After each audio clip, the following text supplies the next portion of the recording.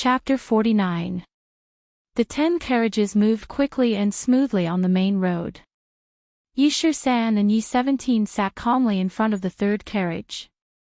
Their expressions were very natural and relaxed. But their eyes that kept turning and ears that kept twitching betrayed their constant vigilance. The carriages had traveled more than half the distance and had long passed the Yi family's sphere of influence. They had arrived at the Yi family's territory. In order to better protect the young man in the carriage, they needed to be constantly vigilant of their surroundings and be ready to deal with sudden special situations. Thinking of the young man in the carriage, the two no longer had the usual feelings of disgust or even disgust.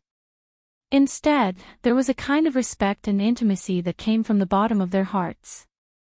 Ever since Yi Qinghan stepped out of the carriage that day, they increasingly found that this young master was obviously different from the young masters they had served in the past. Perhaps it was because this young master was not favored in the family when he was young, or because of his nature. Yi Qinghan did not put on any airs. He was very easygoing with the Death God squad and very respectful to the two of them. This made them feel very comfortable and honored. This made the two of them feel closer to their master, Yi Qinghan, and they were somewhat satisfied. What made them feel even more respect was the hard work of the young master in his cultivation. Apart from eating and sleeping, Yi Qinghan was holed up in the carriage every day to cultivate. Back then, he was able to stand out among the 1,000 orphans. Of course, he knew that if a martial artist wanted to become a strong martial artist, talent was absolutely indispensable. However, apart from talent, hard work was the most important thing. And this young Master Han, since he could break through to the 3rd level of the Commander realm in more than a month, his talent was definitely not bad, at least for now. Now, seeing how diligent he was in training, and hearing that he even had a pretty good beast, although they didn't know what level it was, they knew that if young Master Han continued to work hard, he would definitely become a strong warrior in the future, and strong warriors deserved respect.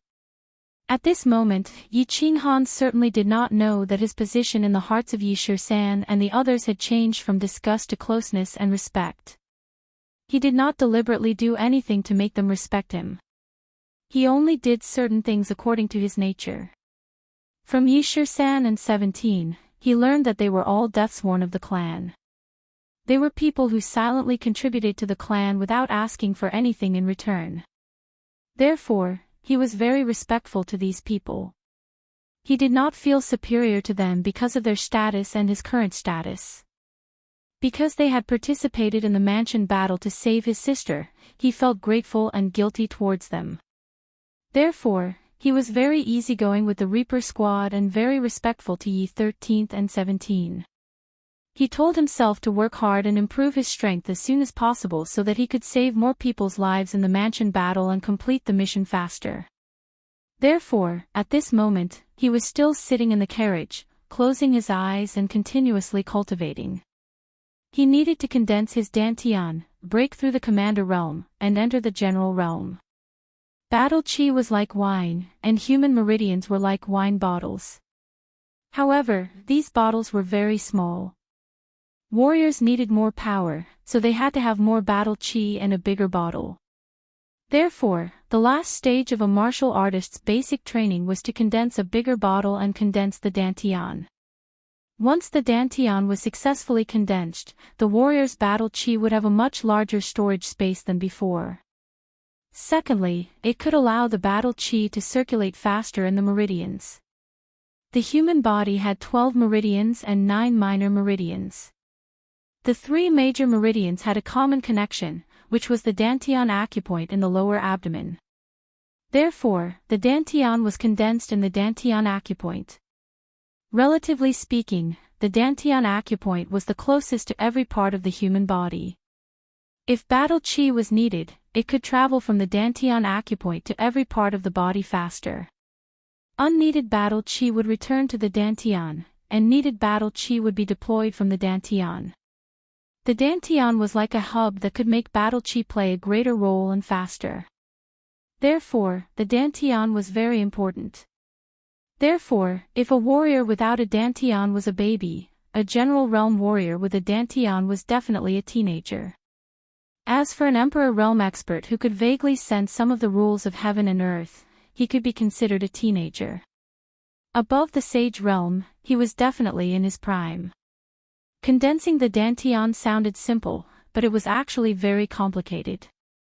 It was simple because in theory, the dantian only needed to constantly push the junction of the 12 meridians in the dantian acupoint with battle chi so that the junction would expand. Finally, the junction would become an ellipse and the two sides of the ellipse would fuse with the dantian acupoint. Once it was stabilized, it would be considered a success. The reason it was complicated was because the process couldn't be too fierce. The control of battle chi had to be gentle. The balloon had to be blown up slowly and carefully.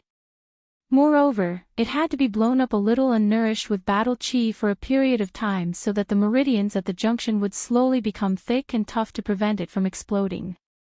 Then, it had to be blown up again. Moreover, it had to be completely focused on that point, the balloon, to sense its limit and control the speed of the battle chi. Because this was related to one's cultivation and life. If the balloon exploded, one's cultivation might be crippled.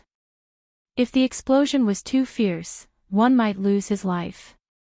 However, this dantian condensation was extremely simple for Yi Qinghan. After watching the secret skill of condensing the dantian which Yi Tianlong prepared for him for a whole day, he burst into laughter. Blowing the balloon. Be careful. One careless move and it might explode. Was he afraid of exploding? Yi Qinghan looked at the bronze ring in his hand with a smile. He sighed with emotions inside.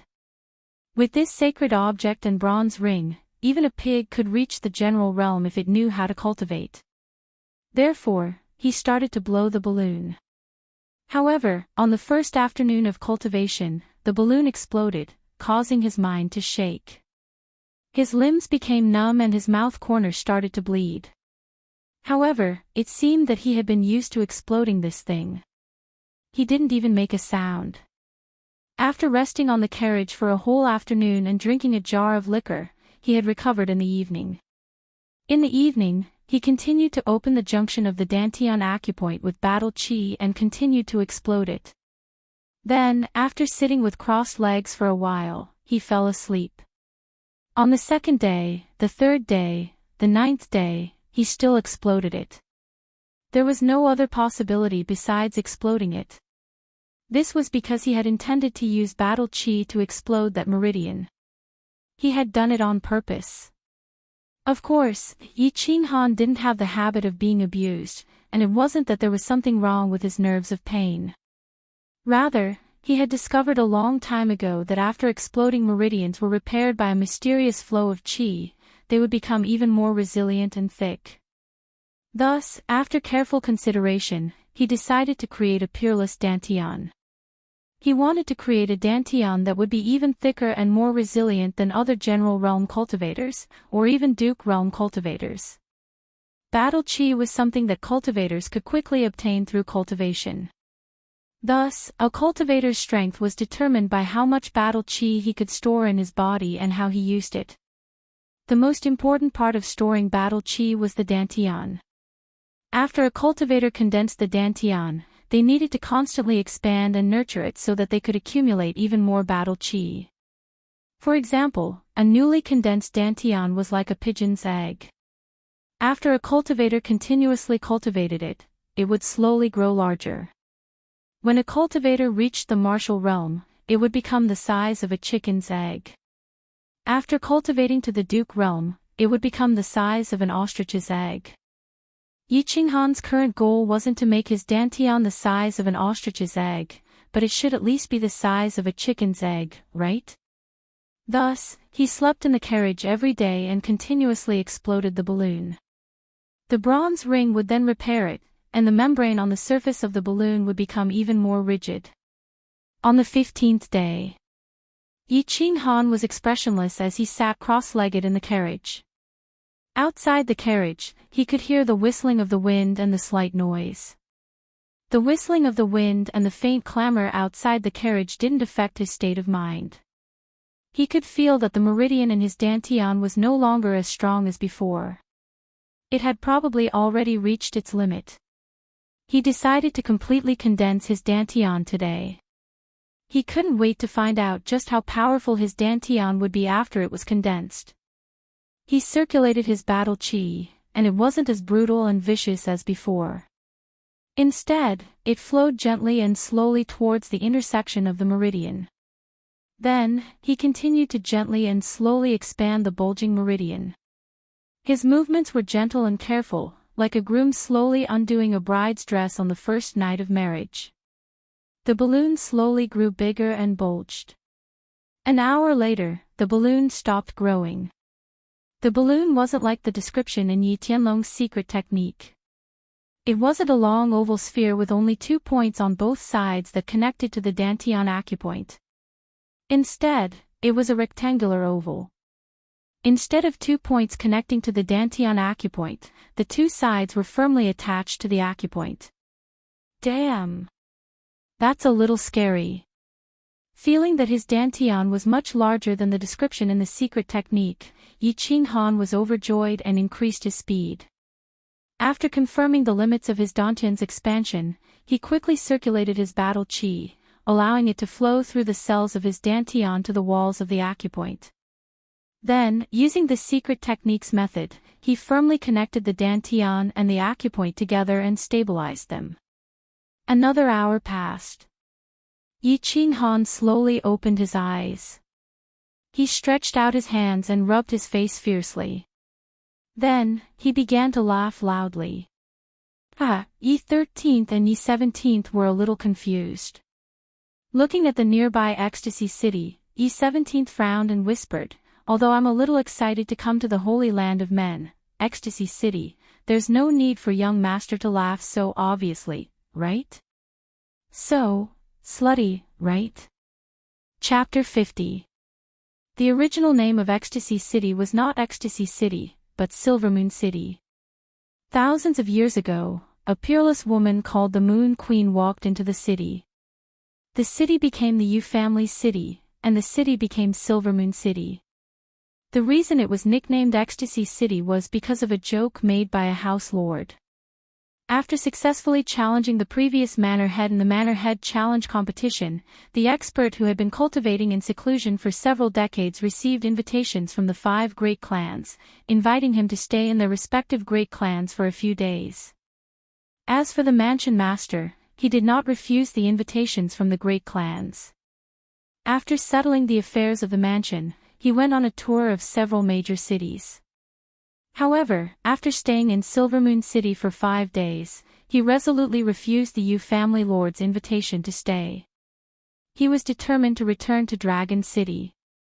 After he left Silvermoon City, he looked at the plaque that read, Silvermoon City, for a long time.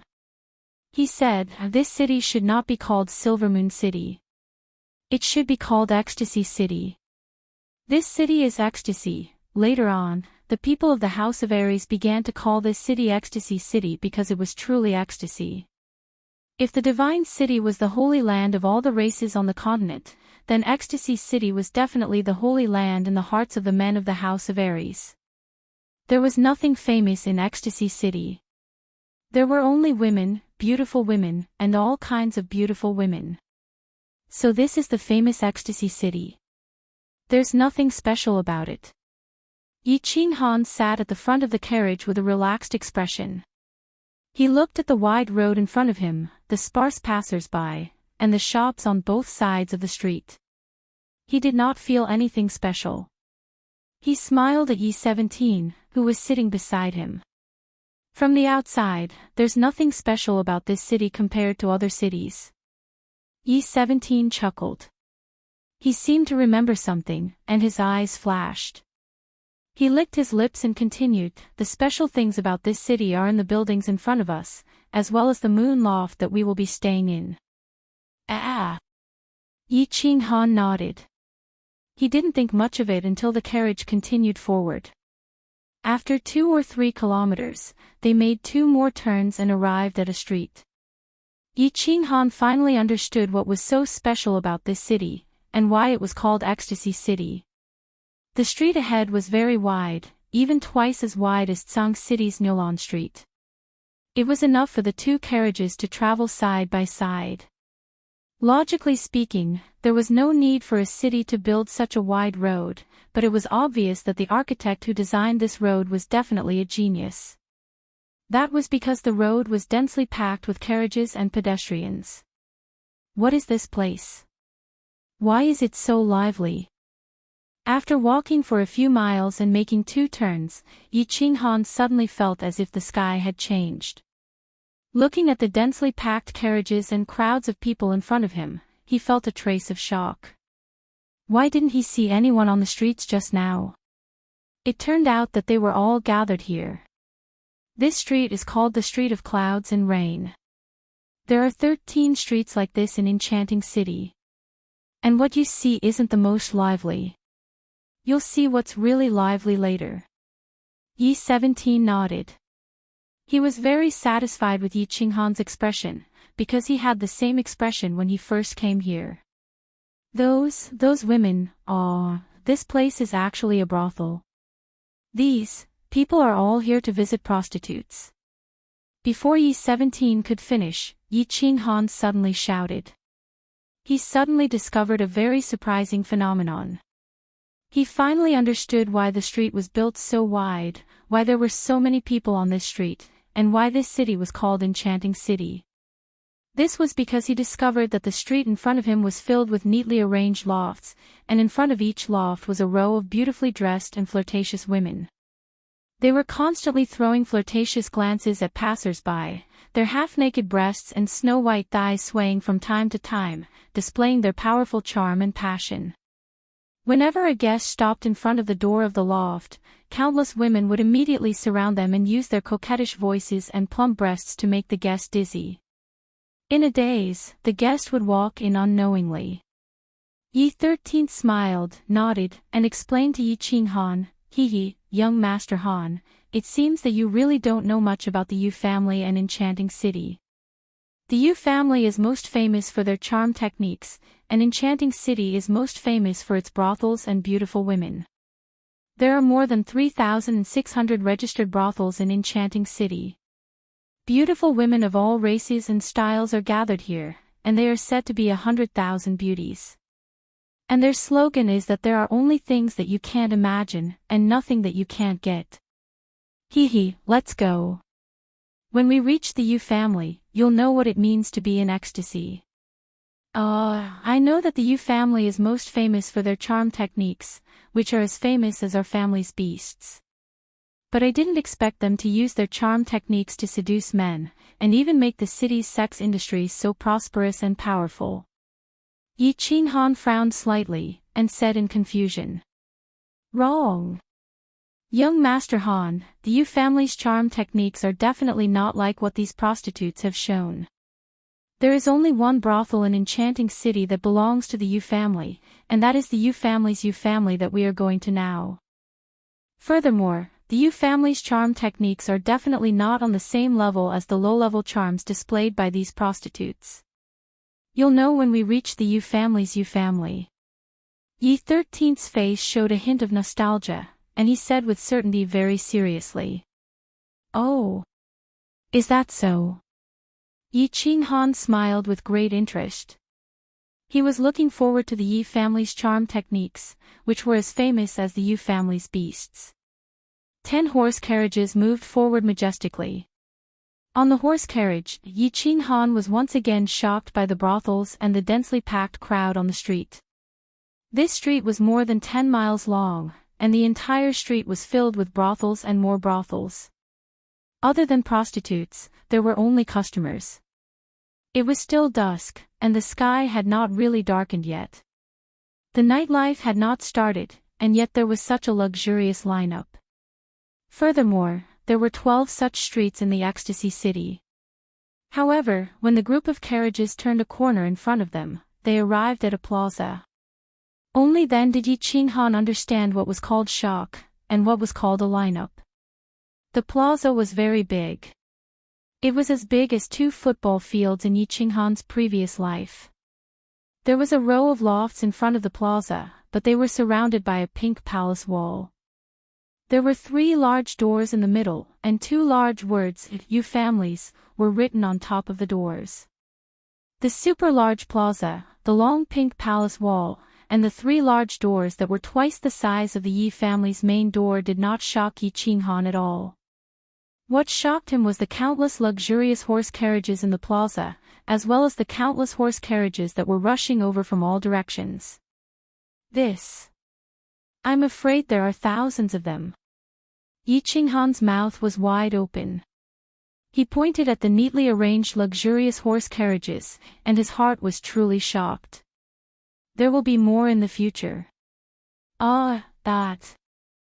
Young Master Han, you are the young master of the Yi family, Yi-17 reminded him, a little embarrassed. Why did his young master feel like a country bumpkin entering the city? Did this young master really have a hard time when he was young? Of course, Yi Qinghan had a hard time when he was young. As the young master of the Yi family, it was his second time sitting in a luxurious horse carriage, not to mention visiting such a big place. Although his identity was different now, and he had changed from a chicken to a phoenix, he still thought of himself as the 7th son of the Yi family, and not the 7th young master of the Yi family. However, he had grown up in the Yi clan after all. Moreover, he had lived 2 lives and had experienced so many changes. After a short period of time, he regained his composure and nodded silently, indicating that he understood and understood. The carriage slowly came to a stop in front of the brightly lit moon tower. What made Yi Qinghan curious was that there weren't rows of half-naked beauties standing in front of the moon tower's entrance. Instead, there were rows of middle-aged men in gray robes, their backs hunched and their smiles sincere. Seeing the 10 luxurious carriages parked neatly in front of the moon pavilion, the gray-clothed men's smiles became even more sincere. And when they saw the flamboyant knight on the flag fluttering in the wind, their sincere smiles clearly became a bit more respectful. 3 people quickly walked out from the group of gray-clothed people and stood in front of the carriage. They smiled as they looked at the members of the Yi family getting off the carriage. Finally, their gazes stopped on Yi Qinghan, who was surrounded by Yi Shisan and Yi-17. They cupped their fists together and bowed. The gray-clothed man in the middle smiled and said, "Yueping greets young Master Yi and sirs. Please come inside. Our steward has been waiting for young Master Yi for a long time." Yi Qinghan nodded, smiled slightly, and walked inside. Yi Shisan, Yi-17, and Yueping followed closely behind him. As for the Reaper squad behind him, Yi Qinghan wasn't worried because he knew that since Yu Qiu knew that he was the young master of the Yi family and also knew why they were here, he would definitely make good arrangements for the 200 people. After entering the moon tower, Yi Qinghan didn't directly enter the hall under Yueping's lead. Instead, they turned into a luxurious passageway on the side. The passageway wasn't big, but it was very luxurious, even extravagant. From the 2 guards standing at the entrance, it was obvious that not everyone could enter this passageway. The passageway wasn't long. After exiting the passageway, the 4 of them came to a quiet pavilion. The pavilion had 2 floors, and the decoration wasn't as luxurious as the passageway. Instead, the 3 ancient words, "Square Pavilion," in front of the door faintly revealed a trace of an ancient atmosphere. There were people in front of the pavilion, and they were all women. 4 women exuded a seductive aura. Moon Tower Manager, Yunyang greets young Master Yi and the 2 lords. The mature woman standing slightly in front of them spoke. Her voice was very pleasant and enchanting. She was very good-looking, like a ripe peach, red, and gave people the urge to take a bite out of her. Her figure was almost comparable to that of the beautiful lady boss of the barbarian city, but the charm on her face was a bit better than that of Dark Moon. It seemed that this woman was born with charm. She didn't need to do much. She just greeted them lightly and smiled slightly, and the space became charming. The Yu family's charm technique is really powerful. This mature woman definitely didn't use any charm technique, but she actually made my mind faintly waver. If she used charm technique, I would be dizzy for a few seconds. I wonder who will faint first if my body fusion combat technique and the Yu family's charm technique go up against each other. Yi Qinghan was slightly stunned. He thought a few words in his heart, and then he smiled slightly and said politely, "Lord Manager is too polite. My apologies for disturbing you. Yu Nyang, I haven't seen you for a year, but you are still so charming." Yi Shi-san only nodded lightly, while Yi 17 beamed with joy and tried to curry favor with her. Hee, Lord 17 is still so bad. Yu Nyang rolled her eyes, and her sweet smile dazzled the eyes of the others. "Young Master Yi, please come inside. The other 3 families have already arrived, and we are just waiting for you." Yi Qinghan took the lead and walked into the attic. Unexpectedly, just as he stepped through the door, his smiling face suddenly became gloomy, and his eyes narrowed into slits. Endless killing intent burst out from those slits, causing Yi Shi-san, Yi 17, and Yu Nyang to feel a chill, as if a cold winter wind had blown past them. Yi Shi-san and Yi 17 tensed up, and instantly prepared for battle. Their sword-like gazes followed Yi Qinghan's gaze, and what they saw was an incomparably handsome face and a pair of eyes, one big and one small, exuding a demonic aura. Chapter 51. Xue Wuhan looked at the skinny young man at the door in surprise. He had mixed feelings. A few months ago, he had met this young man for the first time on Nyolan Street in Sang City. This young man was like an enraged lion. He jumped up high and waved his hand at him. However, the young man casually slapped his hand away. In the Yi family's courtyard, he asked old Shi to investigate this young man. He found out that his name was Yi Qinghan. He was Yi Dao's son. He was a useless cultivator. He was the poor young master of the Yi family. He didn't care about him. He thought that the young man had Yi Dao's temper, but he didn't have Yi Dao's strength. He was just a useless person. He knew that in the Fire Dragon continent, in the House of Ares, and in the 5 noble families, those who didn't have strength were useless. Even though he was the direct descendant of the Yi family, they could only ensure that he didn't have to worry about food and clothing. He didn't have any power or influence. As a direct descendant of the 5 noble families, he knew that similar things happened in every family. Of course, his family was no exception. Therefore, after knowing that Yi Qingyu was a resolute person, he didn't think much.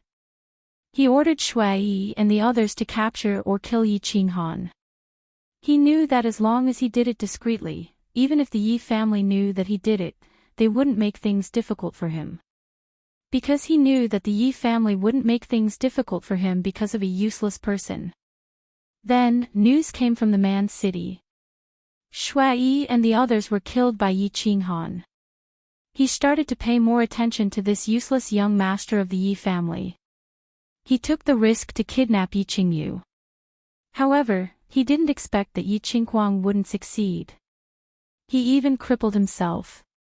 He didn't know what had happened to the Yi family that day. He only knew that Yi Rong had been killed, Yi Jian had been imprisoned, and Yi Qinghuang had been crippled. As for the youth that he once thought was trash, he seemed to be valued by the Yi family. He had never thought about hiding what he had done in the Yi family castle from the Yi family. He had never thought that the elders of the Yi family would attack him, the young master of the Xue family. He also knew that the Xue family would give the Yi family a satisfactory price to resolve the hatred the Yi family had towards him. However, when he looked at the thin and weak young man in front of him and the endless killing intent in his squinted eyes, he understood that even if the Yi family did not do anything to him and no longer hated him, this young man would never let him go. It wasn't that he hadn't thought about meeting this youth again. He had also thought about what he should say and what he should do when he met this youth again. But he didn't expect that the two of them would meet again so quickly and so suddenly. He hadn't expected the killing intent in the youth's eyes to be so obvious and so arrogant. So much so that he couldn't say a single word of what he had prepared and wanted to say. Young Master Han, this is the Moon Pavilion. Yishir-san didn't understand what had happened, nor did he know what had happened to the Yi family not long ago. He only knew that this young master had been quiet, shy, and even a little uncouth for more than a month. Why was he acting so sharp and arrogant at this moment? But he also knew that the target that caused his young master to display such shocking killing intent was Xue Wuhan, the young master of the Xue family. And this was the Moon Pavilion of the Yu family, so he spoke in a low voice to remind his young master who was about to go berserk. I know this is the Moon Pavilion, so I didn't make a move. Yi Qinghan said in a low voice. His voice was cold and not loud, but he didn't deliberately suppress it. In the quiet eight-direction pavilion, his words were like a clap of thunder, exploding a group of people.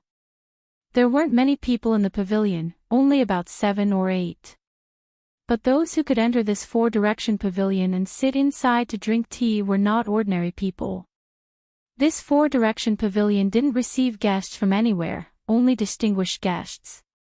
And there weren't many people in the House of Aries who could be called distinguished guests by the Yu family, one of the 5 big families. Of course, Xue Wuhan could be considered a distinguished guest. He was the young master of the Xue family, a young elite ranked 10th on the Earth roll. Of course, he was a big figure, a big figure.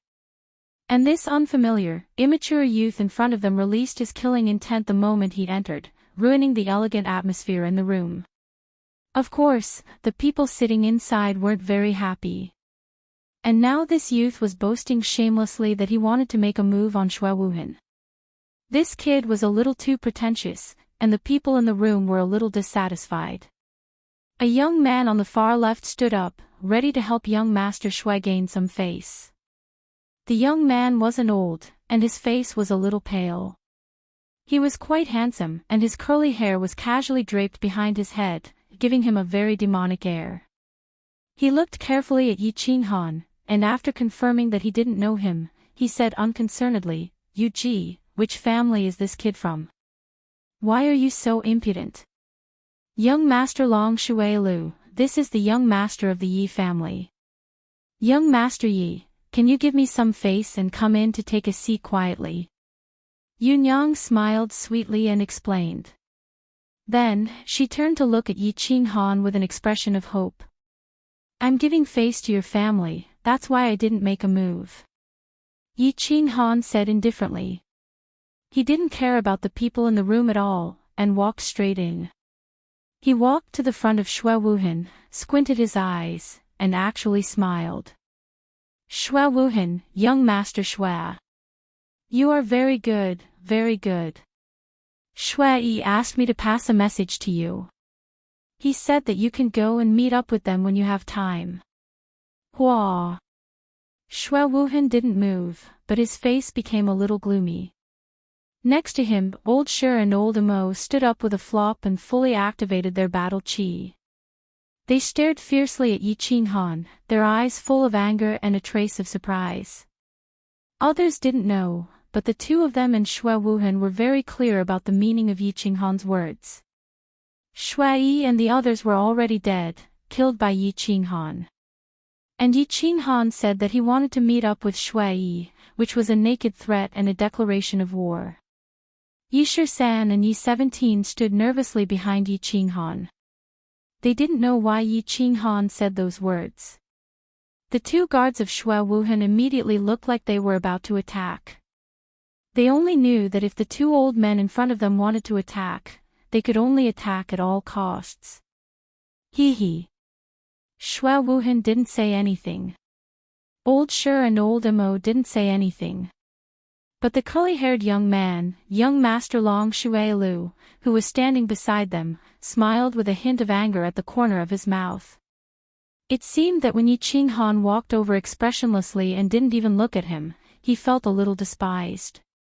Or perhaps Yi Qinghan's arrogant attitude made him feel very uncomfortable. He twisted his neck and said, Young Master of the Yi family. Isn't the young master of the Yi family Yi Qinghuang? Since when can a kid who hasn't even grown his hair represent the Yi family in the elite prefectural tournament? Is there no one left in the Yi family? This sentence was very hurtful and harsh to the ears. Even the two well-dressed young men sitting next to him, who were obviously young masters, narrowed their eyes. Yi-Shur-San and Yi-17 narrowed their eyes slightly. Yi-Shur-San and Yi-17 also looked a little gloomy after hearing this sentence. As for Yi-Qinghan, he was still expressionless and indifferent. He just turned his head in surprise and looked at Yi-Shur-San. He said lightly, "Who is he?"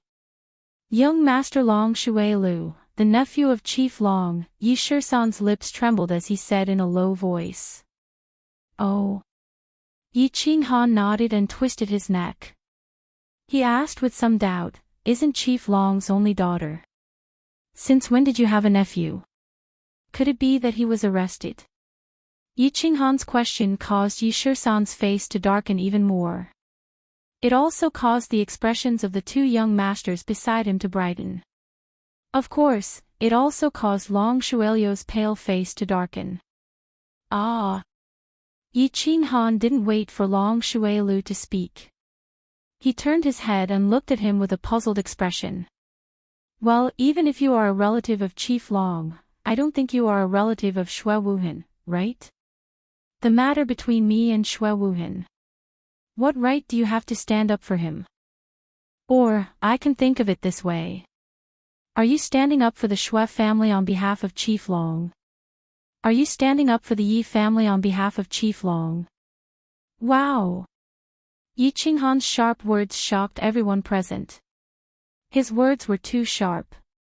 He had actually elevated a small dispute to the level of the chief and the five great families. Who would dare to say such things? Who would dare to answer? How could Long Shuai-Lu dare to represent Chief Long? How could he represent Chief Long and make an enemy of the Yi family? Therefore, his mouth was wide open, but he couldn't say anything. However, his handsome face seemed to be slightly distorted. The two young masters sitting next to him also had very distinctive looks. One was a typical muscular man who exuded a fierce and barbaric aura and carried a long sword on his back. On the other hand, the other young master was the exact opposite. He was even more handsome than Long Shuai-Lu. One could even say that he was quite beautiful. If it wasn't for his Adam's apple, people would definitely think that he was a beauty. At this moment, the expressions on their faces were even more distinctive than their looks.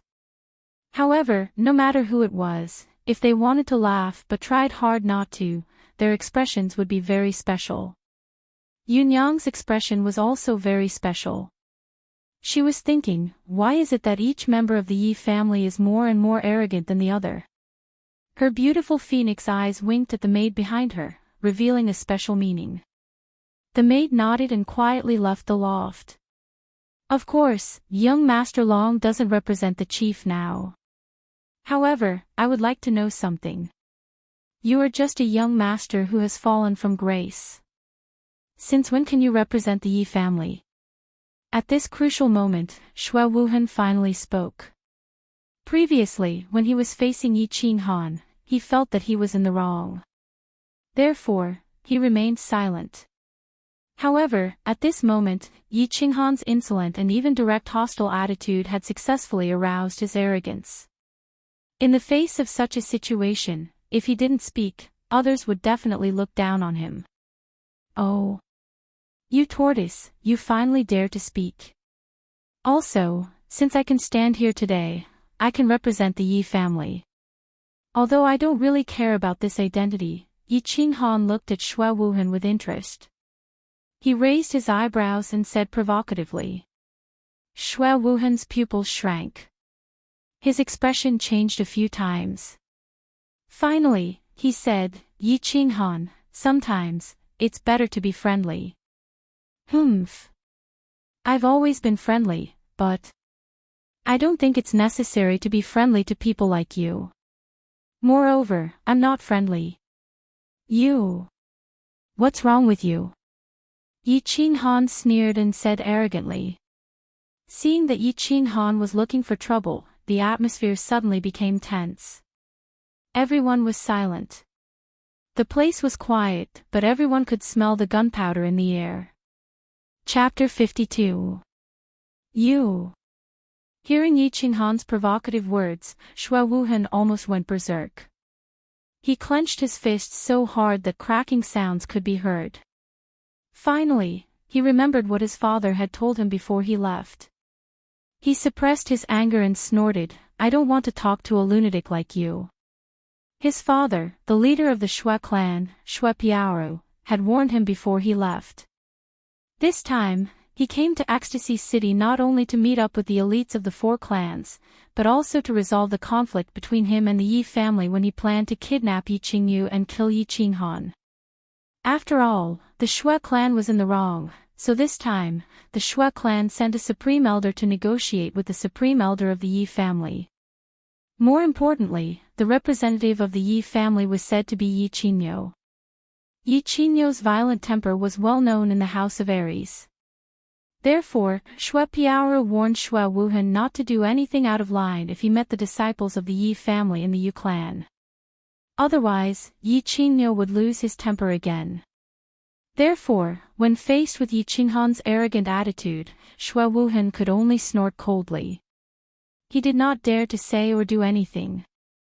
It was obvious that Shui Wuhan knew that Yi Qinghan was not someone to be trifled with. However, the people present did not know that, especially Long Shuilu, who had just been slapped in the face by Yi Qinghan. He was a little curious about Shui Wuhan's behavior today. However, after a while, he thought that perhaps Shui Wuhan did not want to ruin his gentle temperament. He did not want to quarrel with this kid or teach him a lesson. Just now, both of them had been slapped in the face by this young man. Since Shui Wuhan was embarrassed, then he felt that he should stand up and regain his face. Therefore, he stood to the side and said in a somewhat sinister tone, "I also think it's better to be kind." Usually, people who are not kind will basically be taught a lesson. They will all be slapped to the ground. The moment Long Shuilu's words left his mouth, the other two young masters sitting beside him smiled at each other, shook their heads, and remained silent. Idiot! Yunyang cursed inwardly. It was obvious that Yi Qinghan wanted to flip out, but Shui Wuhan didn't want to face this young man. Yi Qinghan couldn't find an opportunity to flip out. At this time, the idiot Long Shuilu actually came to the door. He didn't understand why Master Long, a hero of his generation, would have such a nephew. Moreover, this nephew of his didn't understand how much wealth he had. He often used his uncle's name to show off. She shook her head helplessly, not daring to get involved. After all, as a middle-level member of the Yu family, she didn't dare to interfere in matters between young masters, nor did she want to. A few months ago, a lot of people could slap me to the ground, and I was slapped a few times. And now, I think a lot of people want to slap me to the ground, but there are a lot of people who are slapped to the ground by me. If you want to have a taste of being patted, you can try. Although his words were a little awkward and sounded like a tongue twister, the arrogance and contempt in his words could be heard even by a deaf person. Humph. It seems that I have to teach you a lesson on behalf of your elders and let you know that the sky outside Song City is even vaster than the sky outside. Long Shuilu sneered and cracked his knuckles. It seemed that he was about to take action. The sky is indeed very vast, but I don't think the area above your head is very vast. Yi Qinghan shook his head, but he suddenly thought of something. He turned his head to look at the two young masters who looked very special and said, What is that? I guess you two are the young masters of the Feng clan and the Hua clan. I have a question to ask you two young masters. Since young Master Long wants to teach me a lesson, why don't you come here? I have no choice but to accept the lesson. It's just that he failed to teach me a lesson and got slapped. You won't be so ungentlemanly as to find the adults of your clan to continue teaching me a lesson, right? The two young masters were obviously stunned by Yi Qinghan's words. They smiled bitterly in their hearts. They didn't provoke anyone, but this young master was obviously trying to drag them down with him. However, since he had been asked, it would be embarrassing not to answer. Thus, the muscular man flexed the muscles on his chest and chuckled. He said, "Well, under normal circumstances, when I fight with young people, I won't find my clan even if I win or lose. That's very embarrassing. I've never found my clan because I've never lost." The beautiful young master's words were very simple and his voice was also very feminine. However, the confidence and disdain in his tone were very obvious. "You don't have to provoke me. I don't have the habit of doing that. Talk is not real. Go out, it's not good to break things." Long Shui Lu snorted and walked out with a black face, expressing his extreme displeasure. It didn't feel good to be looked down upon, let alone by a 15 or 16-year-old youth. Yi Qingyo was in a very good mood at the moment, even though his face was even darker than Long Shuiliu's. At the moment, he was sitting in the three-way tower, not far from the four-way tower, and was slamming the table with force. He didn't know that Yi Qinghan was about to slap someone. He only knew that if he didn't slam the table, no one would know that he was about to flip out. As expected, when he slammed the table, the few people in the room all reacted. Sitting opposite him was an old man dressed in snow-white clothes and with a white beard that looked like a living immortal. The old man's face darkened first, and his fair and clean face was even darker than Yi Qinghan's. There were also two old men sitting on the left. However, their eyes were originally closed as if they were asleep. At this moment, they also opened their eyes. The two of them sighed at the same time and shook their heads.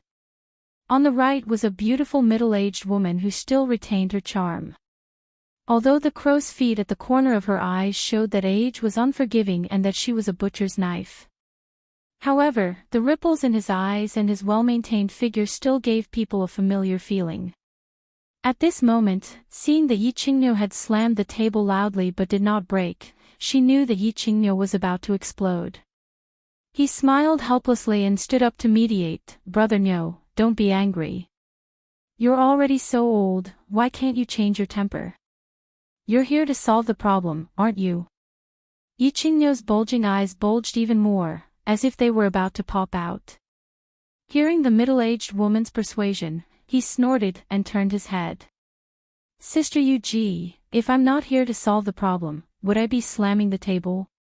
Jade spirit body. How long does it take for a jade spirit body to appear on the continent?" But now, he was crippled by that black-hearted wolf, Shui Wuhan. Also, because of this, our Yi family's elder, Yi Rong, died. He was a martial artist who had 100% chance of entering the Saint Realm. Also, Yi Qinghuang's cultivation was crippled. You all know Yi Qinghuang's aptitude. He had a high chance of entering the Saint Realm, and he also had a jade spirit body to create a Saint Realm. Our family lost 3 Saint Realm martial artists in one go, and that's not even including the dead core disciples. Look at old Shui. Does he think he can settle this matter with something that's used to dismiss beggars? Let me tell you, there's no way. As they listened to Yi Qingyo's bulging eyes and roaring angrily, black lines appeared on everyone's foreheads. It was said that Yi Qingyo used to be in the underworld when he was young. It was not groundless after all. Look at this smack. Let's not talk about whether Yi Qinghuang, a general realm martial artist, could enter the Emperor realm or not. As far as they knew, Yi Rong had been stuck at the first level of the Emperor realm for more than a decade. It was unknown whether he could advance 1 or 2 levels in this lifetime, but he had the cheek to say that he had 100% chance. As for the compensation that the Shui family was offering, even the higher-ups of the various families who had seen the treasures were tempted. How dare Yi Qingyo say that he was a beggar? You! Yi Qingyo, don't go overboard. I also said that Shui Wuhan was young and ignorant. Our family head also taught him a harsh lesson. Now, I have come with sincerity. We almost emptied out our family's treasury to gather these items. The Shui family's grand elder was so angry that his white beard actually fluttered. He stood up with a thump and said in a low voice. Yi Qingniu snorted disdainfully and said coldly, young and ignorant. 26 years old is considered young. Ignorant? How would an ignorant person know about the jade spirit body? Taught a lesson. I know that he is still sitting in the square tower drinking tea, safe and sound. Almost emptied out, but not emptied out, right? Why don't the Yi family secretly send someone to kidnap him the next time someone with a divine body appears in your family? Do you still want the rules? Do you still want the blood oath of the 5 great families? Forget it. Brother Shuefei, Brother Niu, the 2 of you should talk less. Give me some face and take a step back. The middle-aged beautiful woman, Yu Ji, smiled slightly, and the wrinkles at the corner of her eyes slightly curled up, but she looked a little charming. As the host, she had no choice but to persuade them. She did not want the 2 of them to tear down her building. All right, Yu Ji, I will give you some face. The Shui family will give you another 5,000 6,000 bottles of snow panacea, 3 divine-level secret skills, and 1 condition from the Yi family. Then, we will let this matter go. Yi Qingniu nodded, indicating that he would accept Yu Ji's mediation. When Shuefei heard this, he jumped up in anger. His originally dark face turned even darker. His lips trembled slightly as he said, 5,000 bottles and 3 divine-level secret skills. Why don't you just rob them? If you don't have them, I can at most give you another 500 bottles of snow panacea. Anything more than that is nothing. Paw. When Yi Qingniu heard this, he could not take it anymore. He waved his hand and slapped the table again.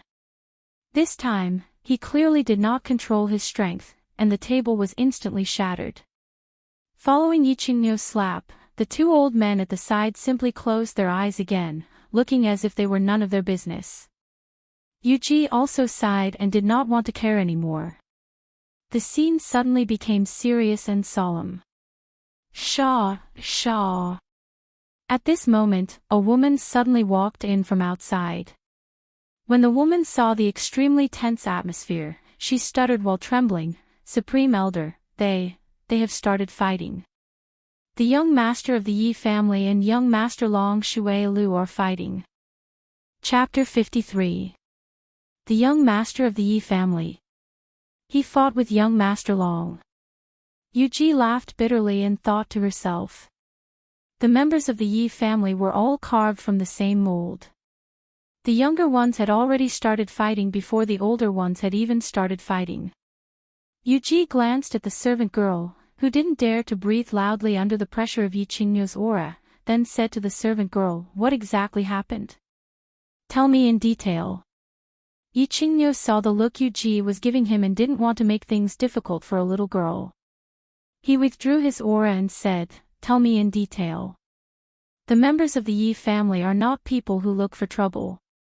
When the servant girl saw that Yi Qingniu had relaxed, she hurriedly explained, it's like this. The young master of the Yi family had just arrived, and when he saw young master Shui Wuhan, it was as if he had seen an enemy. Then young master Shui Wuhan stopped talking, and young master Long Shui Lu wanted to teach the young master of the Yi family a lesson, so the 2 of them prepared to fight outside the square restaurant. Look, the members of the Yi family are reasonable. That jade spirit body is the younger sister of that brat, Yi Qinghan. When I came, I told him that the family would take responsibility for his sister's matter, and told him not to touch Shui Wuhan, but look, he didn't. That idiot Long Shui Lu was looking for trouble, so he couldn't do anything. I think that if we can't come to an agreement, let him handle it himself. Everyone was speechless again. Did Yi Qingniu really think that his Yi Qinghan was the same Yi Dao from back then? What kind of strength did Shui Wuhan have? Ranked 10th on the Earth roll. Could any Tom, Dick, or Harry touch him? Besides, even though Long Shui Lu was a bit of a spoiled brat, he had painstakingly cultivated his strength to the 2nd tier of the general realm. It was hard to say who would be the one to be hit. He wasn't worried that Long Shuai-Lu would be hit. Even if he was hit, Chief Long wouldn't care. He was just worried that if Yi Qinghan was hit, Yi Qingniu would take the opportunity to flip out and make her square restaurant a mess. Hee, let's go out and take a look. Yi Qingniu chuckled, but thought to himself, this brat can even cripple Yi Qingquang, who is in the third tier of the general realm, not to mention Long Shuai-Lu, a good-for-nothing. And I heard that this brat has broken through again. Make your move. Seeing that you're young, I'll let you have 3 moves. Long Shuai-Lu stood calmly outside the square tower, a sword in his left hand. The sword was not unsheathed and his right hand was behind his back. He held his head high, giving off the aura of an expert. What an idiot. There's no beauty by his side, so what's the point of showing off? Why are you putting on airs? The muscular young master was the strongest among the younger generation of the Feng clan.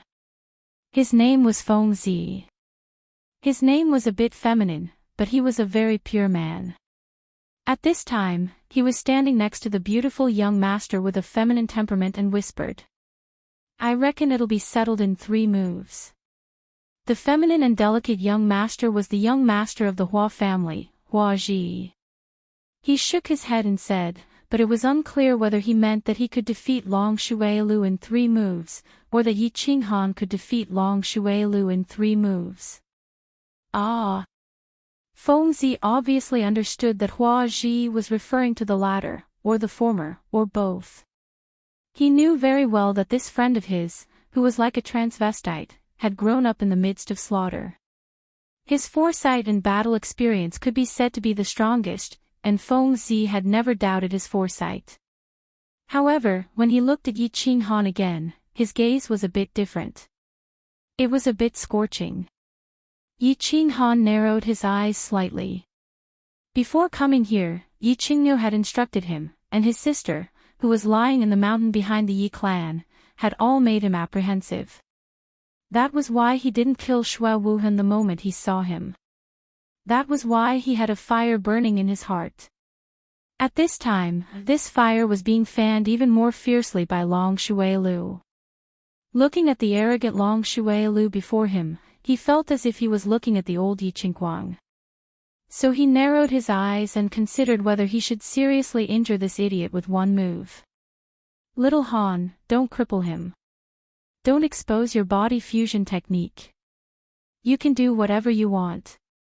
At this moment, a familiar voice suddenly sounded beside his ear. Yi Qinghan raised his eyebrows and looked to the left with a smile. He could tell that this was Yi Qingniu's telepathic message.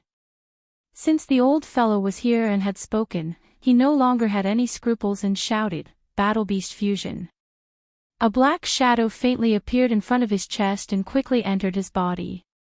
When a faint black tattoo appeared at the corner of his eye, a huge aura instantly enveloped the entire area in front of the square tower. It was as if the air had frozen. Ah! Long Shuai-Lu looked at the young man in front of him in surprise. How did this young man's aura become so strong after the Battle Beast fusion? He didn't dare to be careless and quickly released his battle aura, forming a yellow battle aura shield around his body. 8th grade Battle Beast. Feng Zi and Hua looked at each other and saw a trace of surprise in each other's eyes. The Yi family had really hidden their strength well. Looking at the aura of the body fusion technique, it was very likely to be an 8th grade Battle Beast. As for the Holy Beast, he didn't think too much about it. After all, the Yi family had only produced 1 Holy Beast in a few thousand years. The Yi family was probably going to have another strong warrior. Old Nyo. Your family has really hidden their strength well. When did you have a talented young man with an 8th grade Battle Beast? Furthermore, he's already at the 1st level of the general realm at such a young age. His future is limitless. At the entrance of the square tower not far away, one of the 2 elders from the Feng and Hua families who had been silent all this time finally spoke up. His eyes were filled with surprise and envy. An 8th grade battle beast, and this young man's great talent could be foreseen that the Yi family would have another terrifying expert in the future. Hee hee. Yi Qingniu laughed foolishly, but in his heart, he thought to himself, we're the ones who hid it. It's this brat who has been hiding it well recently, and very well at that. It's only been a month, and he's actually broken through to the general realm. It seems like the clan leader was right. This brat really has a lot of secrets. Xue Fei, on the other hand, stood silently at the side. His face darkened even more as he thought about how to settle the matter today. Looking at the posture of the old and the young, they would probably bleed a lot. However, Yi Qinghan didn't know that 4 old fellows were secretly watching him from afar. He only knew that this young master Long in front of him had to be ruthlessly slapped to the ground in order to completely extinguish the fire in his heart. Therefore, he made his move. Feeling the surging power in his body that he had never felt before, he was full of confidence as he swung his fist and smashed it directly at Long Shuelio's battle aura shield that was emitting a faint yellow light. He didn't use any fancy moves, nor did he use his battle aura to transform into various weapons like the other General Realm warriors. Because he had just entered the General Realm, he didn't know how to do it. He simply circulated all the battle aura in his body, turned into a horned rhinoceros, and smashed it down savagely. With Yi Qinghan's wind-like speed and the surging aura condensed from the vast battle aura on his left fist, the temperature in the air suddenly became scorching hot. When the golden fist smashed onto the yellow battle aura shield, it caused a violent explosion that almost set the air on fire. Bang! As was expected, the yellow battle chi cover was broken in a split second. Like a cannonball, Long Shuailu was ferociously sent flying backward and hit the solid wall behind him. After bouncing back and rolling on the ground for a few times, he directly passed out. On the surface, Yi Qinghan was only a level 1 General Realm warrior. However, because of his incomparably special Dantian, the battle aura in his body was almost more than that of a level 2 General Realm warrior. After merging with his battle beast, his strength had reached the terrifying martial realm. The battle aura shield of Long Shuailu, a level 2 General Realm warrior, instantly shattered upon contact with Yi Qinghan's fist. If it weren't for Yi Qinghan seeing this and withdrawing most of his battle aura, Long Shuailu would probably have been smashed into a pile of minced meat. Ugh! Ah! Ha! After the 3 exclamations, the entire place fell into dead silence. Feng Zi, who was as strong as a mountain, opened his mouth wide. His expression was a little exaggerated, but the battle intent instantly ignited in his eyes was exceptionally fiery. The beautiful transvestite lowered his head timidly. Under his long eyelashes, a pair of blinking eyes concealed his shock and bewilderment. Xue Wuhan's face was still very gloomy, but his black and gray eyes were full of shock and bewilderment. He didn't seem to understand how the little guy he could casually slap away a few months ago could grow to such an extent. Yunyang, on the other hand, slightly frowned. She looked at the young master of the Yi family who was silently standing in front of her and the bald guard who was walking towards Long Shuailu. She was a little worried. Long Shuailu didn't bring many guards with him. He was a bald, middle-aged man with a slightly dark complexion who had been silent the whole time. The bald, middle-aged man hadn't said a word since Yi Qinghan came in. He didn't even make a sound when Yi Qinghan almost killed Long Shuailu, nor did he stop him. Only now that Long Shuailu had fainted on the ground, he walked out and silently picked up Long Shuailu. Then, he turned to look at Yi Qinghan and said, "Thank you, young Master Yi, for showing mercy. Long Fifth will take his leave first." Yunyang let out a sigh of relief. She knew that since Long Fifth said this, he definitely wouldn't cause any more trouble. She also knew that this dark, bald man was a level 2 Imperial Realm expert. Once he caused trouble, it would definitely be very troublesome. Therefore, she smiled and arranged for someone to bring Long Fifth away to treat Long Shuelio's injuries. "Damn, old Nyo, this kid from your family is so fierce. That power just now was at least the strength of a marshal. Your family has found a treasure. This is another Yi Dao. The great elder of the Feng family nodded and looked at Yi Qinghan enviously. They were all experts and could easily tell that Yi Qinghan had left something up his sleeves. Old Niu's family is not bad. My family Xiao Chao is no match for him. Old man Hua also nodded and said seriously. Yu Ji was also beaming with joy. She smiled charmingly and said, Brother Niu, congratulations. Not at all, not at all. This kid is still a lot weaker than those two freaks, Feng Zihua and Hua Hua. Yi Qinghan shook his head and said very modestly. However, he suddenly thought of something and turned to look at Xue Fei and said, but I think it shouldn't be difficult to eliminate Xue Wuhan.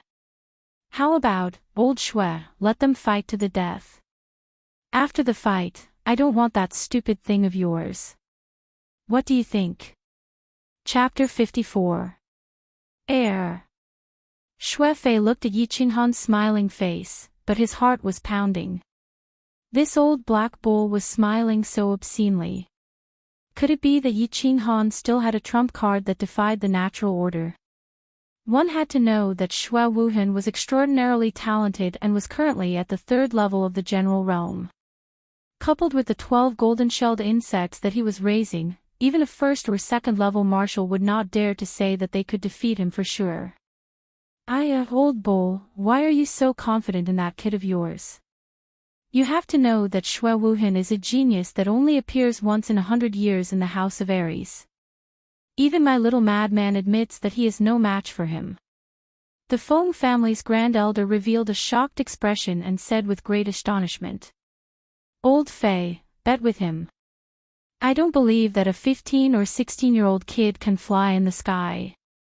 The Hua family's grand elder also took the opportunity to add fuel to the fire. Yu Ji, on the other hand, was silent at the side. However, the expression on her face also showed that she did not believe it. The three of them echoed each other in silence. They cooperated very well. Of course, they hoped that Xue Fei would bet with them. After all, these two youngsters were very talented. No matter who died in the end, it would be more beneficial than detrimental to their family. Xue Fei's heart was pounding even harder. These three were obviously adding fuel to the fire. Xue Wuhan was the only son of the patriarch and the future successor of the family. Anyone could think of exchanging some external objects for a powerhouse that had a high chance of becoming a sage in the future. Hence, he was silent. I say, old man Xue, what do you want? Why don't you say something? Let's have a fight to the death. I don't want your things after we're done. Yi Qinghan was a little impatient. He bulged his bull eyes and looked provocatively at Xue Fei. You. Xue Fei was speechless again. How was this Yi Qinghan a green bull? It was clearly a wild bull. The Green Knight Bull's battle beast was of the 8th grade, and its body was at the 2nd level of the Saint Realm. There were not many in the House of Aries who could defeat it after merging. At the very least, Xue Fei knew that if he were to fight this wild bull to the death, he would definitely die if he couldn't escape. Xue Fei, I still think that Xue Wuhan has a higher chance of fighting against the boy from the Yi family. The Hua family's Grand Supreme Elder started to encourage Xue Fei again. Yu Ji flew away from the Grand Supreme Elder of the Hua family.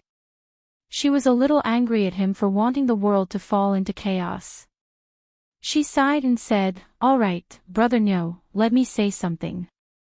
Xue family will add 2,000 bottles of the best grade snow panacea and this saint-level secret skill on top of the original offer. How about we let this matter go?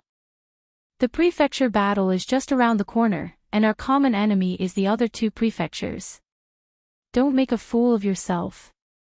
Xue Fei was silent for a while before he gritted his teeth and said, sigh, this is also Xue Wuhan's fault.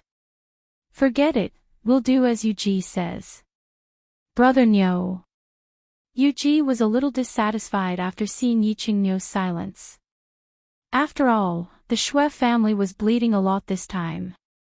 If Yi Qingniu still didn't agree, then he wouldn't be giving her face. I have one more condition. Yi Qingniu was silent for a while before he spoke again.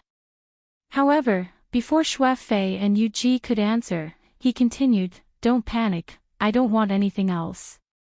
I want the right to exchange for the first prize." The right to exchange for the first prize. Everyone pondered. After a moment of silence, the Feng family's Grand Supreme Elder was the first to speak. "You want the spirit pill? As long as your family's disciple can get enough points, I don't mind. 10,000 points is not easy to get. I don't have any objection since that boy from your family is so fierce." The Hua family's Grand Supreme Elder also expressed his opinion. "I agree." Shui Fei and Yu Ji expressed their opinions at the same time. Even though the spirit pill was very tempting, it could only be exchanged with 10,000 points. They heard that the Demon God Mansion and Barbarian God Mansion had sent out many elites to obtain the spirit pill. They didn't want to sacrifice a large number of their family's elites for a single treasure. The gains would not make up for the losses. "Alright, since everyone has agreed, Brother Fei and Brother Niu, come and sign this agreement. In the future, don't use this matter to destroy the unity of the 5 clans." Yu Ji sighed in relief and led the group into the tripartite pavilion again. After the agreement was signed, the atmosphere in the pavilion clearly relaxed. Yi Qingniu no longer wore a sour expression and began to chat with the Feng family's Grand Supreme Elder. The Shui family's Grand Supreme Elder no longer wore a dark expression and continued to chat with Yu Ji and the Hua family's Grand Supreme Elder. After a while, the atmosphere in the pavilion became harmonious. It was as if they had become old friends who hadn't seen each other for a long time and began to chat about their parents. "What is that?" "Yu Ji." The Feng family's Grand Supreme Elder seemed to remember something. He suddenly turned to Yu Ji and said, "Isn't it your family's Summer Flame Festival in 3 days? I heard that your family has a peerless saintess who will appear for the first time." "That's right, my family's Xiao Chao is here for this peerless beauty of yours. Your family is also very mysterious. Every time the saintess appears, she will only appear during the coming-of-age ceremony, the Summer Flame Festival. Who knows how many young geniuses fall for her?" Hua family's Grand Supreme Elder Yi nodded and said, How many young geniuses fall for her? Was it my family's Yan, dumped by Yi Dao last time? In the end, she died of depression."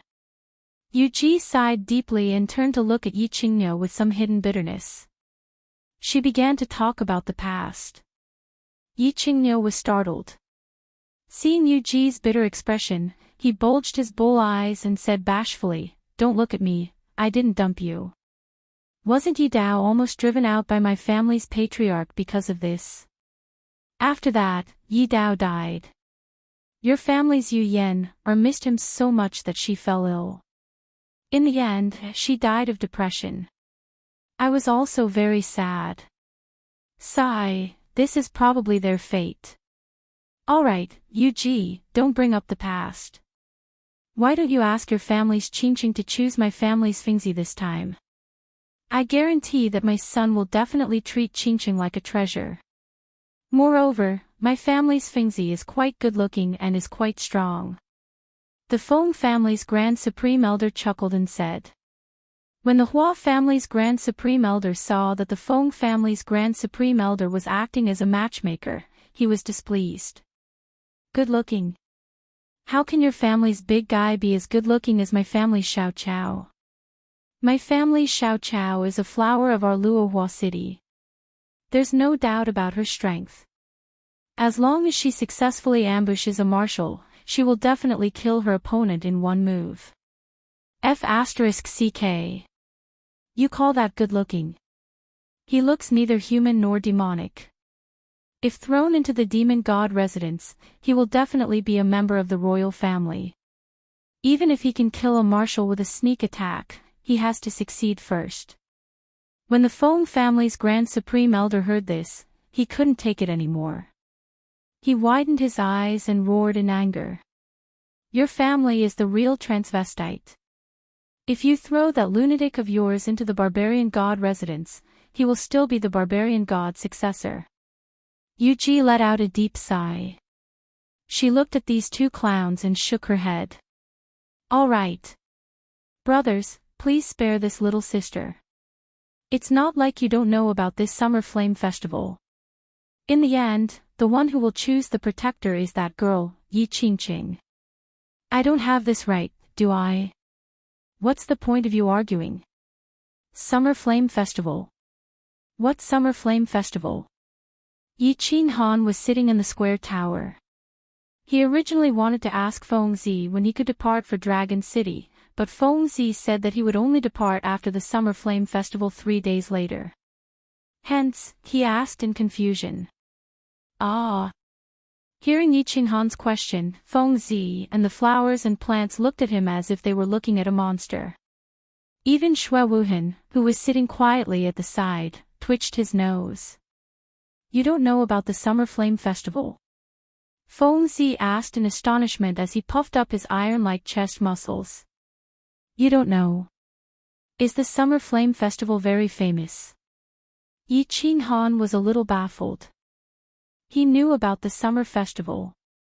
Let me put it this way. The Summer Flame Festival is actually the most important festival of the Yu clan. Fengzi chuckled, and his eyes revealed an indescribable feeling. He continued, what is the Yu clan most famous for? Beauties, peerless beauties. Every year during the Summer Flame Festival, they will send a peerless beauty to the Moon Tower to be an artist for a year. Under normal circumstances, that beauty will be the goddess of the Moon Tower's guests. She is definitely a super red card. After a year, the beauties will be auctioned off, and the 3 with the highest bid will have the chance to win the beauty. 3. Not the one with the highest bid.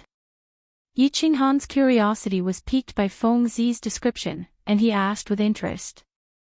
Nope. Fengzi shook his head and sighed.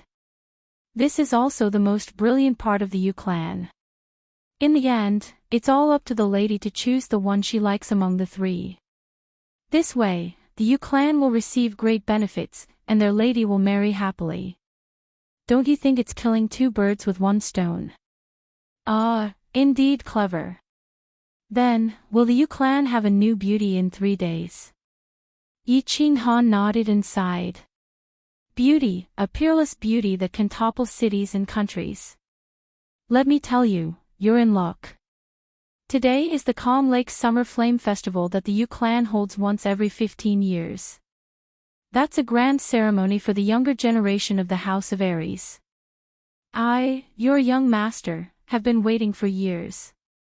Fengzi flicked his bangs, and his eyes emitted a fiery glow as if he wanted to burn the entire square tower. Calm Lake Summer Flame Festival. Didn't you just say the Moon Tower Summer Flame Festival? Isn't the Calm Lake the place where the Yu clan's descendants live? Yi Qinghan was getting more and more confused as he listened.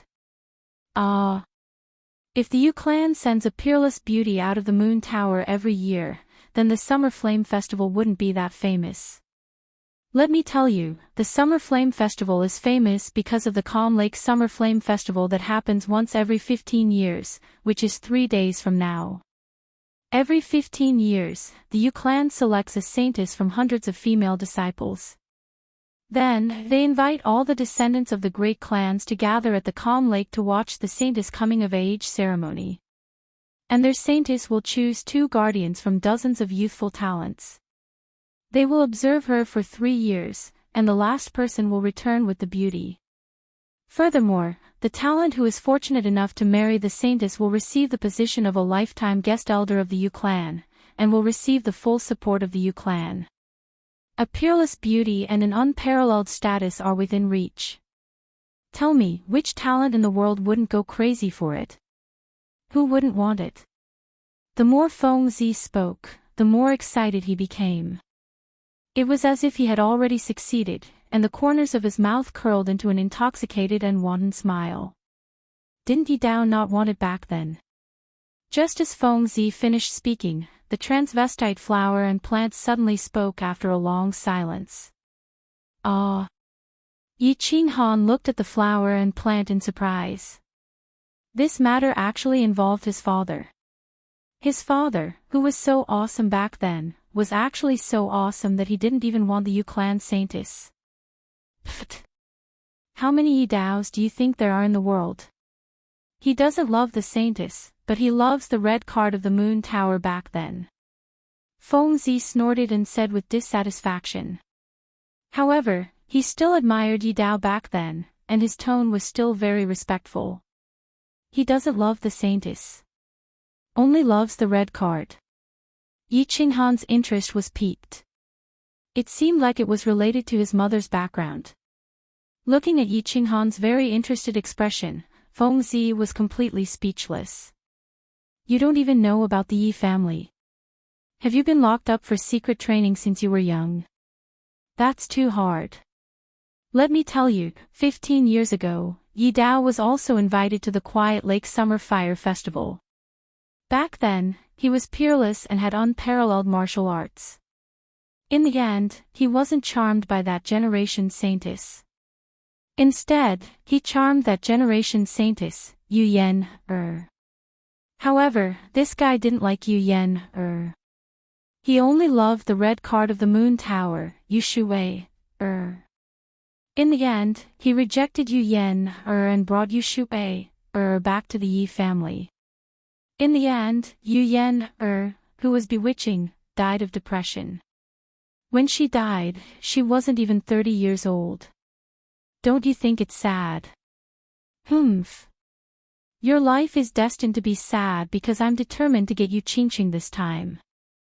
Suddenly, the unique sharp voice of the flower and plant was heard. Hearing this, Feng Zi jumped up and shouted, Humph, you damn transvestite, don't even think about it. I'll fight whoever dares to snatch you Qingqing. So that's what happened. The Summer Fire Festival seems to be a little interesting.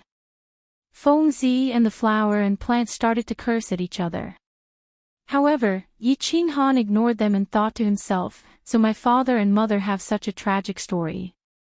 It seems like the Summer Fire Festival in 3 days will be very lively. Also, he was a little interested in the legendary beauty Yu Qingqing, but of course, it was just a little. Chapter 55. The tranquil lake was, of course, a lake. It was originally located outside the eastern city wall of the Ecstasy City, but after many years of renovation by the Yu clan, it was surrounded. The eastern city wall was expanded several times, and now, the entire Tranquil Lake was included in the Ecstasy City. The Tranquil Lake wasn't big. Strictly speaking, it couldn't even be called a lake. It was just a big reservoir. However, since the Yu clan called it a lake, others would naturally call it the Tranquil Lake. The Tranquil Lake wasn't as quiet as a stagnant pool. Not only was it not quiet, but it was also windy all year round, so the lake water never calmed down. There would always be waves, waves, and waves. This is the Tranquil Lake. Nothing special. Yi Qinghan and the other young masters followed behind Yunyang and arrived at the side of the blue lake.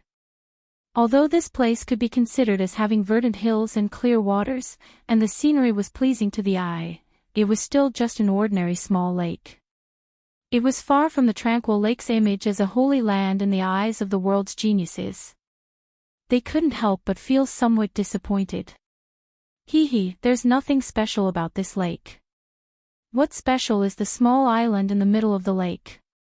That's where the core disciples of the Yu clan live. There are peerless beauties there. Usually, it's a forbidden and holy land for men unless it's the Summer Fire Festival. We're the first batch of people to enter the Holy Land in 15 years. Don't you think it's special? Feng Zi was still carrying his long sword. He chuckled and whispered into Yi Qinghan's ear. A forbidden place for men. Yi Qinghan was indeed stunned by this news. Looking at the hazy little island in the distant lake, she nodded her head. She couldn't help but be even more puzzled as she softly asked, there isn't a single man inside. Absolutely not. Feng Zi nodded seriously. Yi Qinghan was a little speechless.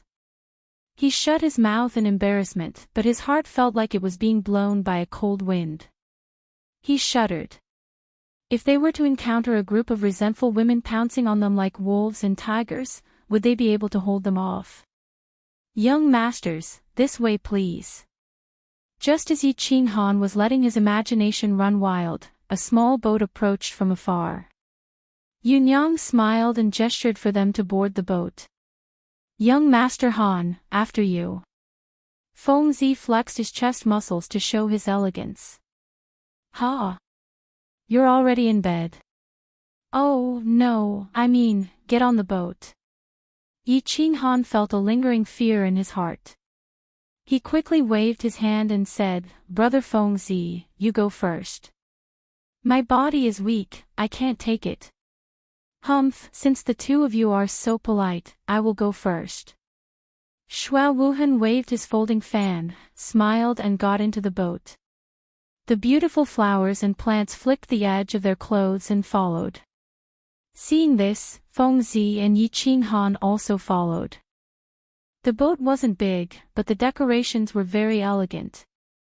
It was like a small living room. The front and back of the boat were separated by a thin silk curtain, and the scenery outside could be vaguely seen. They went in and took their seats. Yunyang also came in and served them a few cups of tea. Then, she bowed and walked out of the boat, standing at the front of the boat. The Yu clan is indeed the Yu clan. Even the person rowing the boat is an exceptional beauty.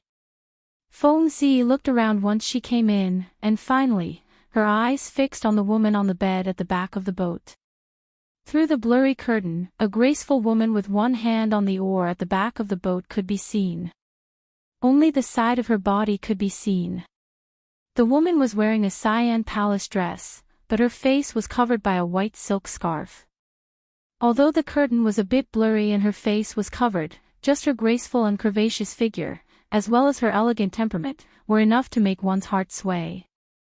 Feng Zi's words awakened the people on the ship, and they all turned their heads to look at her. Hua Chao and Feng Zi were the most direct. They stared unblinkingly at the masked woman, and they couldn't stop praising her. Xue Wuhan's black and gray eyes were flashing. He waved the fan in his hand, and he looked like he was admiring her. However, a hint of greed flashed in his eyes, and it betrayed his true feelings. Yi Qinghan only took a glance before looking away. It was mainly because Xue Wuhan's pretentious expression made him lose his appetite, and he wasn't in the mood. Moreover, Feng Zi said that there were a bunch of women who had never seen a man living on the island, so he was a little afraid. Squinting at Xue Wuhan, Yi Qinghan silently pinched his fingers. Thinking of what Yi Qingniu said 3 days ago, he let go of his fingers again, and picked up the tea on the table to drink. That day, after slapping Long Shuilu, he wanted to find something to do and use the opportunity to destroy Xue Wuhan. However, Yi Qingniu directly transmitted a message to him, telling him to bear with it. That night, Yi Qingniu came to the place where he was sleeping and had a secret talk with him. He told him that because of Yi Qingniu, the Xue family had lost a lot of treasures, which could be exchanged for a spiritual pill. Yi Qingniu told him darkly that he shouldn't do anything now, and that once he got the Xue family's treasures, he could find an opportunity to kill Xue Wuhan. Of course, he had to do it secretly, and he had to do it cleanly, without leaving any evidence. Once the Yu family's matter was settled, they would go to the prefecture battle, and it would be a 3-way battle. At that time, there would be plenty of opportunities to kill Xue Wuhan. Therefore, Yi Qinghan could only bear with it for now. Fortunately, he had vented a little of the anger he had been holding back that day on Long Shuilu, so he wasn't as angry now. Moreover, he knew that Xue Wuhan was someone he had to kill, and that he had to die, so there was no need to be too calculative with a dead person. Yunyang, why haven't you set sail yet? Everyone admired the graceful figure of the woman rowing the boat, and they couldn't help but be more interested in entering the tranquil lake island, and they couldn't wait any longer. If the woman rowing the boat could be so outstanding, wouldn't all the women inside be sky immortals? Gentlemen, please wait a moment. There is still one more person. Ah. Coming. Yunyang answered respectfully. Everyone looked at the front of the boat in surprise. Who else was qualified to sit on the same boat as them? However, when they saw a handsome face and slightly curled hair through the blurry curtain, they all smiled slightly. Gentlemen, you are so early. Shui Lu is late, please excuse me. Long Shui Lu walked in with a smile and greeted them politely. His face was still radiant, and there was no difference from the first time they met 3 days ago. Hello, brother Shui Lu. The people on the boat all smiled naturally, and they seemed to have forgotten what happened a few days ago. They smiled and greeted him. Shua Wuhan folded his folding fan and pointed to the seat beside him. He even personally poured a cup of tea for Long Shui Lu. Yi Qinghan didn't say anything and just nodded slightly. He silently drank his tea, but he admired Long Shui Lu's shamelessness and prostrated himself in front of him. Long Shui Lu took a sip of his tea and said with a smile, "What are you all chatting about?" "Nothing much. I'm just sighing at the peerless beauty of the Yu clan's women. Young Master Long, even the Yu clan's woman rowing the boat is so beautiful. It is hard to imagine how beautiful the women of the tranquil lake island are." Although Feng Zi looked well developed, his mind wasn't simple. Although he was rumored to have a fiery temper, he seemed to be very tactful today. He didn't offend anyone, and he befriended everyone. He was a smooth and slick person. Oh. Long Shui Lu looked at the back of the boat seriously and revealed an intoxicated expression. He sighed and said, "Such a woman is truly enchanting. Unfortunately, she is masked, and I can't see her true appearance. What a pity." Of course. A woman masked also has a kind of hazy beauty. What's the saying? What you can't get is the best. This woman in front of me has the essence of it. What you can't see is more beautiful. Shua Wuhan smiled faintly. He didn't seem to care about the cold eyes that Yi Qinghan was shooting at him. He waved his folding fan elegantly. "Brother Wuhan, you should be a poet. You can recite a good poem." Hua Hua smiled gently and said with a sigh. Feng Zi also nodded and sighed. Brother Wuhan is right. The ancient said that a woman's most beautiful is when she takes off her clothes and when she comes out of the bath. I think we can add that to the list. A woman with a mask is also very beautiful. Absolutely right, absolutely right. All of your words are well thought out, and each of your words has a profound meaning. You can all be called scholars. In my opinion, a woman with a mask is either extremely ugly or extremely beautiful. I can foresee that this woman is definitely an extremely beautiful woman. Long Shui Lu nodded and moved closer. Yi Qinghan shook his head, but he sighed deeply in his heart. These perverts actually called themselves scholars. It was true that each generation was more unruly than the previous one. What? Young Master Han, do you have any other opinion? Feng Zi asked curiously when she saw Yi Qinghan shaking his head silently. I don't have any opinion. I think we should ask Yunyang to start the boat, or we won't be able to make it for lunch. Yi Qinghan said lightly. He didn't want to express any opinion. Shua Wuhan's flirtatious performance made him want to vomit, and Long Shuelio's shameless participation made the trip to the calm lake that he was originally interested in become boring. He stared blankly through the window at the rippling lake in the distance. He thought of his sister in Songqing, and his mood became gloomy. Darling, let's start the boat. Yunyang had followed Yi Qinghan into the boat. She had been quietly standing to the side, not saying anything, nor showing any expression. When she saw Yi Qinghan speak, she smiled and said to the woman at the back of the boat. The woman behind the boat responded in a low voice. Although her voice was soft, it was very clear and moving, like the chirping of an oriole. Everyone who heard it felt numb and sore. Everyone present was at least at the general realm, so they all heard it clearly. They couldn't help but look at the woman behind the boat with even more interest.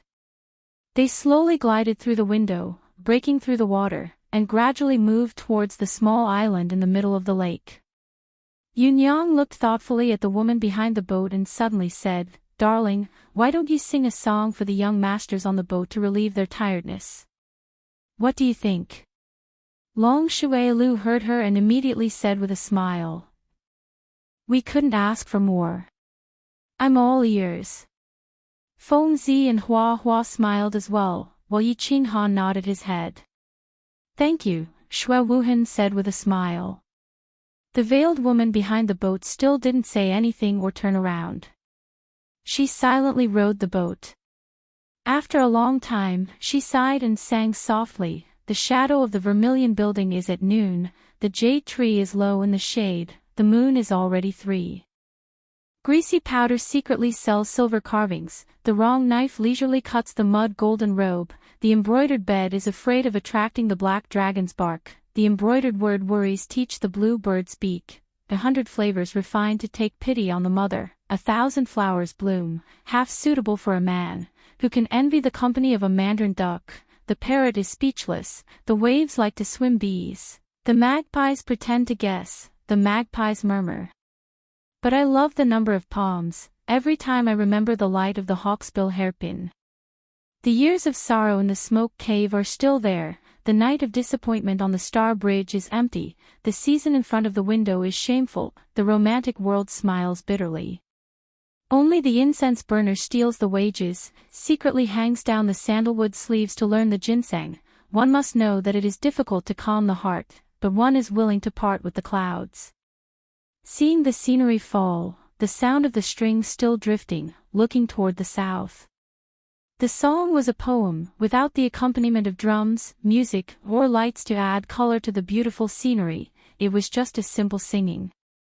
The voice of the person singing did not have any special emotions, and there was no dancing to add color, but everyone felt intoxicated, as if they had flown to the heavenly palace and listened to the peerless celestial song sung by a fairy. Good song, good melody, good poem. Such a beautiful song can only be found in the heavens, how many times can one hear it in the mortal world? Lady Nan Nan, this song really makes my heart surge, I am afraid that I will not be able to taste meat for 3 months. After a long time, Long Shuailu loudly clapped his hands and stood up, looking at the graceful figure behind the boat with tender affection, he laughed loudly and said, "Paw." Shui Wuhan waved his folding fan, stood up, and said with a slight smile, "It is indeed a good poem, who can envy the company of a mandarin duck, the parrot is speechless, I am ashamed, Lady Nan Nan, why do you envy others, why do you feel ashamed?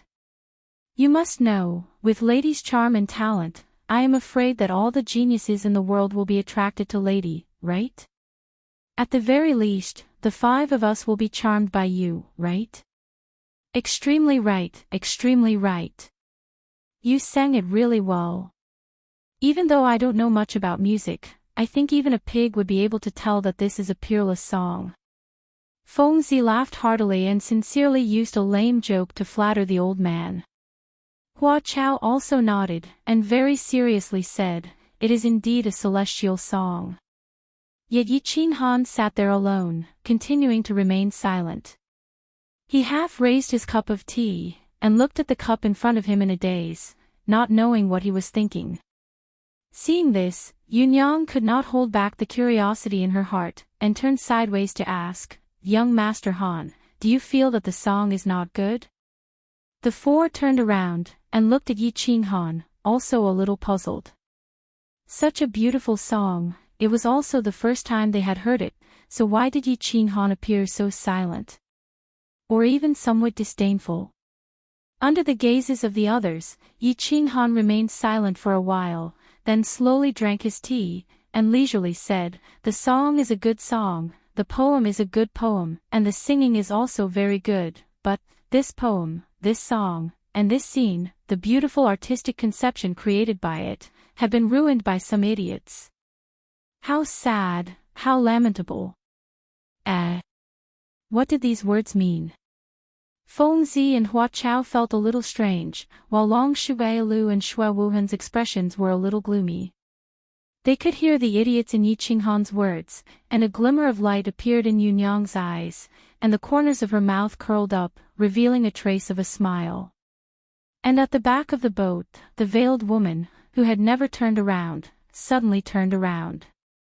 Behind the white silk scarf that covered her face, a pair of beautiful black eyes that shone brightly, showed some faint interest. Chapter 56. What do you mean? Young Master Han. Feng Zi saw that Xue Wuhan and Long Shuailu were about to go berserk, so she hurriedly tried to smooth things over and asked in confusion. Yeah. I don't think they're wrong, Hua Hua said in confusion. They're not wrong, but what they're saying is bullsh*t. What's so exciting about singing and not knowing the taste of meat? What's the point of being envious? What's the point of being ashamed?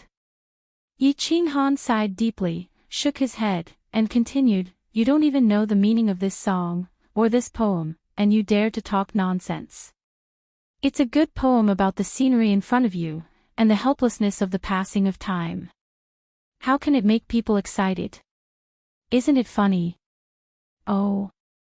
We're all ears to young Master Han's opinion. Xue Wuhan's face darkened.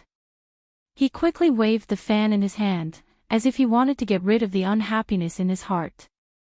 I'd like to hear the details. Long Shuailu said coldly. Young Master Han, you know poems. Tell us, tell us. Feng Zi's eyes lit up.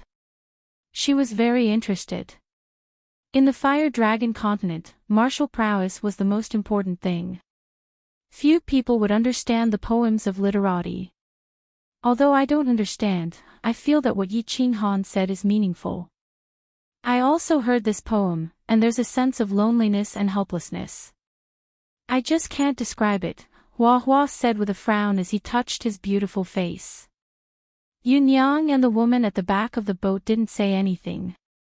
However, when Yi Qinghan described the poem, their eyes seemed to simultaneously emit a ray of light. Then, a sense of loneliness and nostalgia appeared in their eyes at the same time. Little darling, I have a question to ask. Yi Qinghan didn't say anything. He just turned his body to look at the woman behind the boat. He looked at her black and shiny eyes and said calmly. The woman behind the boat bowed and said softly, Young Master Yi, please speak. If I'm not mistaken, this poem was composed by Senior Yu Yan, right? Yi Qinghan's words shocked everyone. Yunyang and the woman at the back of the ship looked at Yi Qinghan in astonishment, not knowing how he knew about it. After all, this was the first time he had sung this poem to outsiders. The woman at the back of the ship frowned slightly and asked doubtfully, It's indeed written by the previous saintess, Yu Yan, Have you heard it before, young master? Never heard of it before. Yi Qinghan said faintly. He seemed to have thought of something as he turned around and looked at the island in the distance through the curtains. He sighed and said, This poem can be divided into 4 stanzas. The first stanza is the scenery in March outside the window, and the needlework in the room. It is difficult to teach the bluebird to deliver the letter. It contains the unspeakable worries of the young girls. They are a little nervous, a little confused, and a little resistant. The second stanza is about the mandarin ducks having company, the parrots are silent, the bees are flying, and the foxes are murmuring. It reveals the young girls' feelings of loneliness in life. They are not lamenting or envying anything, nor are they yearning for love or a man. Yi Qinghan spoke leisurely as if he had turned into a wandering poet, a romantic who was dissatisfied with the reality. The last sentence was a serious criticism of Xue Wuhan for acting coquettishly. Then, without waiting for Xue Wuhan to explain, he continued, The third stanza is about a few years in the smoke cave and a night on the Star Bridge. It expresses melancholy about the legendary love affair between a man and a woman. It contains a kind of calling for a fulfilling life and disappointment in love. I suppose that at that time, Senior Yu Yen was very disappointed in the love affair that had just started and ended so quickly. She was a little painful and heartbroken. She longed for a different kind of life. The fourth stanza continues the theme of the previous stanza. It expresses the fear of the desolation of the scenery, the pursuit of the joy of life, the understanding of life, and the pursuit of love. The meaning is especially open and persistent. This poem tells the story of Senior Yu Yen. When she was a young girl in the Yu family, she was a little perturbed and ignorant about the arrangement of the family and her own life. She even had some resistance. Then, during the summer fire festival, she met Yi Dao and fell in love with him. However, Yi Dao fell in love with another woman. She was a little disappointed and heartbroken in love. Then, Yi Dao died. She couldn't stand the passage of time and gradually grew old. She sighed with emotion about the desolation of the scenery and the deep memory of Yi Dao. Miss Yu Qingqing, am I right? The four childs were a little confused. It seemed that what he said was a little meaningful. Shui Wuhan and Long Shuilu wanted to refute, but they didn't know how to do so. They were not good at these literary things. They were only used to solving problems with force. However, it seemed that they couldn't deal with this guy in front of them with force. Therefore, they felt a little aggrieved, very aggrieved. However, after hearing the last sentence of Yi Qinghan, they were shocked and surprised. Yu Qingqing. Wasn't Yu Qingqing the saintess of this summer fire festival? Was the graceful woman who was rowing the boat for them Yu Qingqing? Therefore, they were a little shocked. They fixed their eyes on the woman at the back of the boat. The long and slightly curved eyelashes of the woman at the back of the boat trembled. There was a trace of surprise in her dark eyes. After a moment of silence, she put down the joystick in her hand, lifted the curtain, and walked in slowly. She bowed in a low voice and said in a soft voice, Yu Qingqing pays her respects to the childs. The childs in the boat felt as if they were struck by lightning. What was going on? Why didn't Yu Qingqing play her cards according to common sense? They thought of their ugly behavior and naked greedy eyes just now. They thought that they still had a lot of beautiful things that they hadn't shown yet. They thought that they were going to show off in the evening at the summer fire festival.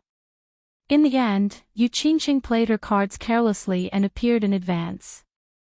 All their hopes might be in vain. They wanted to cry but had no tears. Only Yi Qinghan and Yunyang were calm.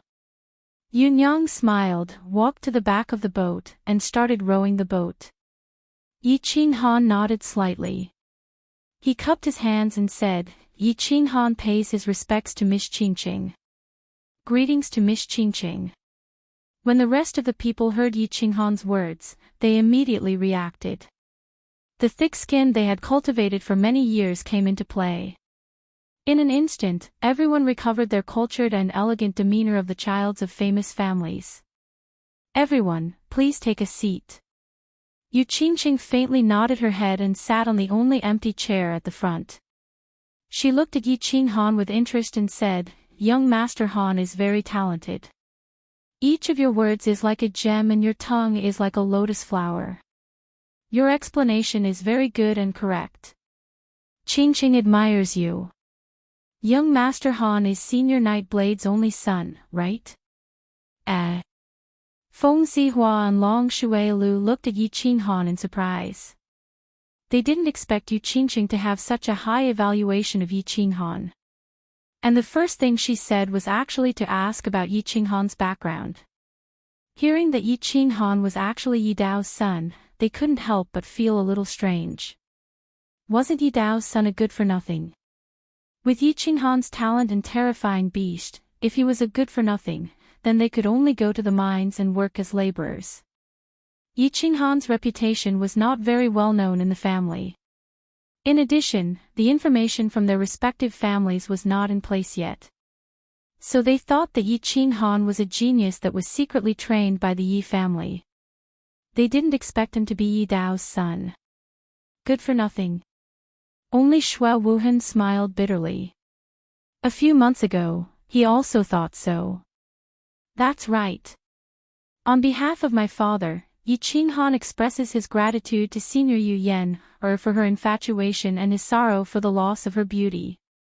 Although I don't know much about my father's life, I feel that he always felt a trace of guilt and sorrow for Senior Yu Yan. Qinghan also deeply admires Senior Yu Yan. Yi Qinghan bowed slightly, but he felt very helpless in his heart.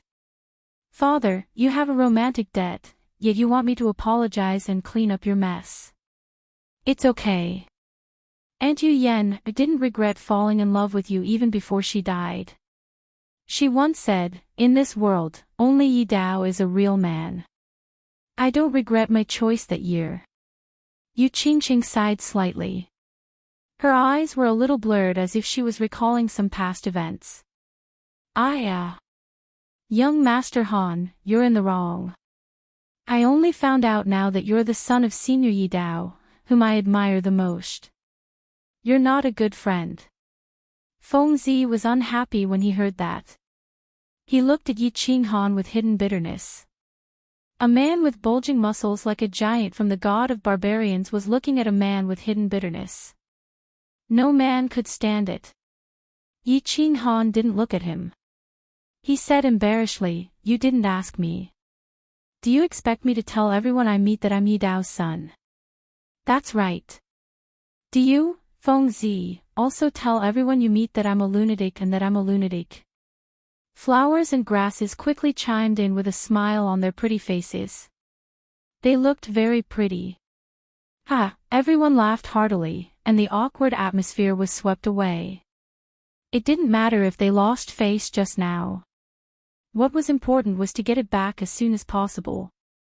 Therefore, everyone began to present their treasures. They performed the performance and speech that they were going to perform at night in advance, hoping to get back some impression in front of the beautiful woman. However, the performance was about to end before it even started. The small boat had arrived at its destination, Tranquil Lake Island. Looking at the beautiful woman drifting away, looking at the beautiful scenery in front of them, everyone's emotions were complicated for a moment. Chapter 57. As they watched Yu Qingqing's figure gradually disappear on the small path of the island, they reluctantly withdrew their gazes and stood rooted to the ground. When they didn't know that she was Yu Qingqing, they only felt that this woman's figure was really graceful, and her every movement had an otherworldly aura. When Yi Qinghan revealed her identity, she threw down the armrest and walked over leisurely. Everyone saw the pair of black pearl-like eyes above the white silk scarf and smelled the delicate fragrance that was naturally emitted from her body. Only then did everyone realize that Yu Qingqing was actually so enchanting, even a little enchanting. There was no need for words. As long as she sat there quietly and looked at you with her clear, black pearl-like eyes, you would feel especially enraptured and overwhelmed. Alright, stop looking. We've already walked so far. Won't we be able to see her true appearance at night? Yi Qinghan said softly with a faint smile. Everyone withdrew their thoughts and their souls that had floated far away and smiled embarrassedly. Young Master Han, not bad. You've taken the initiative. I didn't know that you were so powerful. You're actually skilled in both the pen and the sword. How did you know that she's Yu Qingqing? Feng Zi said with a laugh as he returned to his senses and hugged Yi Qinghan. That's right. Young Master Han, Yu Qingqing is a holy maiden. Before the Summer Fire Festival, she definitely can't leave the Tranquil Lake. How could you know her? Could it be that you've snuck in before? Hua Ji also came over curiously. As a descendant of the assassin god, his concealment skills were top-notch. However, he probably didn't have the ability to sneak into the Tranquil Lake Island. Long Shuilu and Xue Wuhan, who were at the side, were too embarrassed to come over. However, they pricked up their ears and listened curiously. Hee, it's very simple. You guys just didn't notice. Yi Qinghan wasn't used to Feng Zi's enthusiasm. He shrugged and said calmly, "First, there are many beauties in the Yu clan. However, if there are beauties of this level among the boatmen, then all the beauties in the world are too common. Secondly, temperament. How could a woman rowing a boat have such an otherworldly temperament? Third, that scarf of hers was the biggest flaw. Young Master Long had said before, a masked woman was either extremely ugly or extremely beautiful. The Yu family naturally wouldn't have an extremely ugly woman, so she would definitely be an extremely beautiful person. Even if a boat servant was extremely beautiful, I don't think there was a need for her to cover her face. That would be akin to burying one's head in the sand. Fourth, that little song. When Yu Qingqing sang that song, her tone was a little sorrowful and a little melancholy. From the poem, I could tell that it was written by Senior Yu Yen, Since she felt sad about Senior Yu Yen's deeds, it was very likely that she felt sad because of what happened to Yu Yen, in the past. Therefore, I made a decisive guess, and it turned out that I was right. Respect. Young Master Han indeed has a discerning eye, to be able to observe these small details in such detail. Your words have awakened me from my dreams.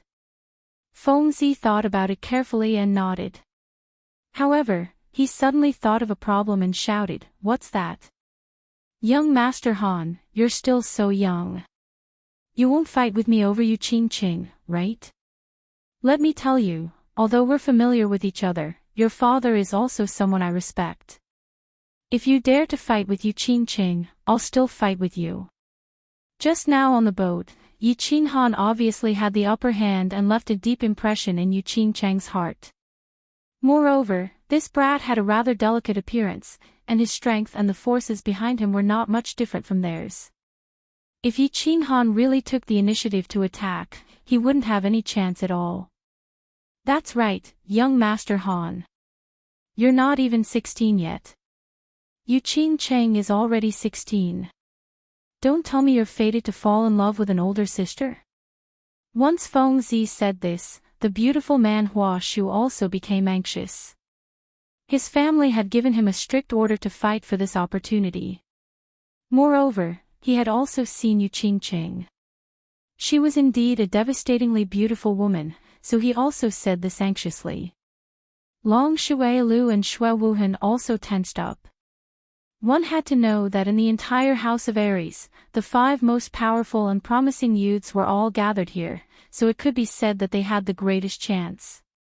However, if Yi Qinghan took the initiative to fight for it, then their chances were really not high.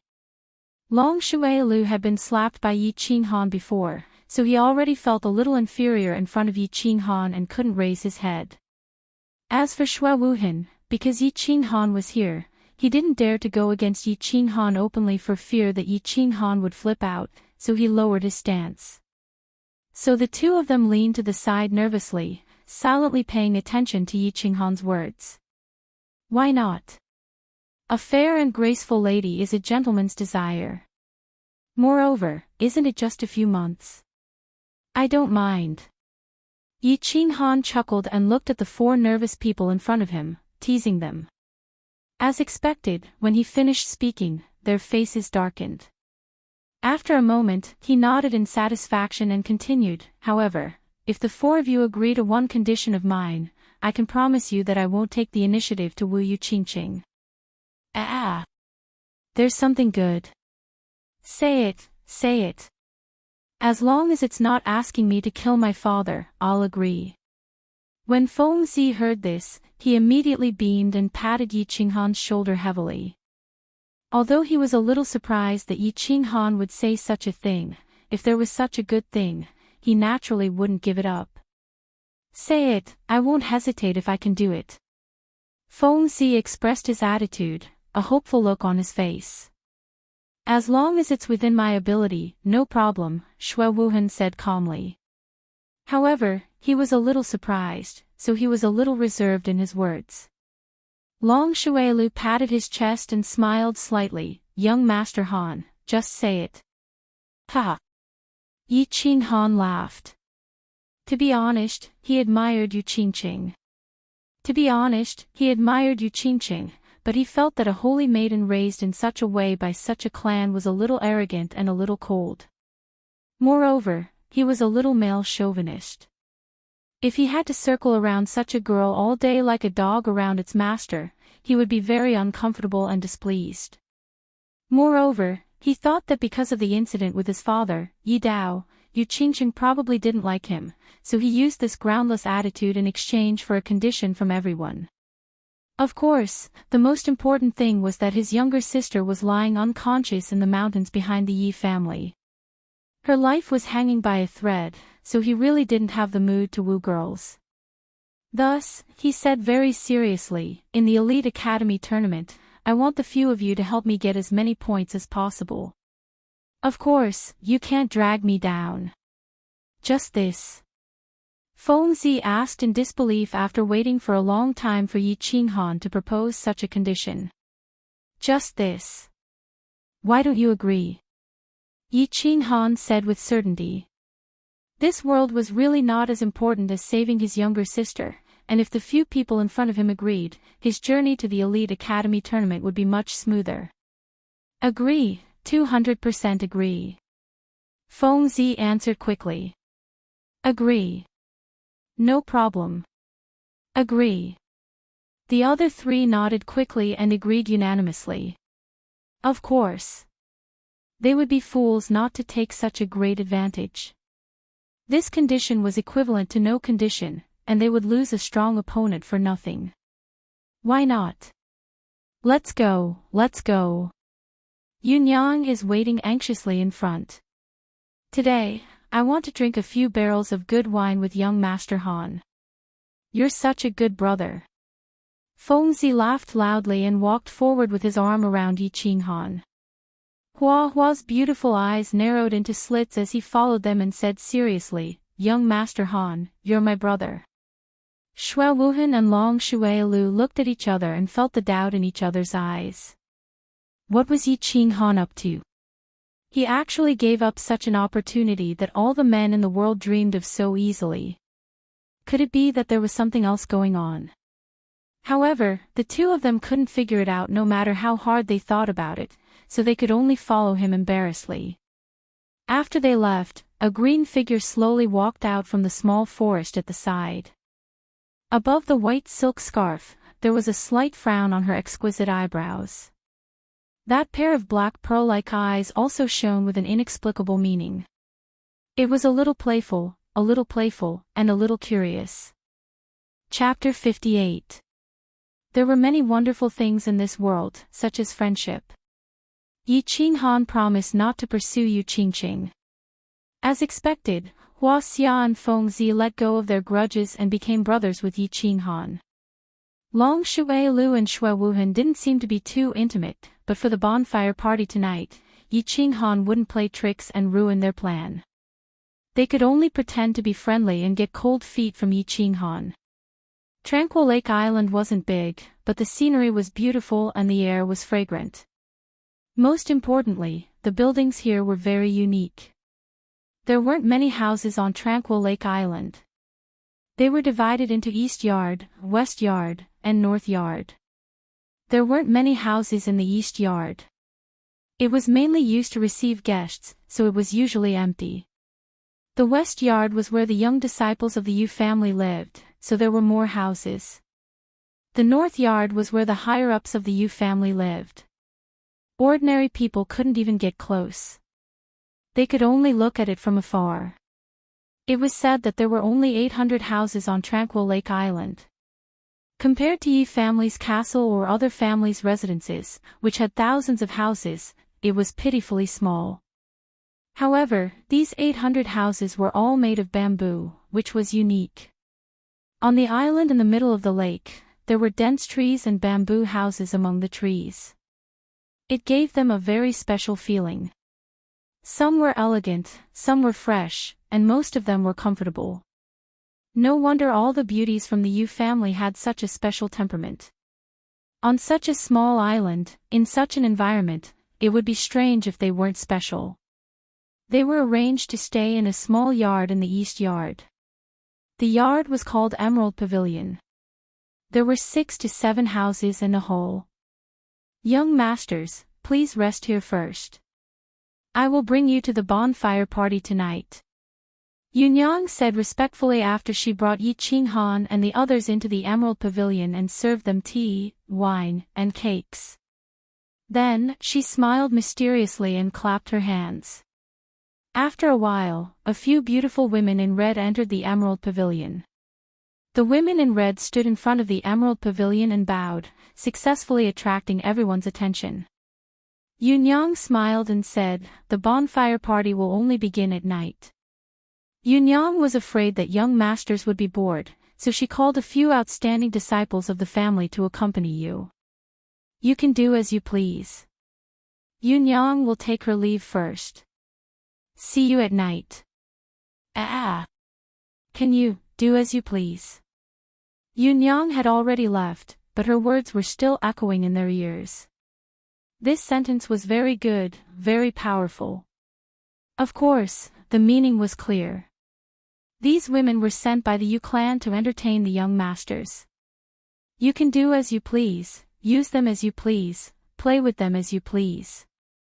She was a beauty, a top-grade beauty. She was a product of the Yu clan, and she was even used to entertain important guests. Of course, she was a fine product, a peerless beauty. Although these women were just standing there indifferently, their clothes were not particularly open. They wore red palace dresses, and on their exquisite facial features, there was a hint of shyness mixed with a hint of charm. The combination of innocence and charm was so perfect that it could practically make an honest person take off his pants and commit a crime. These were not the outer disciples of the Yu clan in the Moon Tower. They were the inner disciples that the Yu clan had cultivated for many years. The art of charm had been cultivated to the bone. There was no need to deliberately show it. As long as they stood there quietly, the charm emitted from their bones could stimulate the male hormones of any normal man to a limitless rise, and the evil fire in their lower abdomen would be ignited. Long Shuailu was the first to react. His Adam's apple moved by accident. However, as if he had done something wrong, he quickly coughed softly and picked up the tea to cover it up. He was a regular customer of the Moon Tower. Of course, he knew the unlimited charm of the Yu clan's women. He also very much wanted to have fun with the women in front of him. Even under his white robe, the dragon root had already raised its head slightly. However, he could not move, and did not dare to move. Not only him, everyone in the room did not dare to move, and could not move. They could only suppress it and try not to look at the 5 enchanting women in front of them. What were they here for? They came to the Yu clan, of course, to play with women. They came to taste the Yu clan's enchanting women that all men in the world dreamed of. However, what they wanted to do now was to play with the Yu clan's most beautiful and most honorable saintess. Before they got it, they did not dare to move recklessly, and could not move recklessly. The only natural person in the room was Yi Qinghan. He was firm without desire. He was not afraid of anything, and did not ask for anything. Therefore, he very naturally admired the 5 peerless beauties. He squinted his eyes, had a smile on his face, and constantly made clicking sounds. 5 beauties, don't just stand there. Each of you find a young master to sit with. Yi Qinghan looked at the 4 young masters who were trying their best to suppress themselves. A trace of playfulness flashed in his eyes, and he very naturally instructed. Since you want to move but do not dare to move, then this young master will help you fulfill your wishes. The scene at this moment was very familiar to him. He thought of the nightclubs in his previous life. In the private room, rows of ladies stood respectfully and coquettishly, waiting for the customers to order. However, the beauties here did not greet them. The ladies in the nightclubs would greet them as soon as they entered. Of course, the ladies here were of a much higher class than the ladies in the nightclubs, and definitely could not be compared. No need. Almost at the same time, 4 voices sounded in the hall. The voices were very determined, very suppressed, and also had a tinge of regret and bitterness. Young Master Han, you enjoy yourself. I'm a little tired, so there's no need. Fengzi chuckled and winked at Yi Qing Han, as if he understood. Hua Xia also blinked her beautiful eyes, and said a little shyly, young Master Han, you enjoy yourself. I'm not used to it. Yes, yes. Long Shuailu nodded like a chick pecking rice, and said very seriously. Shui Wuhan did not speak, and lowered his head. Ah. Is that so? Yi Qing Han chuckled and pretended not to see their expressions. He slowly drank a cup of tea and enthusiastically said, since everyone is tired, let's take a good rest. Ladies, I'll have to trouble you to perform a sexy dance. Do something explosive so that the young masters can rest well. Ah. The 4 of them glared at Yi Qing Han angrily, as if they wanted him to eat them, but were too embarrassed to say no. If they did that, they would really be deceiving themselves, and it would be too pretentious. However, seeing that Yi Qing Han had his head down and was fiddling with the tea leaves, completely ignoring their burning gazes, the few of them could only helplessly remain silent. Seeing that the few of them did not object, the few bewitching beauties responded softly, bowed, and retreated. Not long after, they came in again.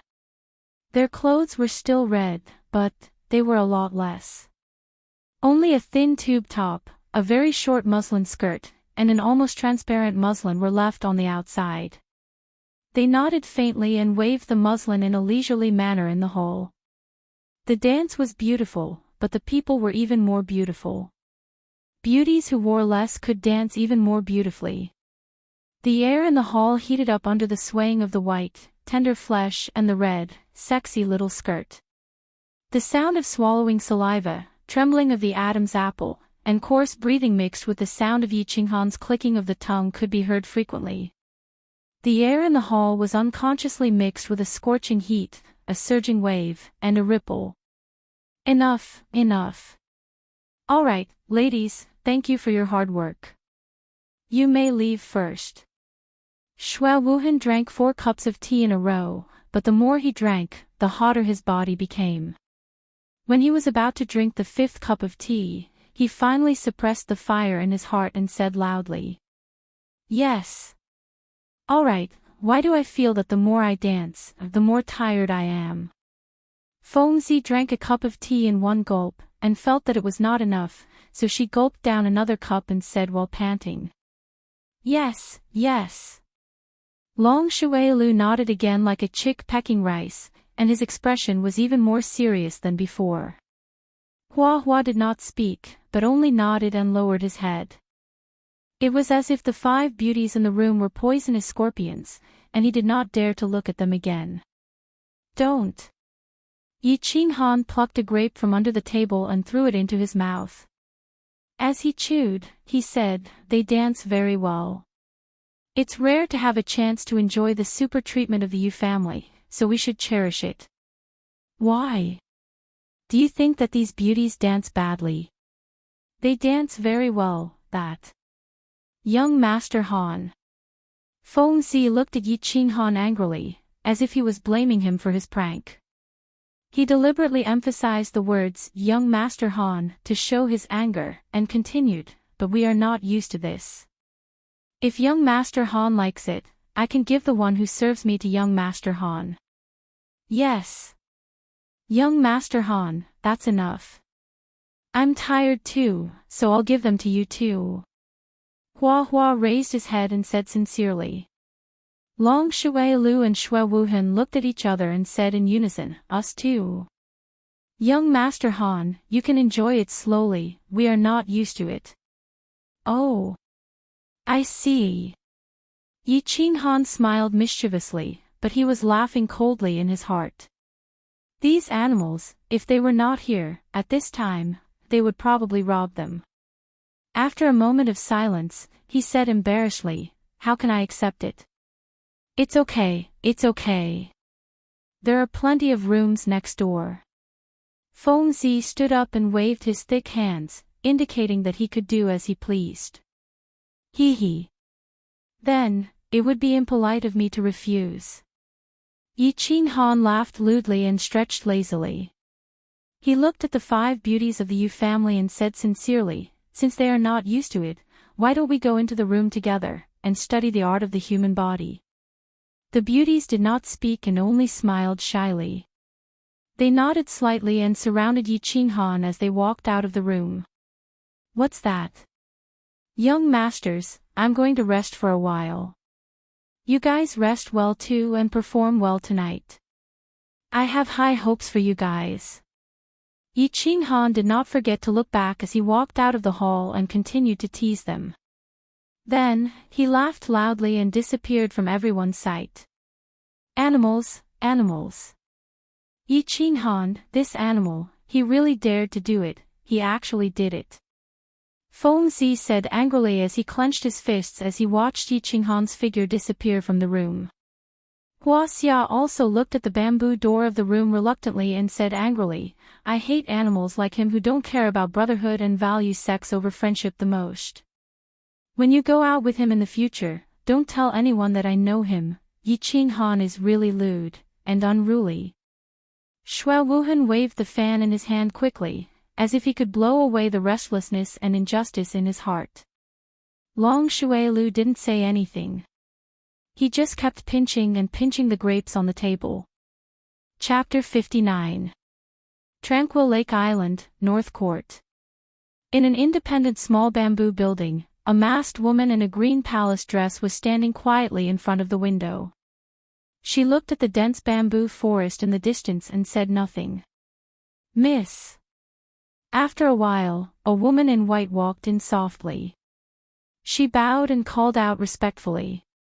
Then, she stood aside silently. "What's the situation at the Emerald Pavilion?" After a long time, Yu Qingqing sighed deeply and turned her head.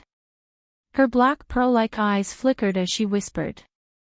"Miss, as you expected, after Yu Qi and the others went in, the young masters behaved themselves very well. They didn't do anything excessive, but, later, young master Yi Qinghan asked Yu Qi and the others to dance, an erotic dance. Then, young master Shui Wuhan asked them not to dance. Young master Yi Qinghan then he brought Yu Qi and the others into the room." The woman in red said carefully. This was related to the life of the Mississippi. She didn't dare to say anything that would affect the misjudgment. Yu Qingqing didn't have any expression and still stood there quietly.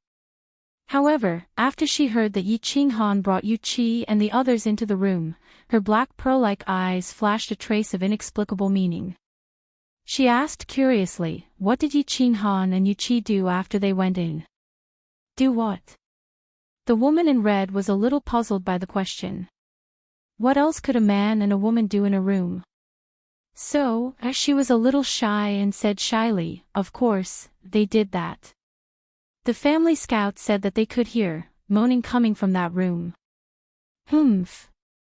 Yi Dao's son isn't that lustful. Call the scout team and activate the family mechanism. Peep, peep and report back quickly." A trace of shyness and anger appeared on Yu Qingqing's face. She didn't think that the young man on the boat with eyes like lightning, intelligence like the sea, and special temperament would be so unbearable. How could Yi Dao, who even the saintess didn't care about, give birth to such an unbearable son? She also didn't believe that with her charm, she wouldn't have a trace of attraction and love for Yi Qinghan. The Yu clan scout team moved very quickly. In less than a moment, news came back. The woman in red looked at the information in front of her inexplicably.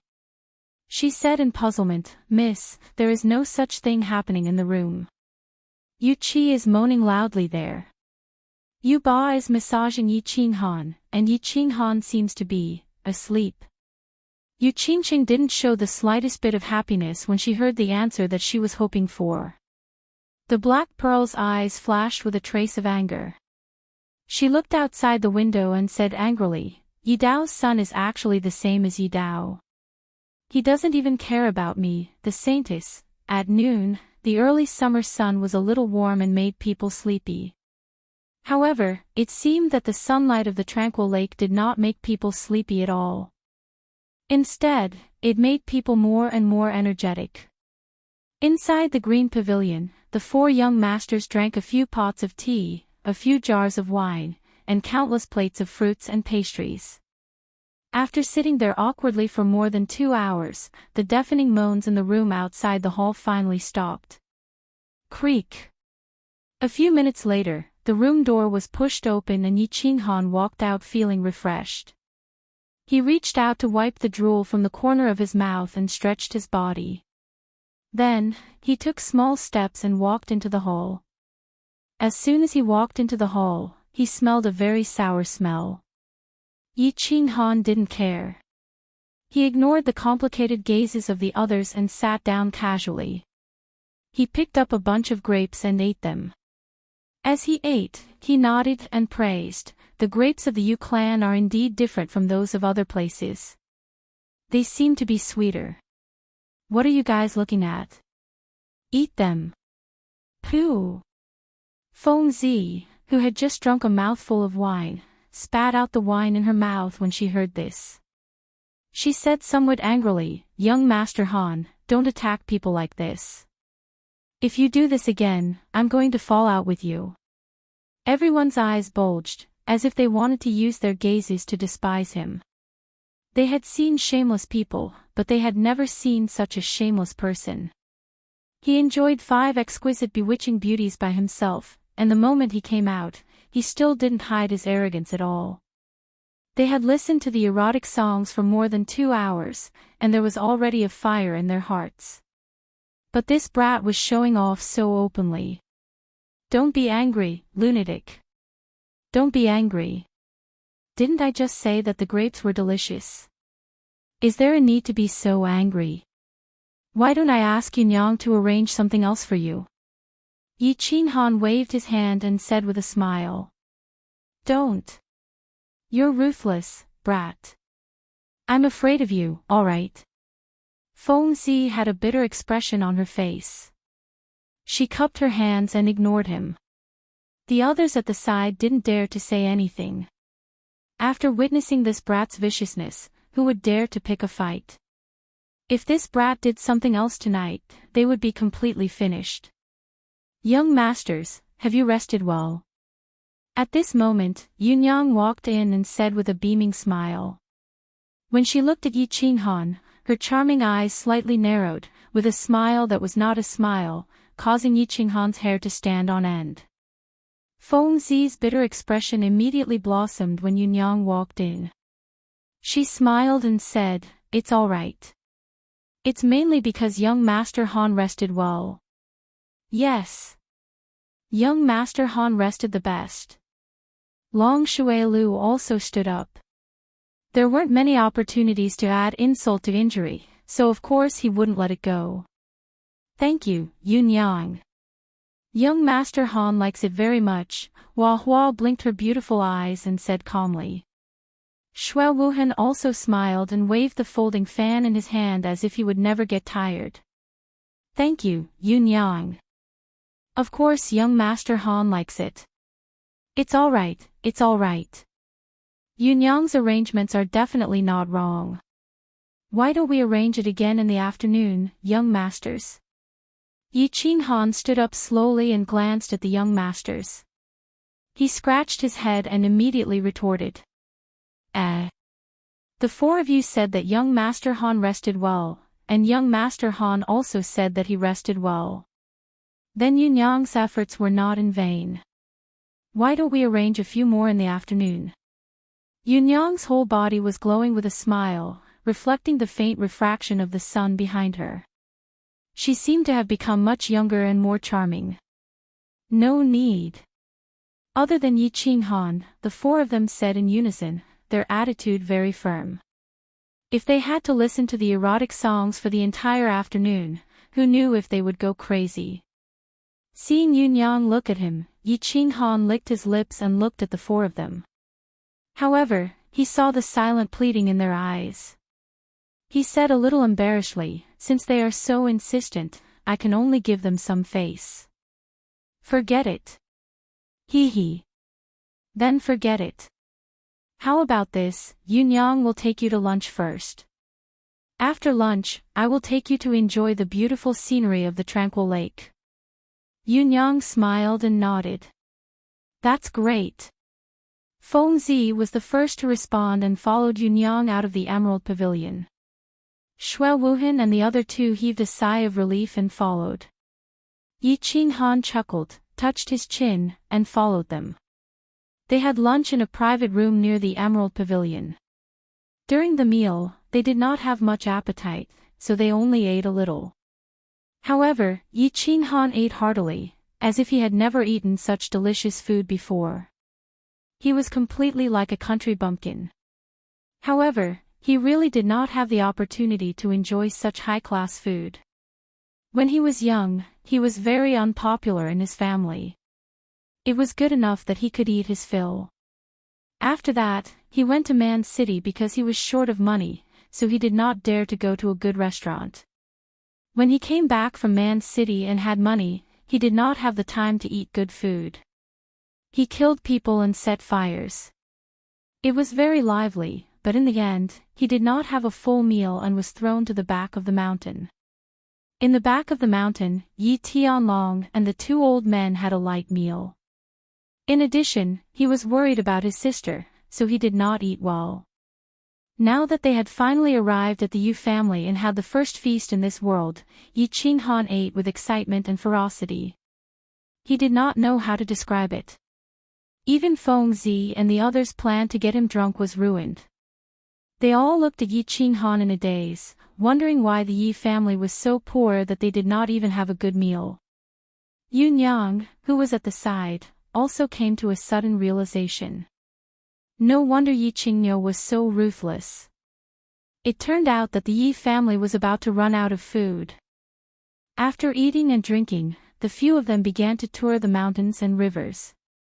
Although there were no mountains, there was a lake. The scenery of the calm lake was not bad, but Yunyang did not bring them to the West Court or the North Court.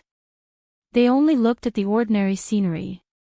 The few of them began to feel bored, so they apologized to Yunyang and went back to rest. Yi Qinghan, on the other hand, had slept for more than 2 hours. He wouldn't be able to fall back asleep even if he went back. He also didn't lack this bit of time to cultivate, so he simply rejected Yunyang's company and quietly walked along the lakeside. "Xiaohei, come out and play." Yi Qinghan felt that there was no one around. It was a good time to walk the dog, so he summoned Xiaohei. Although he had been chatting with Xiaohei in his heart, it had been a while since he had accompanied Xiaohei for a walk. Yi Qinghan kind of wanted to see this silly dog. "Boss. You finally remembered me." As soon as Xiaohei came out, he jumped happily. He was currently in the growth stage and did not need to be fed with magic crystals every day. Every day, he would absorb battle chi from Yi Qinghan's war beast space. When he slept, he would absorb battle chi. His body had long been rusty. Now that he came out, he was like a runaway horse, running around everywhere. "Xiaohei, don't run around." "Ha! You can swim." Yi Qinghan looked at Xiaohei dotingly. When he saw Xiaohei suddenly jump into the lake, he said worriedly. However, he saw Xiaohei's 4 small melon seeds gliding through the lake. He said in surprise. "Humph.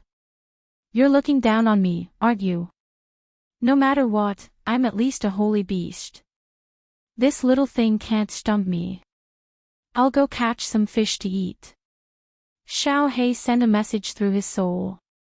A trace of pride flashed through his black eyes, and he dived into the water with a splash. Ah! This soul-devouring beast can actually speak so well. Yi Qinghan laughed and thought to himself.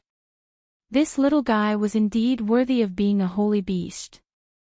It was full of intelligence. Pooh, Piu. After a while, fish flew straight towards Yi Qinghan as if they could fly. Yi Qinghan looked at the black silhouettes that were as slippery as loaches in the water. He could not help but shake his head and smile. Ha! Yi Qinghan, what secret technique is this? It can actually make the fish jump out by themselves? The strange scene here shocked others. A gentle voice sounded from behind him. It was a little surprised and a little puzzled. Yi Qinghan turned his head in astonishment. He saw a graceful woman wearing a green palace dress and a white silk scarf slowly walking over. Her pearl-like eyes looked at Yi Qinghan in amazement. Tonight is Miss Qingqing's big day. How do you have the time to play a coincidental meeting with me? Yi Qinghan chuckled and lowered his head slightly as he spoke. It's not a coincidental meeting. I purposely came to meet you. Yi Qinghan's black pearl-like eyes flashed. There was a trace of a smile and agility. Chapter 60. Oh. You specially came to meet me. Yi Qinghan raised his eyebrows and said in confusion, Miss Qingqing, this seems to be the second time we've met, right? I don't think there's anything special that requires you to specially come for me, right? Yi Qingqing didn't say anything. She just turned her body and looked at the quiet lake quietly. The light eyebrows on her forehead frowned slightly and said with some resentment, since it's the second time we've met, I wonder what Qingqing did wrong. What made young Master Han hate Qingqing so much? Hate? This. Where did this come from? Yi Qinghan was slightly surprised and didn't understand. At the same time, he sent a telepathic message to Xiao He and asked him to go play at the side. He didn't want his trump card to be seen by Yi Qingqing. The reason why a trump card was because others didn't know about it. Yi Qingqing rolled her black pearl-like eyes. She was a little blaming and a little annoyed. This rolling of her eyes didn't look ugly at all. Instead, it made her originally pure temperament more mischievous and clever, which made Yi Qinghan excited. Yi Qingqing was a little hesitant. Actually, with her identity, she shouldn't have come here and said such shameful words. However, Yi Qinghan's words of not taking the initiative to woo her and his unusual behavior in the Emerald Pavilion had successfully aroused the competitive spirit of a little girl in Yi Qingqing's heart. The Yu clan's holy maiden, Li Dai, had bewitched all the men in the world. However, the previous generation's holy maiden had fallen under Yi Dao's robe, which made the Yu clan's holy maiden feel an unprecedented humiliation. And now, Yi Dao's son was the same. How could she endure this?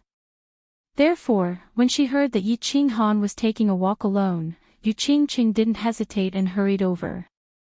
It was just a conversation. Facing Yi Qinghan's direct question, Yi Qingqing didn't know what to say. Looking at Yi Qinghan's expression, it was hard to tell if he really didn't understand, or if he was pretending not to. Yi Qingqing bit her lips and said angrily, Qingqing heard what young Master Han said when he first came to the island. And young Master Han's unconventional performance in the Emerald Pavilion, Qingqing also heard about it. Isn't that young Master Han hates Qingqing? Ah! Sure enough, Yi Qinghan thought to himself, so this little girl came here in a fit of pique. It seems that father dumped their saintess back then, which made them lose a lot of face. Does she want to regain face from me? No way. After figuring out the cause of the matter, Yi Qinghan smiled brightly and innocently, it's this thing. Miss Qingqing, I'm willing to explain. I'd like to hear the details. Yi Qingqing turned her head and a trace of happiness flashed through her eyes. She listened attentively. Hee hee. Miss Qingqing, actually you've misunderstood.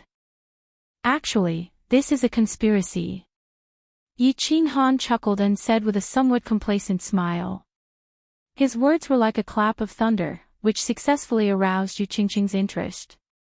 He continued, actually, my love for Miss Qingqing is like the bright moon in the sky, like like an endless torrential river. To put it simply, I love you so much that you want to die. The seas dry up and the rocks crumble, the earth tremble, the sky fall and the earth crack. But Miss Ching has so many pursuers.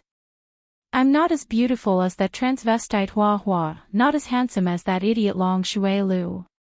My demeanor is not as outstanding as that hypocrite Shui Wuhan, and my muscles are not as stylish as that lunatic. My strength and influence are also slightly weaker than theirs. So I thought and thought. How can I stand out among so many pursuers of yours? So I thought of a shocking move, loosening the reins only to grasp them better. Look, didn't he successfully lure Miss Ching out? Beautiful Miss Ching, you must believe in my sincere love for you all. At the beginning, Yu Ching listened with interest. But the more she listened, the darker her black pearl-like eyes became. Even an idiot could tell that he was making fun of her. Finally, after Yi Qinghan finished speaking, she did not speak for a long time. She sighed deeply and said with some resentment, "If Mr. Han doesn't like Ching, you can say it clearly. There's no need to make fun of Ching. Sorry for disturbing you, Ching will take her leave." Yi Qinghan's sincere speech would definitely make an ordinary woman smile until her eyes turned into crescent moons. But what kind of person was Yu Ching? She was the holy maiden who stood out among the hundreds of women of the Yu clan. Whether it was intelligence, or appearance, she was the best. How could she not hear the sincerity in Yi Qinghan's words? Looking at Yu Chang's lonely and desolate figure gradually disappearing in the emerald green bamboo forest, Yi Qinghan touched his chin embarrassedly. He was wondering if he had gone too far. To attack a little girl like this, without any enmity between them, it seemed that he felt a little guilty. Night gradually approached. A full moon, like a shining silver plate, was slowly lifted up from the west. The gentle moonlight began to sprinkle down, illuminating the entire Fire Dragon continent and the entire Tranquil Lake Island. The Yu clan was already busy at dusk. Countless people came out from the West Court and the North Court, decorating the wide lawn in front of the three courts. Today was the Yu clan's big day. It was a big day that happened once every 15 years. Of course, they had to be cautious and grand. The turf had been trimmed neatly a long time ago, through the efforts of countless people in the Yu clan.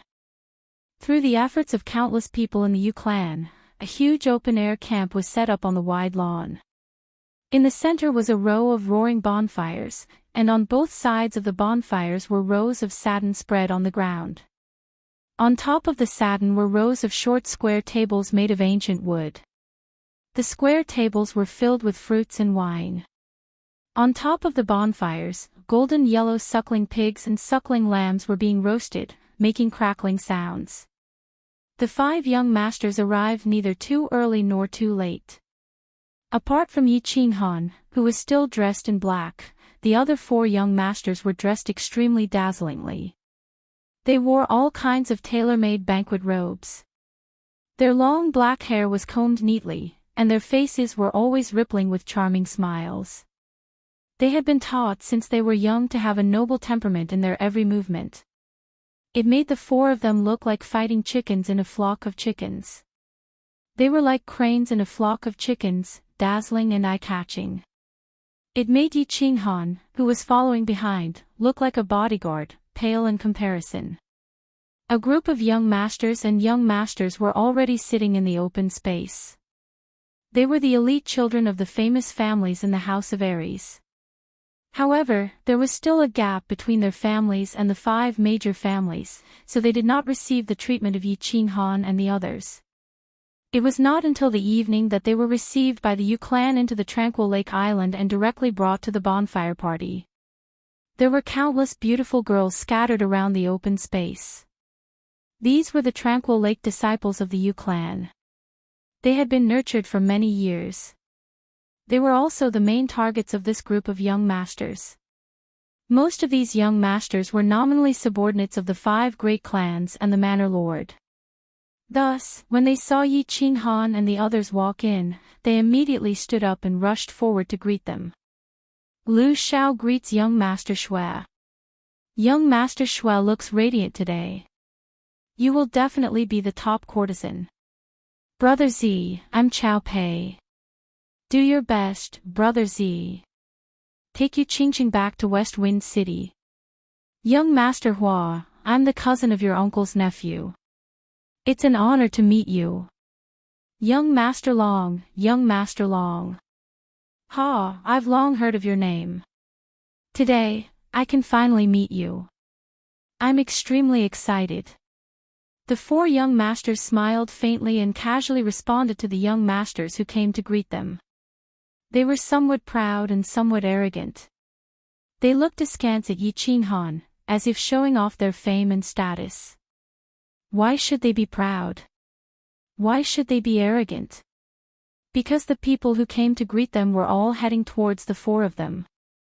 No one paid attention to Yi Qinghan, who was following behind them. After arriving at the Yu family, they had always been suppressed by Yi Qinghan. So today, they finally had the opportunity to suppress him. So they were very excited, very excited. Normally, they would not care about such a scene, but they were very enthusiastic. Yi Qinghan smiled faintly. He ignored them and walked to a square table alone.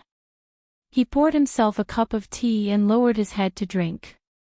Excuse me. At this moment, 5 young masters suddenly walked straight to Yi Qinghan and bowed respectfully. They seemed a little excited and a little scared as they asked politely. Ha! Yi Qinghan raised his head in astonishment and looked strangely at the unfamiliar young masters in front of him. He frowned. And the 4 people who had been chatting with the crowd were also slightly shocked. They looked over with interest and seemed to find it strange that there was someone who knew this country bumpkin. And when the young masters saw that Yi Qinghan was frowning, they bowed even lower, and their tone became more respectful.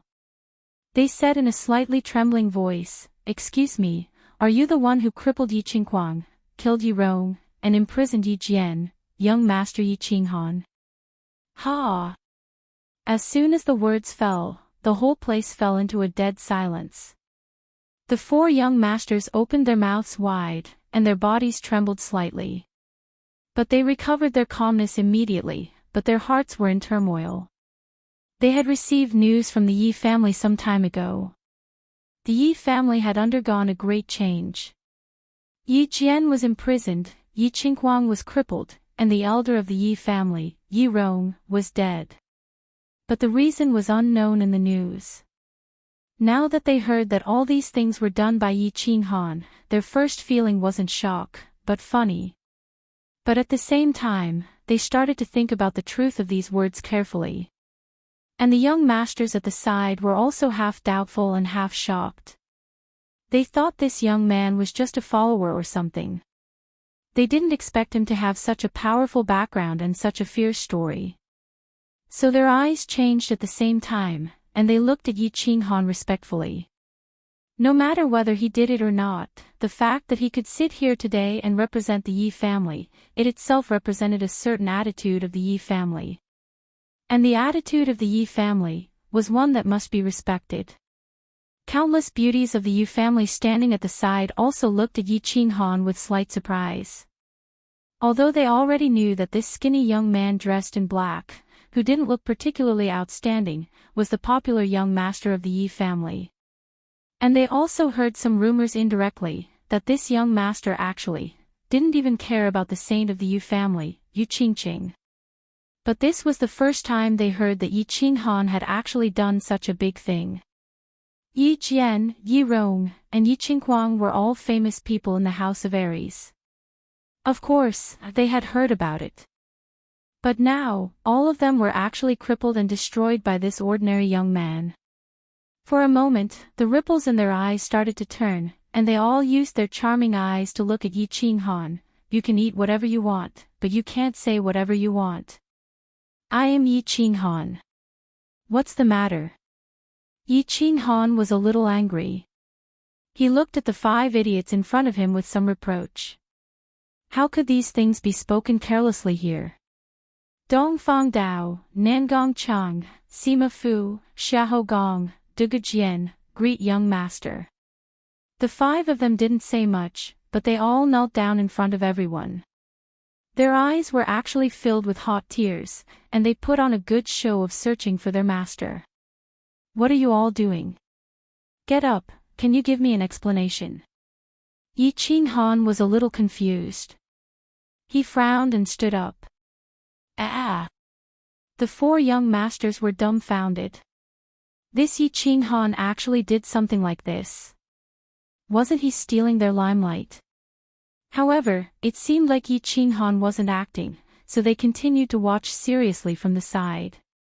On the other hand, the young masters at the side were in an uproar. They all knew these people, and they had some dealings with them. They were the top 5 young masters among the young masters of their level.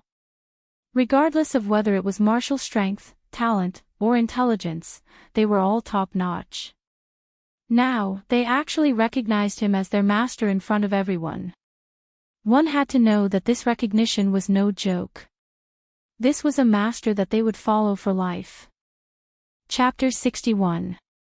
At Yi Qinghan's words, the 5 people quickly stood up.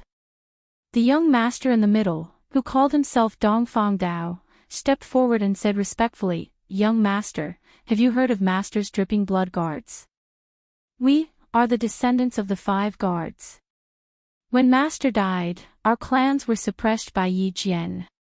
In recent years, the patriarch has gone into seclusion and the young master is still young, so our 5 clans did not dare to act rashly and could only live in seclusion.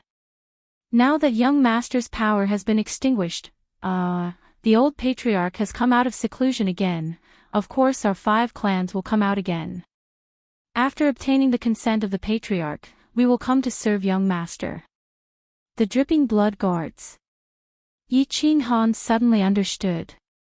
His father, Yi Dao, had used his unparalleled charm and peerless strength to subdue 5 strong men. They were known as the dripping blood guards. But when his father died on the god-slaying mountain, the 5 experts also died, so Yi Qinghan did not know how to react for a while. Now, the 5 people who suddenly appeared were the descendants of the 5 masters.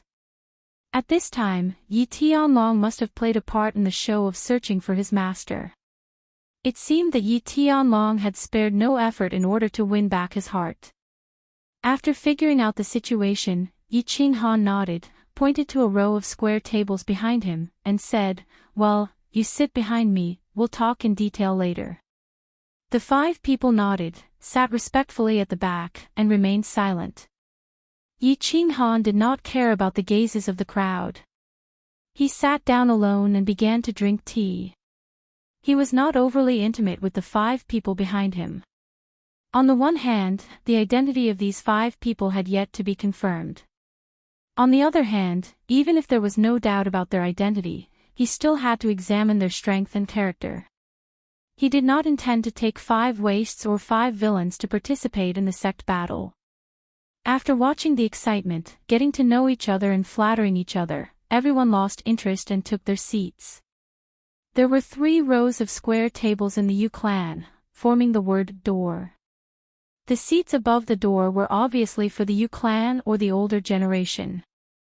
Yi Qinghan and the other 4 sat in the first row on both sides of the door. The rest of the young masters knew that their statuses were different, so they consciously sat behind them. "Congratulations, young Master Han, you've gained another 5 strong generals." Feng Zi sat next to Yi Qinghan and raised her wine glass. Hua Chao, Long Shuilu, and the rest quickly raised their glasses too. Although Yi Qinghan had promised not to take the initiative to attack, it didn't mean that he couldn't cause trouble, right? Therefore, the 4 of them would try to curry favor with him whenever they had the chance, even though Yi Qinghan didn't really like it. "Same to you." Yi Qinghan nodded and raised his glass. As everyone chatted and chatted, the doors of the north court of the Yu clan finally opened under everyone's hopeful gazes. The first to come out was a beautiful middle-aged woman. Her age couldn't be determined, and her figure was still graceful. Her skin was rosy like a young girl's, but there were faint crow's feet at the corners of her eyes, which made her look a little old. Behind the beautiful middle-aged woman was a tall man dressed in green. The man's eyes were like a bull's, bulging as if they were about to jump out. Behind him were 3 old men. They walked to the front with a smile and naturally sat down at the top row of square tables. "Greetings, 5 grand elders." Everyone hurriedly stood up. The rules of the Yu Clan's Summer Fire Festival were held and judged by the 5 grand elders of the 5 clans. They all knew this, so they weren't surprised. However, Yi Qinghan casually cupped his hands, but his eyes were staring at Yi Qingyo, as if he was blaming and questioning him. What was up with the 5 people behind him? "Brat, don't glare at me. They were arranged by your grandfather, and they are indeed the descendants of your father's dripping blood guards. There are no problems with their character and strength, so make good use of them." Yi Qingyo squinted his eyes, smiled, and transmitted his voice. "Ah!" Yi Qinghan rolled his eyes, but didn't say anything. These people were his father's descendants, so they were truly his people. Since Yi Qingyo said that there were no problems with their character and strength, then there shouldn't be any problems. He would observe them in the future and make good use of them. "Young masters, you are the elites of the new generation of the House of Aries. Today, I am honored to represent the Yu clan in welcoming you to the Summer Fire Festival. Your presence brings light to the tranquil Lake Island. Now, I announce the official start of the Summer Fire Festival." Yu Ji smiled and stood up. She said a few simple pleasantries, then announced the official start of the Summer Fire Festival. In the beginning, the young masters thought that there would be a very long and complicated speech. Now that they saw that Yu Ji was so understanding and immediately entered the main topic, they couldn't help but smile very sincerely. Their smiles were very bright and happy. Yu Ji was also very happy to see everyone laughing so happily. She gently raised her hand. However, after a moment, she seemed to have discovered something. Her expression was somewhat solemn, and she didn't lower her hand in midair. She only stared blankly at the northern sky. Yi Qingyo, Xue Fei, and the others also stopped whispering and looked at the northern sky with some solemnity. Yi Qinghan and the others were also puzzled. They also looked toward the northern sky, but they didn't discover anything. However, after a moment, a deafening roar suddenly sounded in the northern sky. Then, a black dot rapidly grew larger in everyone's eyes. A dragon roar. It's a level 7 demonic beast, the winged dragon. Only then did everyone realize what the Grand Elders were looking at. They were shocked, but they calmed down in the blink of an eye. However, the excitement in their eyes were obvious. In all these years in the House of Aries, there had never been a case of a magical beast running into the 3 prefectures to cause trouble. Therefore, it was obviously impossible for a wild magical beast to come here. Since it wasn't wild, then it was very simple. This 7th level magical beast, the winged dragon, was reared by someone. As a powerful existence, the winged dragon wasn't something that ordinary people or clans could rear. There was only one place on the continent that could rear a winged dragon, and that was the Divine City. This winged dragon was clearly flying toward the tranquil Lake Island. That meant that someone from the Divine City had come. The Divine City. What did the Divine City represent?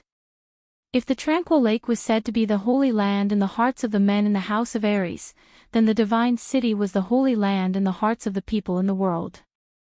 5,000 years ago, the 3 prefectures often fought because of the differences in races and civilizations.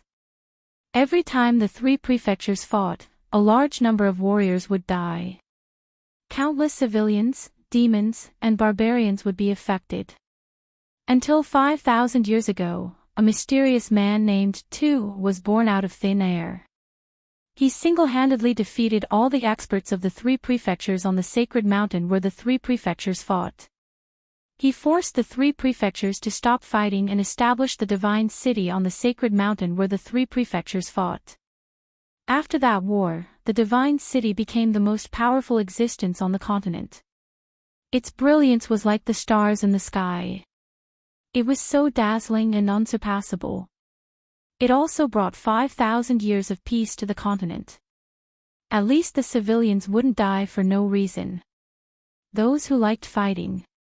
Sure, go to the prefecture battles and kill to your heart's content. The more you kill, the more you'll be rewarded. Those who liked peace. Sure. Live a peaceful life without having to worry about the mutated races coming to your doorstep in the middle of the night. Afterward, other than a few loose rules, the divine city had never interfered with the affairs of the prefectures. It stood quietly on the divine mountain, like an otherworldly master, smiling at the clouds in the sky and calmly watching the storms in the world. It was because of the divine city's indifferent attitude that the people of the three prefectures began to accept the sacred mountain and the divine city represented by the powerful man. However, there were talented people in every generation. Countless experts and heroes appeared in the past few thousand years. They seemed to care little about the tall divine city, which was pressing down on their sky and blocking their way. Therefore, they picked up the swords in their hands, walked up the mountain, and walked into the city. However, the ending was always the same. No one had ever walked into the divine city with a sword and walked out again. Never. Therefore, the divine city became a sacred place in the hearts of the people on the continent. The divine city became a taboo existence. But today, during the Summer Fire Festival, the tranquil lake welcomed a special guest for the first time. A guest from the divine city. How could the people here not be shocked? How could they not be shocked? How could they not be excited? They looked at the approaching winged dragon, as well as the young man dressed in fluttering white robes on it. Yi Qinghan narrowed his eyes. He didn't have a good impression of the divine city. He had always been resisting that tall sacred mountain in his heart. It was as if that mountain was too high, so high that the people on the continent couldn't even lift their heads. And now, the divine city actually sent a young man to the tranquil lake. What was the meaning of this? Yuji finally put down her hand, but her expression was not as solemn as before. She smiled at the young man in the sky. Since the divine city didn't send those old fellows, but a young man. Today was the Summer Fire Festival, the day the Yu clan chose a son-in-law. The young man's purpose for coming here in such a grand manner was already very clear. Although it might not be a good thing, it would at least not be a bad thing. Therefore, he was slightly relieved. Yi Qingyo and the others, on the other hand, had solemn expressions. With their status, they had the right to talk to the old fellows of the divine city. However, the young man who came to the divine city today was someone they had never seen before. Moreover, he was so ostentatious and brazenly coming to steal women. How could they not be worried? How could they not be angry? Feng Zi, Hua Hua, and Long Shuai-Lu looked a little gloomy. Another strong opponent had come. And from the looks of it, he looked pretty good. Most importantly, he had a mountain behind him. Meanwhile, Shui Wuhan wasn't as cultured and refined as he used to be. His expression wasn't gloomy either. Instead, there was some inexplicable joy and excitement. Yi Qinghan didn't care. He continued to drink his wine with a lazy look. After a short while, he regained his desire to be strong again. I'm not asking for anything, and I don't want anything. The more you guys fight, the more exciting it will be for me.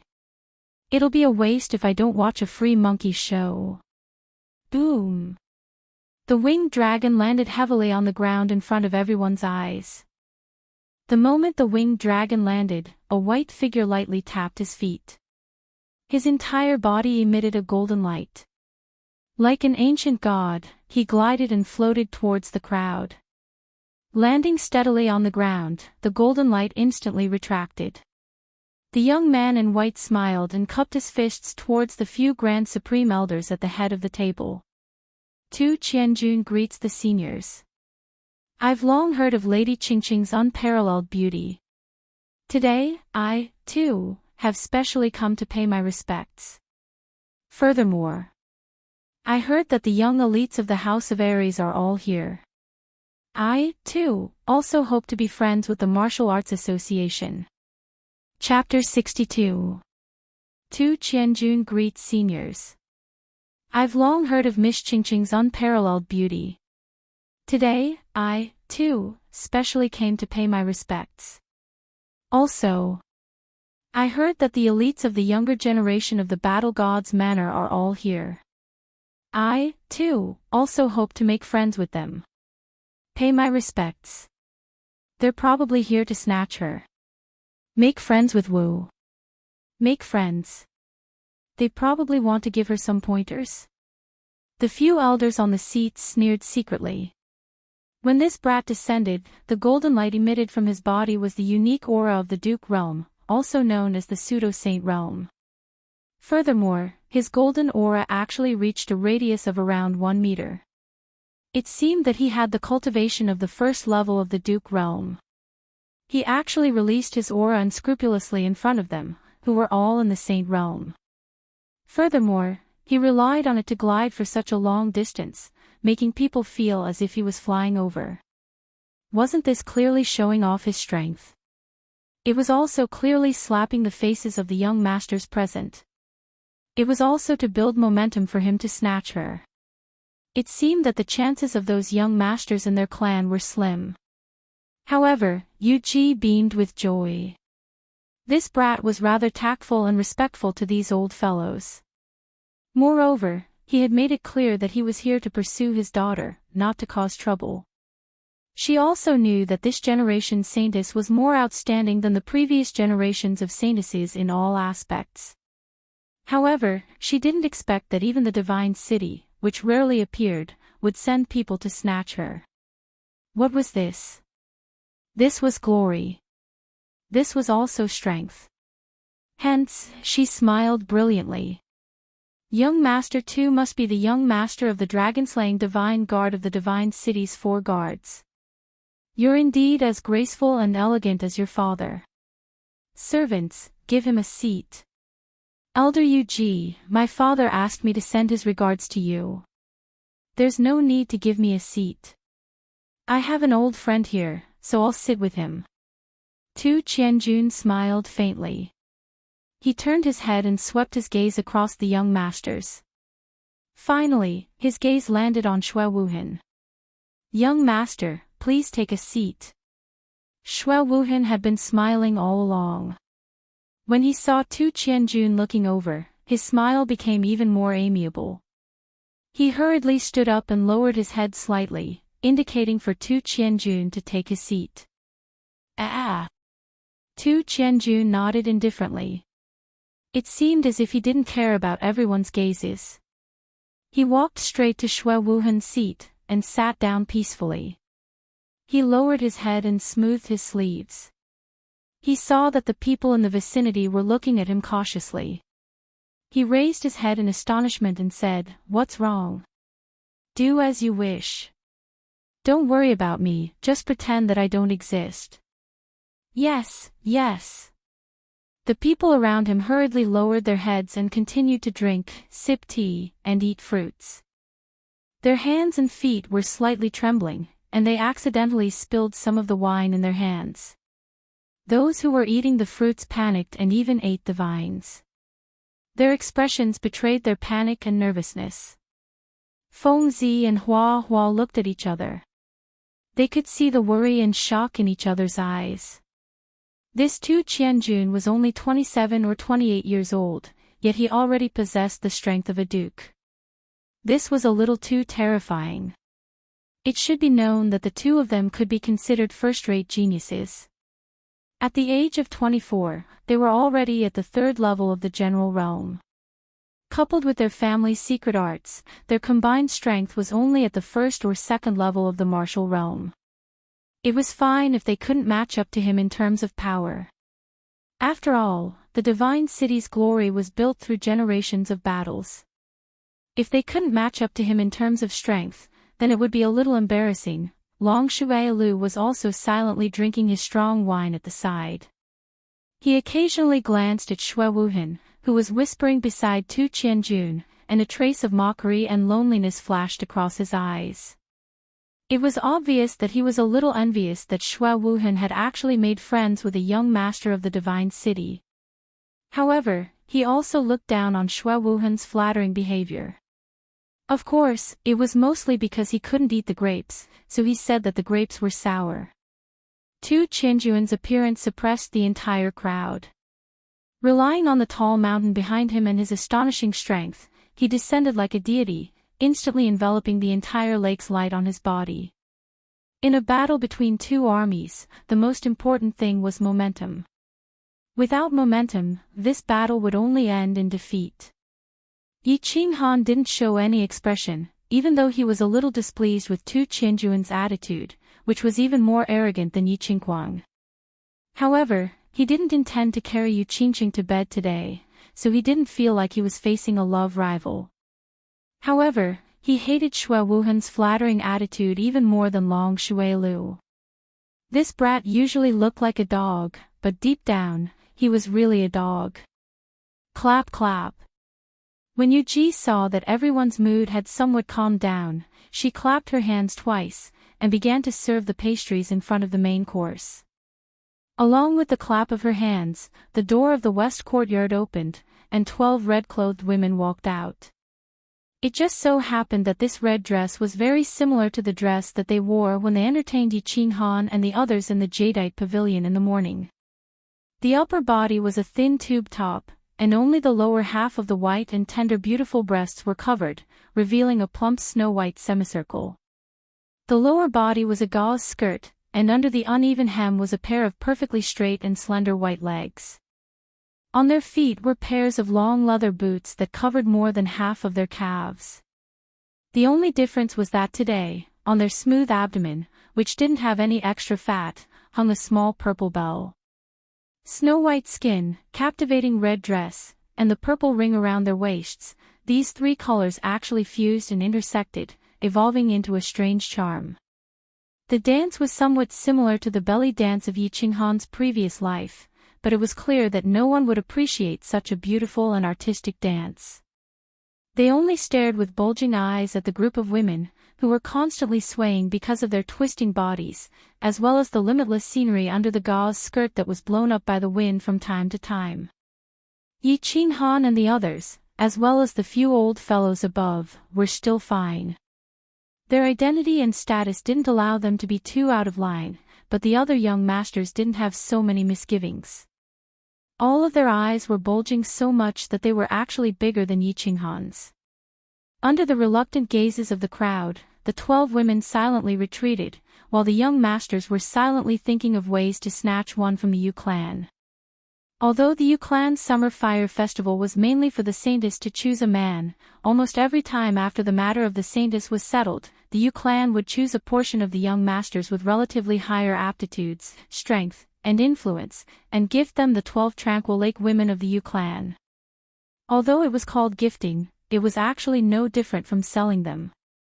Every Yu clan woman would be exchanged for a large amount of resources and treasures. However, these young masters who managed to snatch the Yu clan women wouldn't hesitate at all. Moreover, their clans would also be willing to use a large amount of treasures to exchange for the Yu clan woman. Of course, this wasn't just because the Tranquil Lake women of the Yu clan were unparalleled in the world.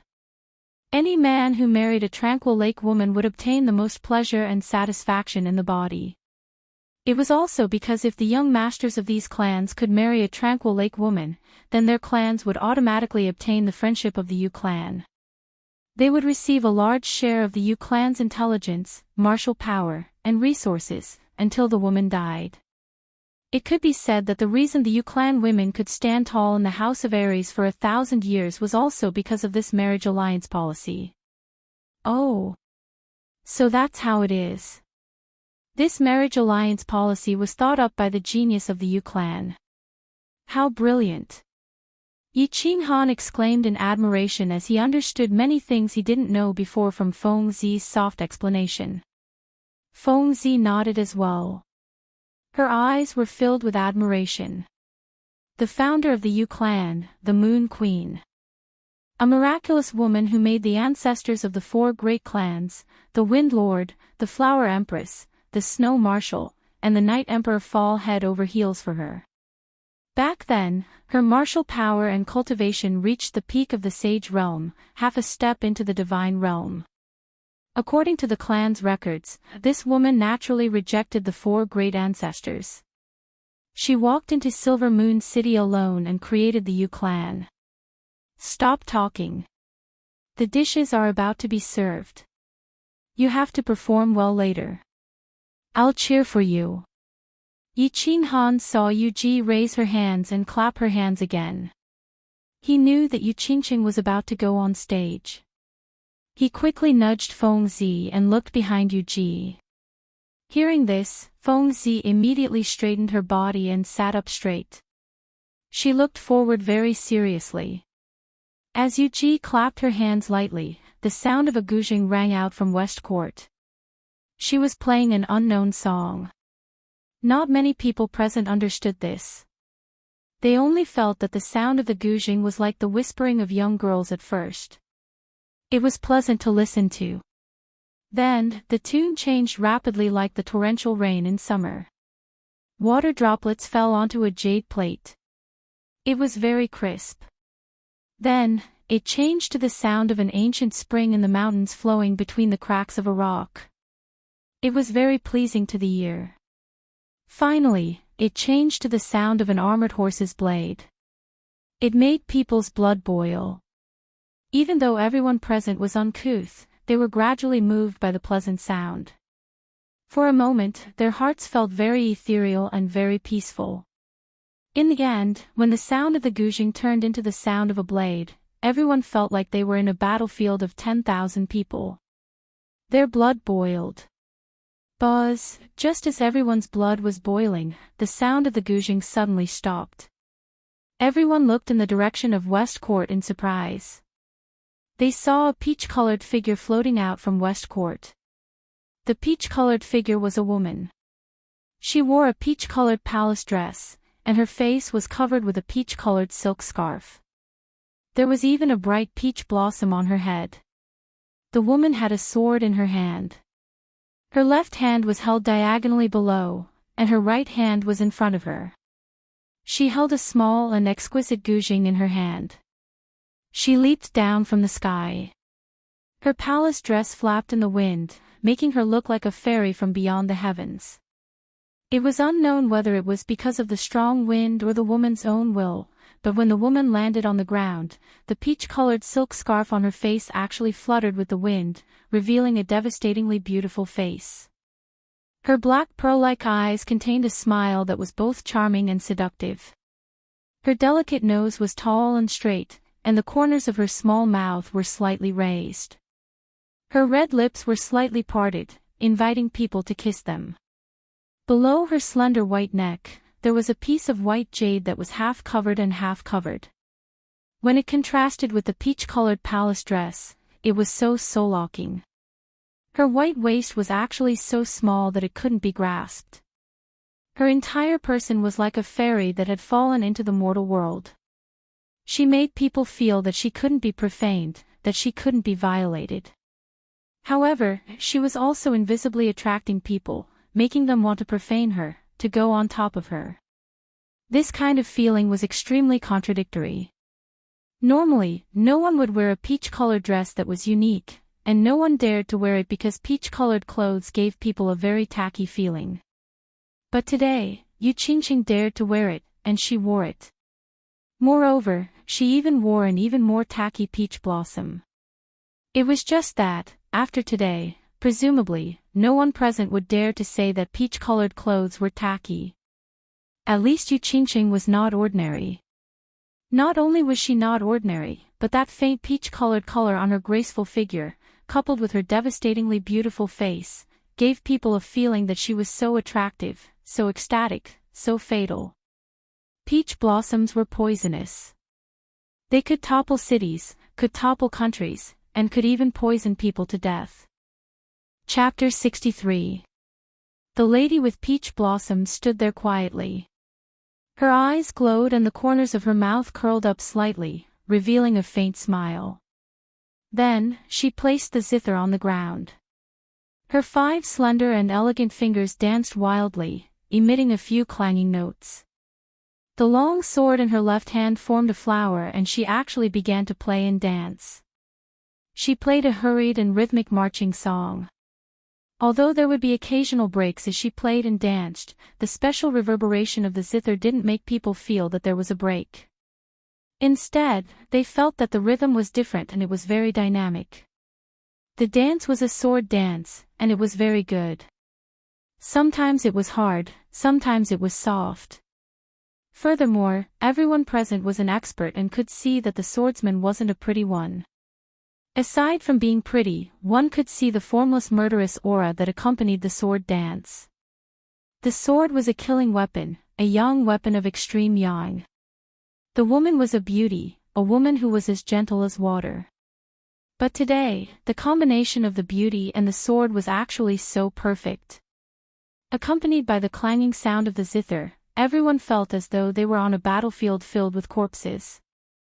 A peerless woman who had lost her lover was killing people with a sword. Moreover, the way she killed people was so beautiful and moving. The sword dance ended, and the song also ended. However, the young masters were still immersed in that moving scene just now. It was like a dream or an illusion, and they were intoxicated. Only when Enchanting bowed slightly and returned to Yuji's side to sit down did everyone suddenly come to their senses. They applauded in unison. Lady Enchanting can topple a nation. This trip of Qingjuan's was not in vain. This dance can raise a great white. Tu Qingjuan's eyes sparkled. He picked up a large cup of wine on the table and shook it at Enchanting. He raised his head and laughed as he drank it. His actions and tone were extremely elegant and flawless. Enchanting smiled faintly and nodded without saying anything. Lady Enchanting's sword dance is unparalleled in the world. No one in the world can compare to you in playing and dancing at the same time. This dance should raise a large jar. Fengzi hurriedly stood up and said, not to be outdone. She raised a large jar of wine and drank it all in one go. She didn't stop at all and drank it all without leaving a drop. Seeing that Fengzi didn't even gasp for breath after finishing a jar of wine, Hua Hua and Long Shuilu, who were about to raise their cups, were dumbfounded. This lunatic is indeed a lunatic. How can we endure this?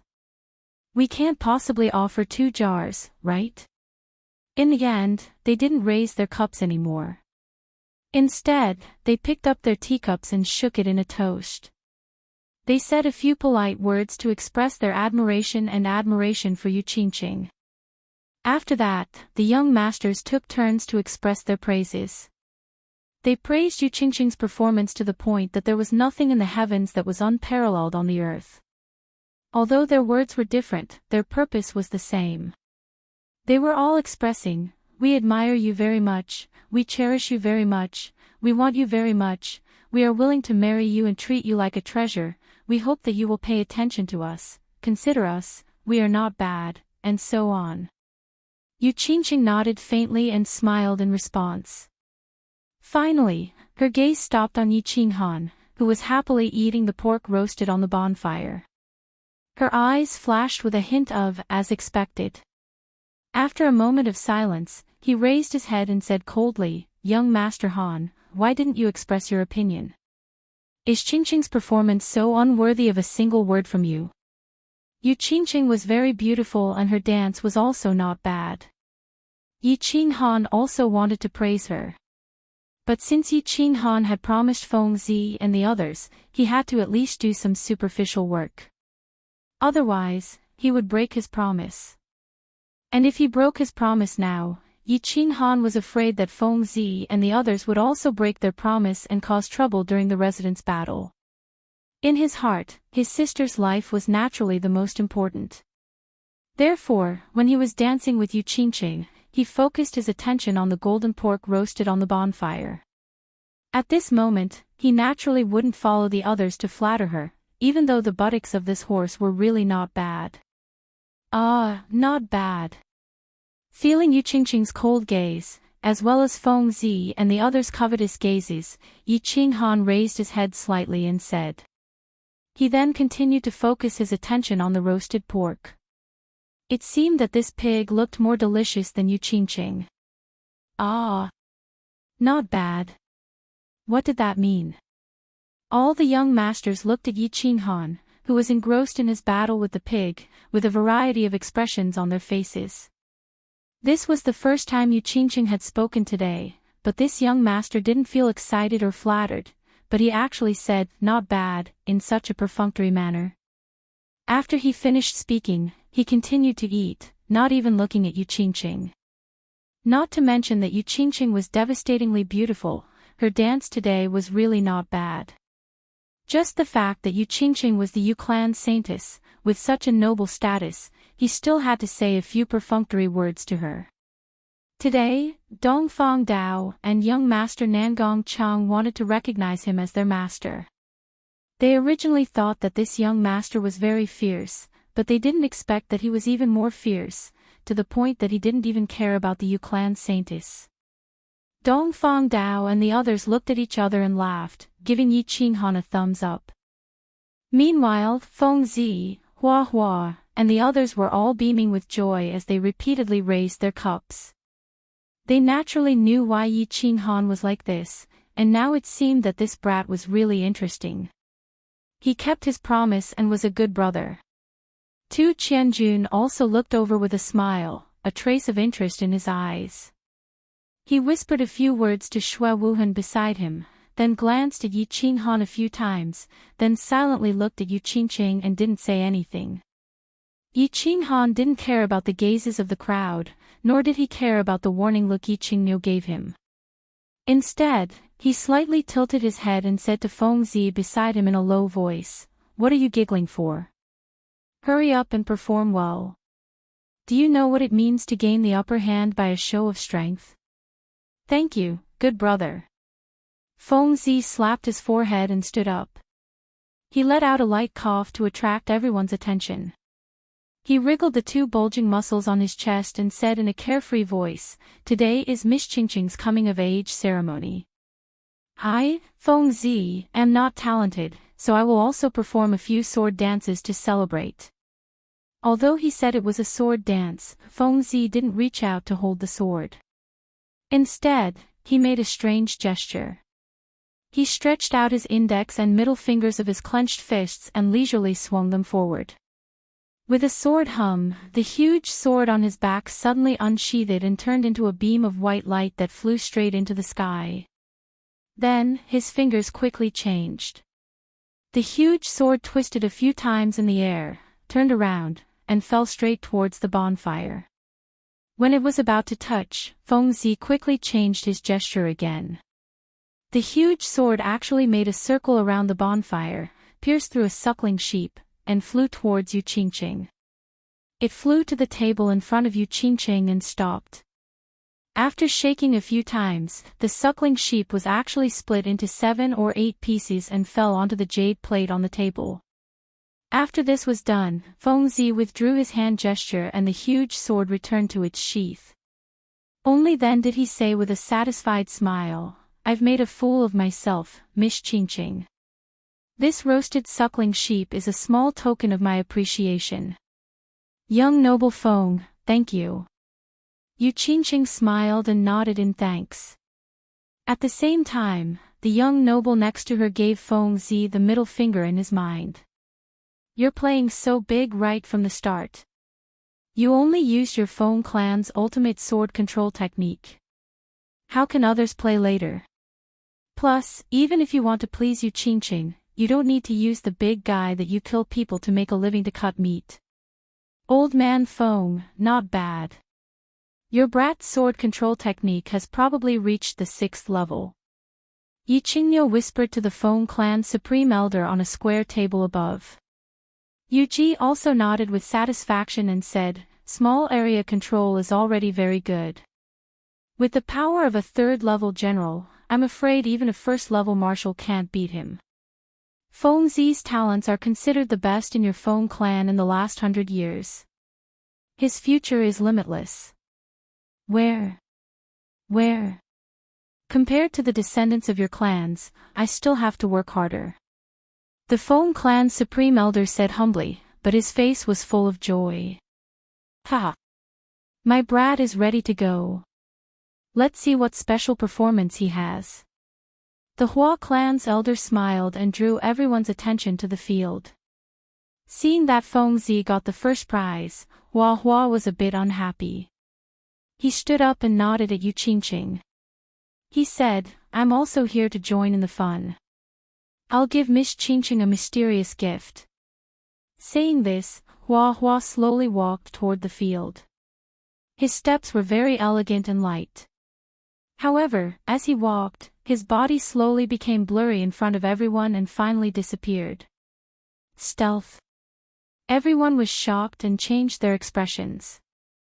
They had heard of the Hua clan's stealth technique, but they didn't expect Hua to disappear in front of everyone. If he sneaked up to them and stabbed them, wouldn't they die?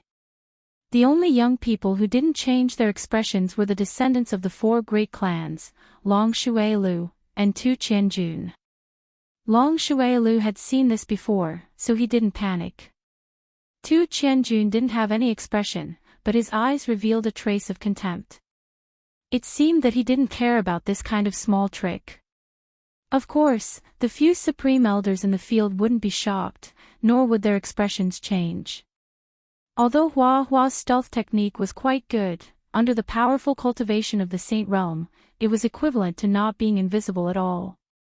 Hua left very quickly and came very quickly. After everyone opened their eyes wide and looked around for a moment, Hua finally appeared. However, he directly walked toward Enchanting. He held a purple rose in his hand and walked with strange steps. His speed seemed very slow, but a series of afterimages appeared behind him. In the field, 3 Hua appeared. Hua held roses in his hand and walked over with a smile on his face. The scene was extremely strange. Finally, the afterimages disappeared and Hua stood in front of Enchanting. He bowed sincerely and said, Miss Enchanting, may your beauty be like this bouquet of roses that will never wither. Thank you, young Master Hua. Enchanting still had an indifferent expression. She extended her lily-white hand and took the purple rose. Ah! He had even used the afterimage clone technique to pick up girls. That transvestite actually used such an awesome escape technique to put on a show. Everyone shook their heads and secretly decided that they wouldn't embarrass themselves later. Anyway, the descendants of the 4 great clans, Long Shuailu, and a young master from the Divine City were there. Even if they thought about it, they wouldn't have any hope. It was better to think about how to snatch one of the 12 elite girls from the Yu clan. Chapter 64.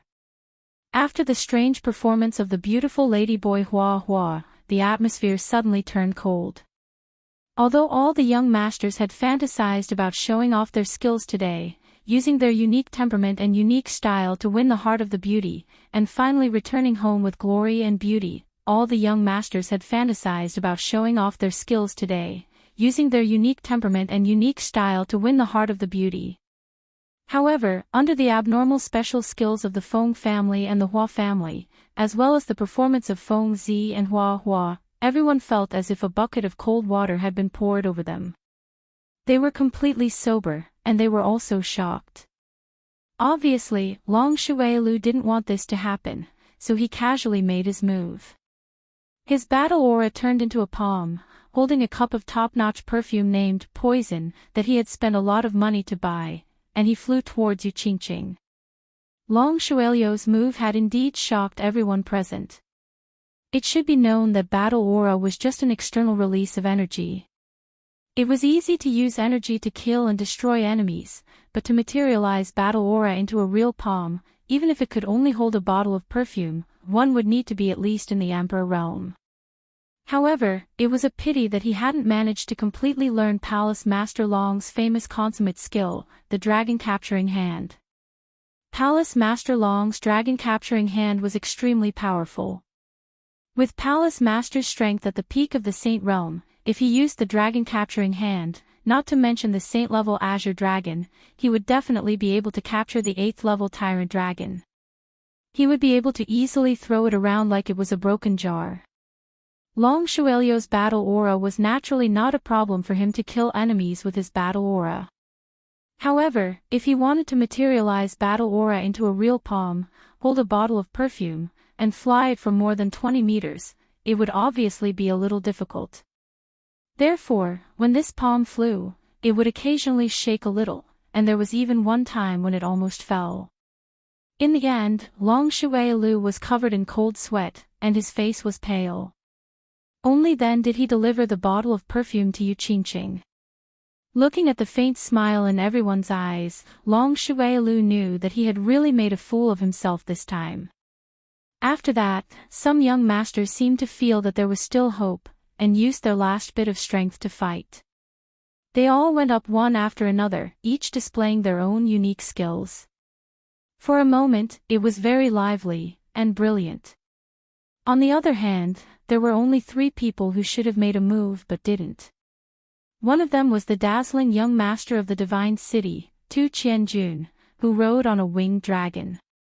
The other one was Xue Wuhan, who was sitting respectfully beside Tu Qianjun.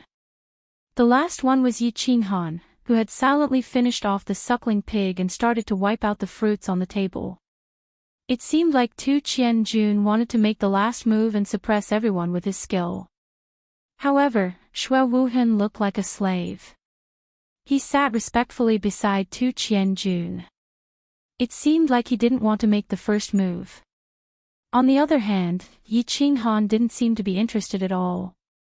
It was as if he felt that the beautiful lady on the table was not as delicious as the plates of fruits on the table. The last young master's childish performance didn't garner any enthusiastic applause. The rest of the young masters finally recognized a fact. The ultimate skills that they were so proud of were so lowly and childish in front of the 5 clans and the Divine City's young masters. Therefore, they decisively expressed their silence and gave up. They didn't want to embarrass themselves and make a fool of themselves. Wu Hen, don't you want to go up and play? Tu Qianjun swept a glance at Yi Qinghan. He had been eating fruits with his head lowered. It seemed as if he would never be full. Tu Qianjun raised his eyebrows after he confirmed that no one else was going up. Young master is here. What is Wu Hen going to do? Make a fool of myself. Xue Wuhan shook his head and said. His tone was a little respectful, a little flattering, and a little humble. Tu Qianjun let out a long laugh. He proudly stood up and coldly swept his gaze across everyone. His eyes didn't have the same look of interest as before. Instead, he looked down on everyone. It was as if he was a high and mighty king looking down on a group of ants. He looked down on everyone for a while. Then, he coldly said when everyone was a little impatient, haha. Indeed, you'll only make a fool of yourself if you go up. Since they've already made a fool of themselves, I'll just casually put on a show to liven things up for Lady Qingqing. Ah! Tu Qianjun finished speaking. Everyone except for Xue Wuhan and Yi Qinghan's complexion changed at the same time. This was a slap to their faces. This was a naked slap to their faces. What did he mean by, I've already made a fool of myself? What did he mean by casually put on a show? The complexions of the older generation didn't look good either. Slapping the faces of their descendants was equivalent to slapping their old faces. You've come from the Divine City, and your strength is very heaven-defying. But, you should at least leave some face for us old fellows. Yu Qingqing's complexion didn't change after hearing Tu Qianjun's incomparably arrogant words. She looked at Yi Qinghan, who was still eating grapes without the slightest change in expression. Then, her complexion became a little richer. Her black pearl-like eyes flashed, and she instantly smiled. Then, she used an unprecedentedly sweet and soft voice to say, "Young Master Tu, please. Qingqing will wait and see." Feng Zihua and Long Shuelio's complexion changed completely. They became a little deathly gray and looked very unsightly. Today was the Summer Fire Festival. It was the day that Yu Qingqing would choose her man. Strength, influence, and performance were all fake in this bonfire party. The most important thing was Yu Qingqing's attitude. Because the final decision was still in her hands. Originally, when they were performing, Yu Qingqing's attitude was always lukewarm. But now, Tu Qinjuan's performance had not even started, and Yu Qingqing had already expressed her attitude. One could imagine what this meant, haha. Since Miss Qingqing wants to see, I'll also learn from them and perform a few acrobatics for you to watch. Tu Qianjun looked at the blackened faces of Feng Zihua and the others. He seemed to find it very interesting and continued to mock them. As soon as he finished speaking, the expressions of the old fellows sitting in the seats of honor, except for Xue Fei, all changed. Acrobatics. When did the unique skills of the great clans become acrobatics? The expressions of the Feng and Hua clans' Grand Supreme Elders were the worst. Yi Qingniu and Yu Ji's expressions were not very good either. The 5 great clans were of the same breadth and branch. Humiliating one clan was equivalent to humiliating all 5. And now, it was very obvious that Tu Qianjun had actually humiliated all of them. Us old fellows are looking forward to young Master Tu's performance. The Feng clan's Grand Supreme Elder spoke. His tone was full of anger. He, Elder Feng, there's no need to be angry. I don't mean to question your clan's imperial sword technique. I just feel that the disciples of your clan don't seem to be using the imperial sword technique very well. It just so happens that I have also learned 2 moves of the imperial sword technique. Elder, please appraise them. Tu Qianjun smiled faintly. It was as if he did not see Feng Zi's true purple face and his explosive muscles, as if they were really going to explode. He just casually waved his hand and did the same action as Feng Zi just now. Following his hand gesture, the meat cleaver in front of him actually trembled strangely. Then, under the astonished gazes of everyone present, it soared into the sky. Then, it elegantly danced in the sky. Finally, it imitated Feng Zi and fell straight down. It pierced through a suckling pig and flew to the sky above Yu Qingqing. Once it was in the sky, the meat cleaver suddenly sped up and turned into an afterimage. It continuously shuttled through the body of the falling suckling pig. Finally, it landed at the same time as the suckling pig and stabbed diagonally into the body of the suckling pig. Ha! All the young masters looked at the suckling pig on the table that was as good as before. They also looked at the meat cleaver that was stabbed into the suckling pig and was constantly shaking. Although they were a little shocked that Tu Qianjun actually knew the Feng clan's unique skill and that he seemed to be dancing very elegantly, they still had some doubts in their hearts. Didn't you say that Feng Zi's imperial sword technique wasn't very good? What did Feng Zi say? He was able to use a huge sword to cut the suckling pig into 7 or 8 pieces. Yet, after dancing for so long, the suckling pig was still intact. Young Master Tu's imperial sword technique is indeed brilliant. Feng Zi admits defeat. While everyone was still puzzled, Feng Zi stood up and swayed. His face was ashen as he spoke in a deep voice. Pa! As soon as Feng Zi finished speaking, the meat cleaver stopped swaying. The suckling pig was like a blossoming flower. It split open from the middle and was divided into countless evenly sized pieces. Then, it was steadily placed on the plate. Young Master's skill is divine. Wu Hen admires you. Xue Wuhen stood up and cupped his hands respectfully as he spoke. The passion in his black and gray eyes was very obvious. Looking at the dozens of evenly sized pieces of suckling pork on the plate, listening to Feng Zi's sincere words, and looking at Shui Wuhan's respectful posture, all the young masters were shocked once again.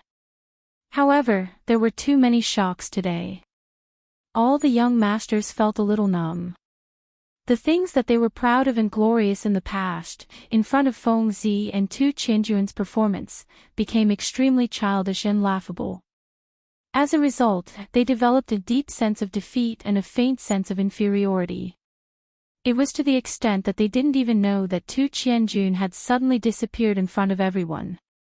They didn't notice, but Yi Qinghan, Hua Mu, and Feng Zi were very sensitive and discovered it. They looked at each other and revealed an expression of disbelief and extreme shock. What situation was this? Tu Qianjun actually knew the Hua clan's stealth. What was stealth? It was the Hua clan's unique skill. The Hua clan was the descendants of the Thorn God. Only those who possessed the Thorn God's bloodline could learn the stealth skill. Furthermore, Tu Qianjun had just revealed the Feng clan's unique imperial sword technique. Since when did the unique skill of the 5 big clans become so worthless? Everyone could learn it. Could it be that the people in the divine city were also descendants of the ancient gods? And they had all the bloodlines of the 5 ancient gods? Yi Qinghan's eyes flashed. He couldn't understand it no matter how he thought about it. Finally, he looked at Yi Qingniu, who was at the top of the seats. Feng Zi and Hua Mu also looked at the grand elders of their clans. There's no need to be surprised. The people in the divine city are all descendants of the ancient gods. I'll explain the specifics later. The unique skills of the 5 big clans that they know are all imitations. They might seem good at the beginning, but in the later stages, their power and destructive power will be very different. Yi Qingniu and the few grand elders passed on the information to answer their questions. However, seeing that Tu Qianjun was using their clan's unique skill to sweep across their faces, they felt very uncomfortable, and their faces darkened. Ah! Young Master Tu disappeared. At this time, the people present finally realized that Tu Qianjun had disappeared. They all looked around, their faces full of confusion and disbelief. Although their abilities were the weakest among them, Tu Qianjun had actually disappeared right under their noses. This was too terrifying. After a while, Tu Qianjun finally solved their doubts. He suddenly appeared on the stage, holding a bunch of red roses that were a few times bigger than Hua Mu's. It was the same stealth and the same afterimage clone technique, but his stealth seemed to be more thorough than Hua Mu's. His afterimage clone technique was actually more than 10 meters long, and the number of clones was more than double that of Hua Mu's. Miss Qingqing, I think that red roses represent love more. Isn't that right? Tu Qianjun stood elegantly in front of Yu Qingqing, holding a big bunch of red roses. His body leaned forward slightly, and his face was full of confidence and a proud smile. Young Master Tu is very considerate. Yu Qingqing reached out and took the red roses. She looked at Yi Qinghan, who had his head lowered and seemed to be thinking about something. She opened her mouth and smiled. Her neat white teeth, tender red lips, and intoxicating smile made everyone's heart skip a beat. Tu Qianjun swept his gaze over all the young masters below. He was very satisfied with their shocked and frustrated expressions. He waved his hand in a confident and unrestrained manner and said with a smile, "Hee hee, these are just some small tricks. Since young lady Qingqing likes them, I'll show you one more trick and give you a small gift. I hope you like them." Small tricks. Faced with Tu Qianjuan's naked humiliation, Feng Zi and Hua Mu remained silent and lowered their heads slightly. Although their elders had already explained it to them, they still couldn't accept that they had lost to an outsider in the consummate skill that they were so proud of. Long Shuelio's expression was a little bad, but he was still slightly better. He even felt a little proud. At least he hadn't been slapped in the face, so he felt like the pot calling the kettle black. However, in the next moment, his face turned completely ashen. He saw a hand, a huge palm. At this moment, a huge palm flew towards the outside of the field. Closely after that, it caught that huge pterosaur and threw it into the open plain. Dragon Catcher Hand. Tu Qianjun actually knew the Dragon Catcher Hand, and it looked like he was using it very well. Although the winged dragon definitely wouldn't resist its master. However, such a huge winged dragon was actually caught by him from such a long distance. A small palm was holding a bottle of perfume, and it was flying unsteadily at such a close distance. Furthermore, a single person was able to grab a winged dragon so quickly and steadily. Even a blind person could see that the Dragon Catcher Hand was like heaven and earth. They weren't on the same level at all. Evidently, compared to Feng Zi and Huamu, Tu Qianjuan's slap in the face seemed to be more severe and thorough. This little worm doesn't have any special use. It can only bring people flying. I'll give it to Miss Qingqing as well. You can play with it when you're free, Tu Qianjun said indifferently as he retracted his hand and placed it behind his back. Chapter 65. The open space of the Tranquil Lake Island was very lively, noisy, and interesting. The Tranquil Lake Summer Fire Festival that happened once every 15 years had become even more interesting because of the appearance of a young master. Not only was this young master's strength outstanding, he definitely had the strength of the top 3 on the Earth list. Furthermore, he seemed to be omnipotent. He was very familiar with the ultimate skills of the Feng family and the flora and fauna ancient gods.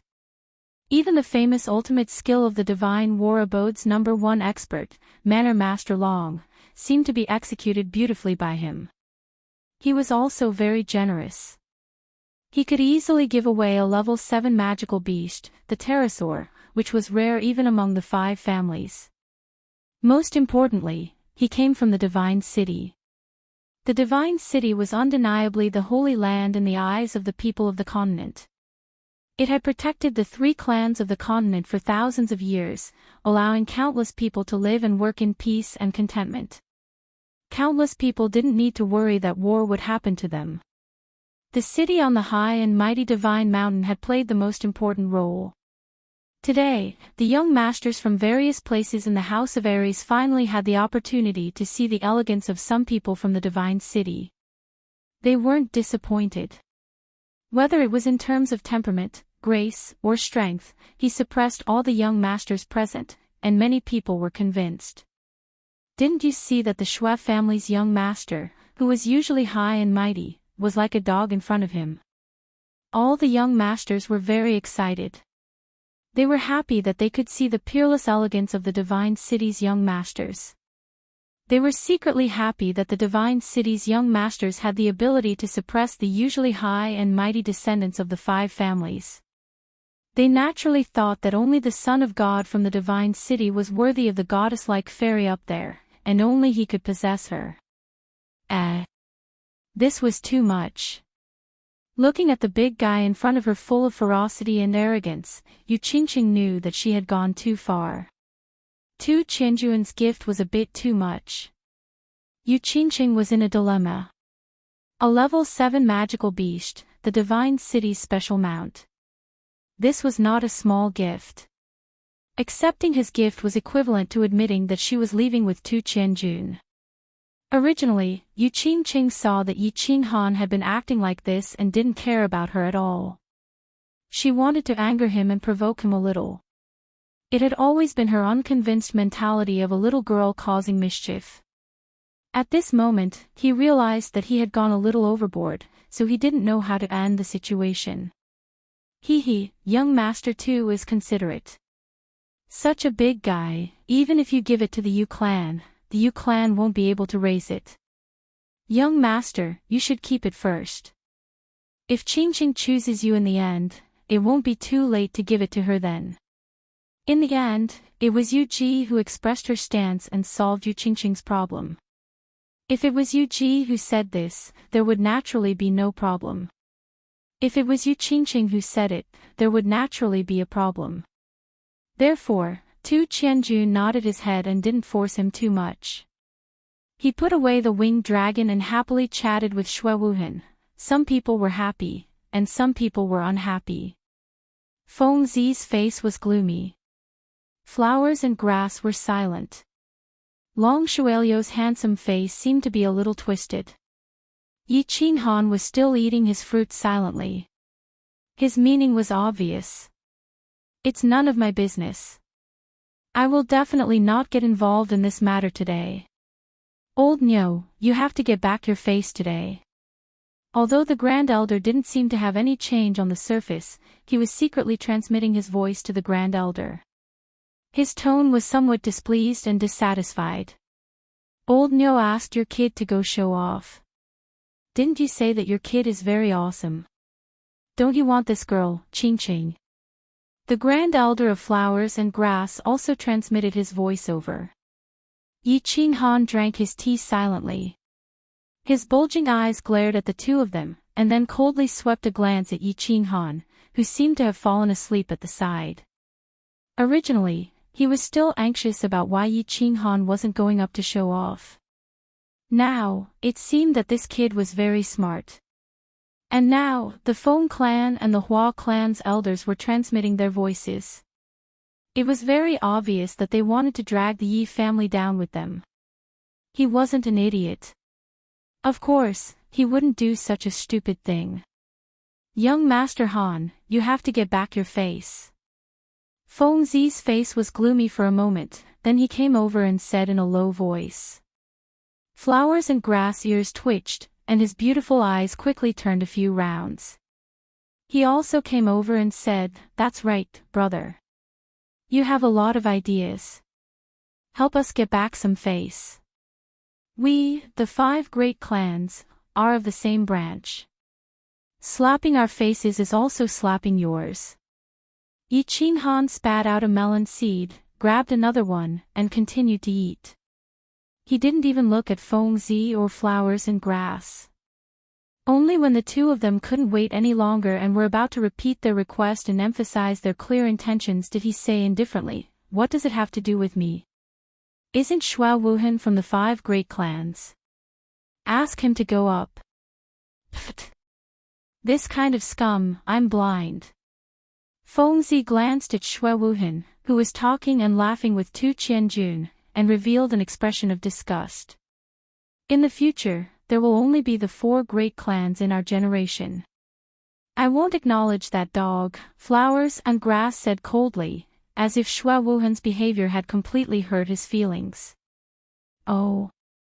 Yi Qinghan's eyes revealed a smile. He didn't understand why Xue Wuhan would obviously join Tu Qianjuan's side when he saw him. Moreover, he was acting so pretentiously, which made people uncomfortable. As long as Feng Zi and Flowers and Grass didn't die prematurely, they would definitely be leaders. Why was Xue Wuhan like this? And the old man from the Xue clan seemed to be silently agreeing with his behavior. However, he was very satisfied with Feng Zi and Flowers' attitude. Xue Wuhan had sent people to kill him, and he was the real culprit who had left his sister lying in the back of the mountain.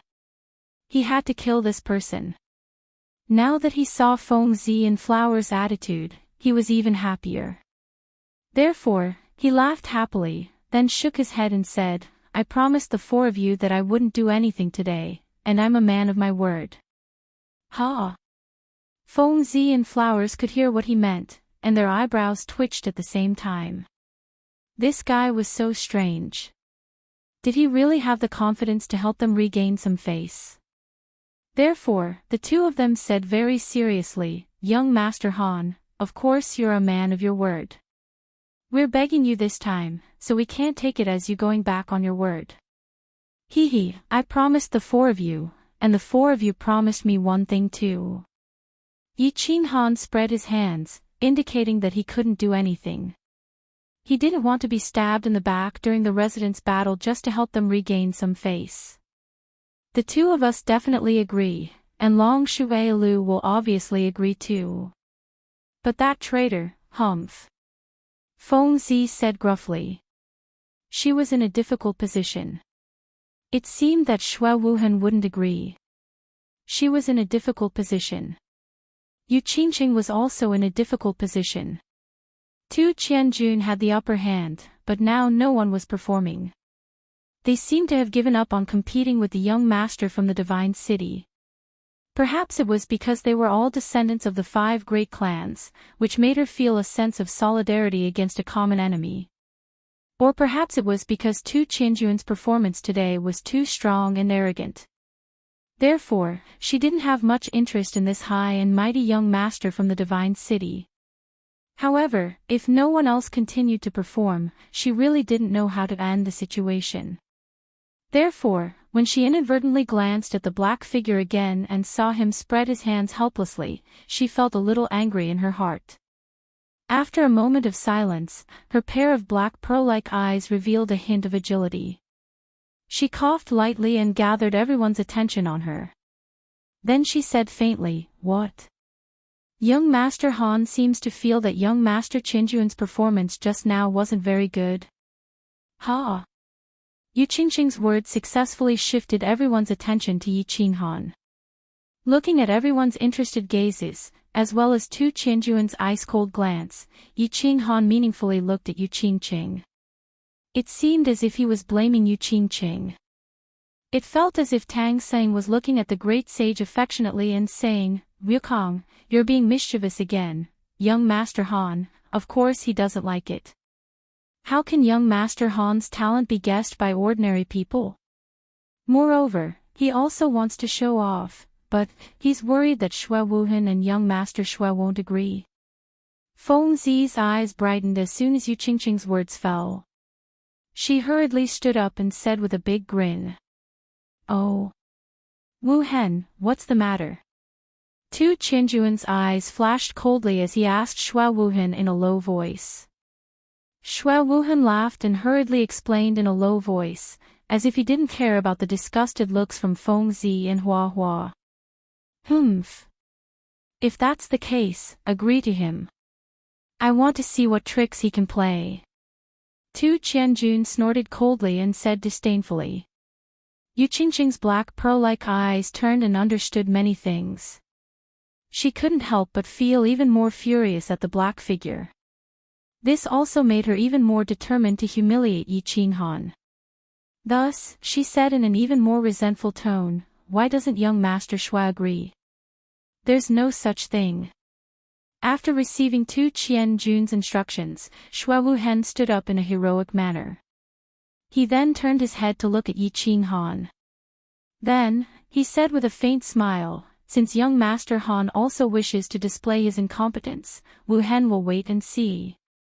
Young Master Han, do your best. Don't worry about the rest." Long Shuailu stood up at this time. It was obvious that he was telling Yi Qinghan, "Go ahead, I'll support you for the time being." Tu Qianjun had thoroughly slapped him in the face, making him temporarily forget that Yi Qinghan had knocked him out with a punch.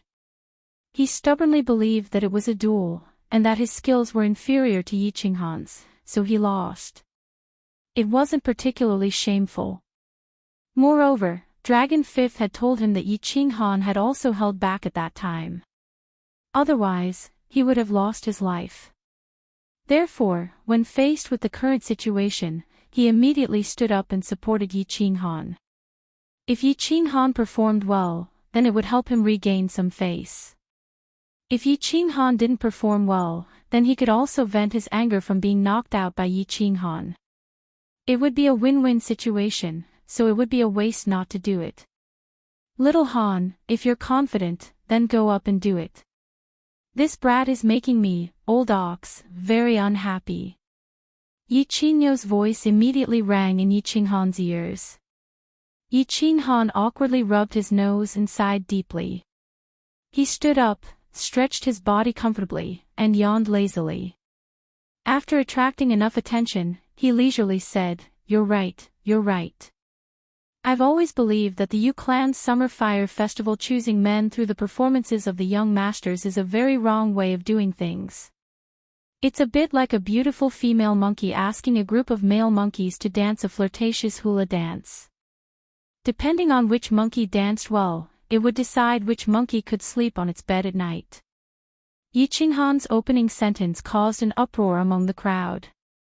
Many people in the crowd spat out a mouthful of wine at the same time. His words offended almost all the young masters who had performed, including the goddess-like young lady Yu Qingqing. Feng Zi and Hua Hua lowered their heads in embarrassment, but they were cursing in their hearts. Meanwhile, Tu Qinjuan's expression didn't turn gloomy because of Yi Qinghan's words. Instead, he looked at Yi Qinghan with interest, as if he was looking at a very interesting toy. Yu Qingqing's beautiful eyes narrowed. This brat was too hateful. Every time he opened his mouth, he would say words like choosing a man and sleeping with him. He even compared her to a female monkey. Although he said it was a beautiful female monkey, it was still unforgivable. Yi Qingnuo's mouth was wide open from laughter. This brat was pleasing to the eye no matter how he looked at him. This aura, this sense of humor, he was as flirtatious as when he was young. The rest of the grand elders were also slightly stunned, and they shook their heads in unison. It seemed like Yi Dao's son was even more of a hooligan and wanton than Yi Dao in the past. Yu Ji lowered her head and pondered. She seemed to be thinking deeply about the deep meaning behind Yi Qinghan's words.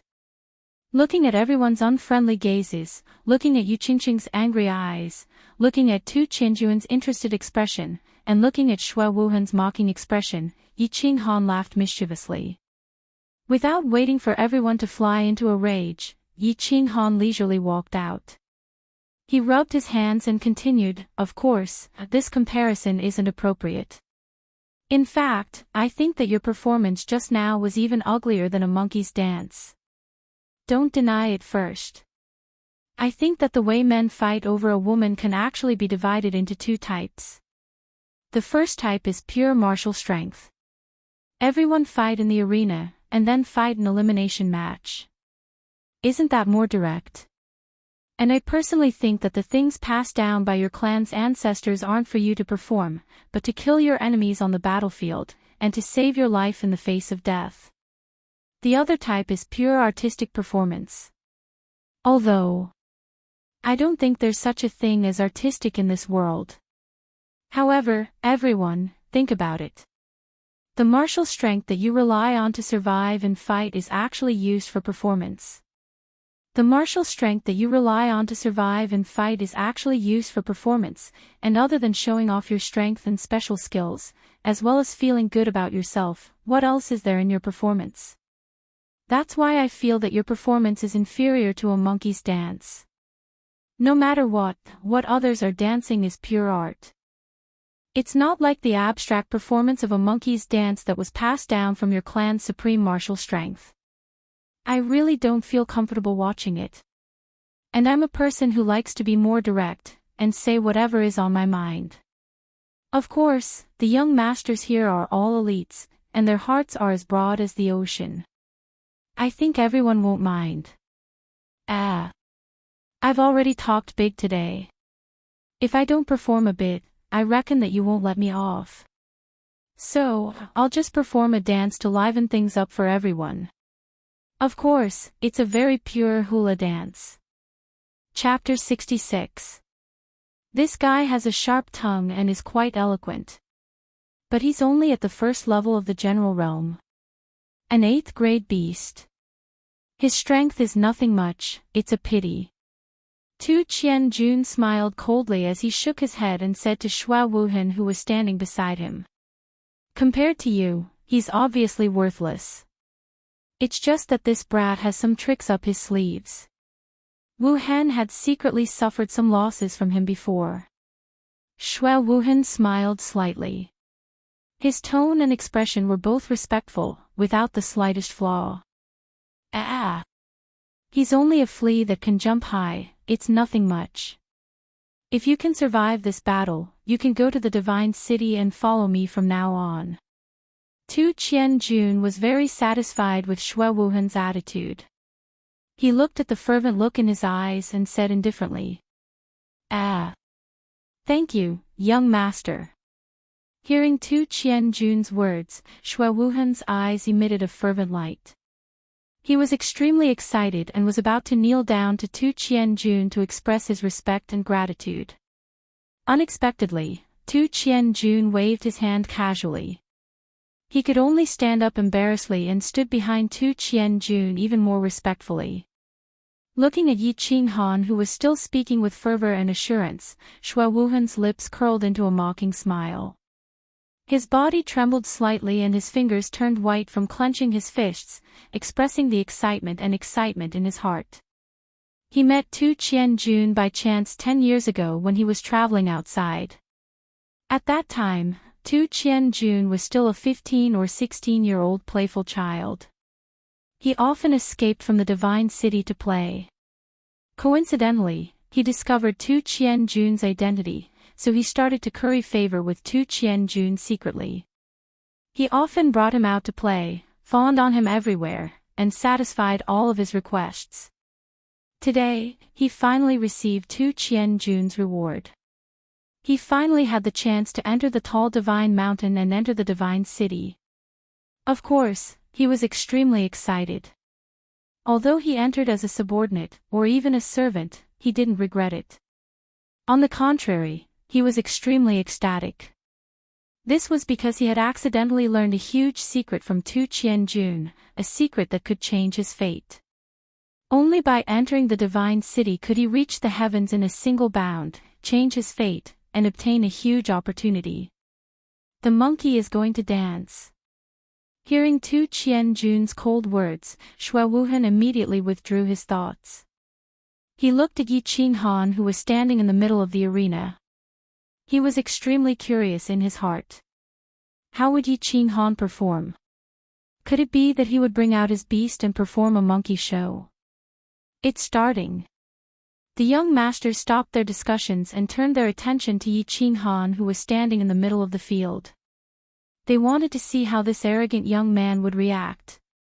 Yi Qinghan walked to the center of the field lazily. After whetting everyone's appetite, he did not make his move immediately. Instead, he suddenly made a special move. His body shook, and he raised his head. His spine suddenly became straight, and he put his hands behind his back. His expression was solemn, and there was a hint of vicissitudes in his life. His eyes gradually became deep, and his eyebrows inadvertently furrowed slightly. It was as if a young warrior had turned into a middle-aged poet in dire straits. Ugh! Yi Qinghan's instantaneous change in temperament had indeed shocked everyone. His ability to change his expression was too fast. Furthermore, he was acting as if it was really the case. Bring the wine. Just as everyone was secretly sneering, Yi Qinghan suddenly shouted. He maintained his original posture, but he stretched out his hand and waved it towards Feng Zi's square table. Feng Zi chuckled and lightly patted a jar of wine on the table with one hand. The wine jar flew steadily towards Yi Qinghan. Not a single drop of wine spilled on the table, nor did it explode. Yi Qinghan did not turn his head. It was as if he had eyes on his back. Before the wine jar touched his hand, he turned his palm into a claw. He easily grabbed the wine jar, leaned back slightly, and gulped down mouthfuls of wine. Under the illumination of the moonlight, the colorless wine turned into a lustrous white.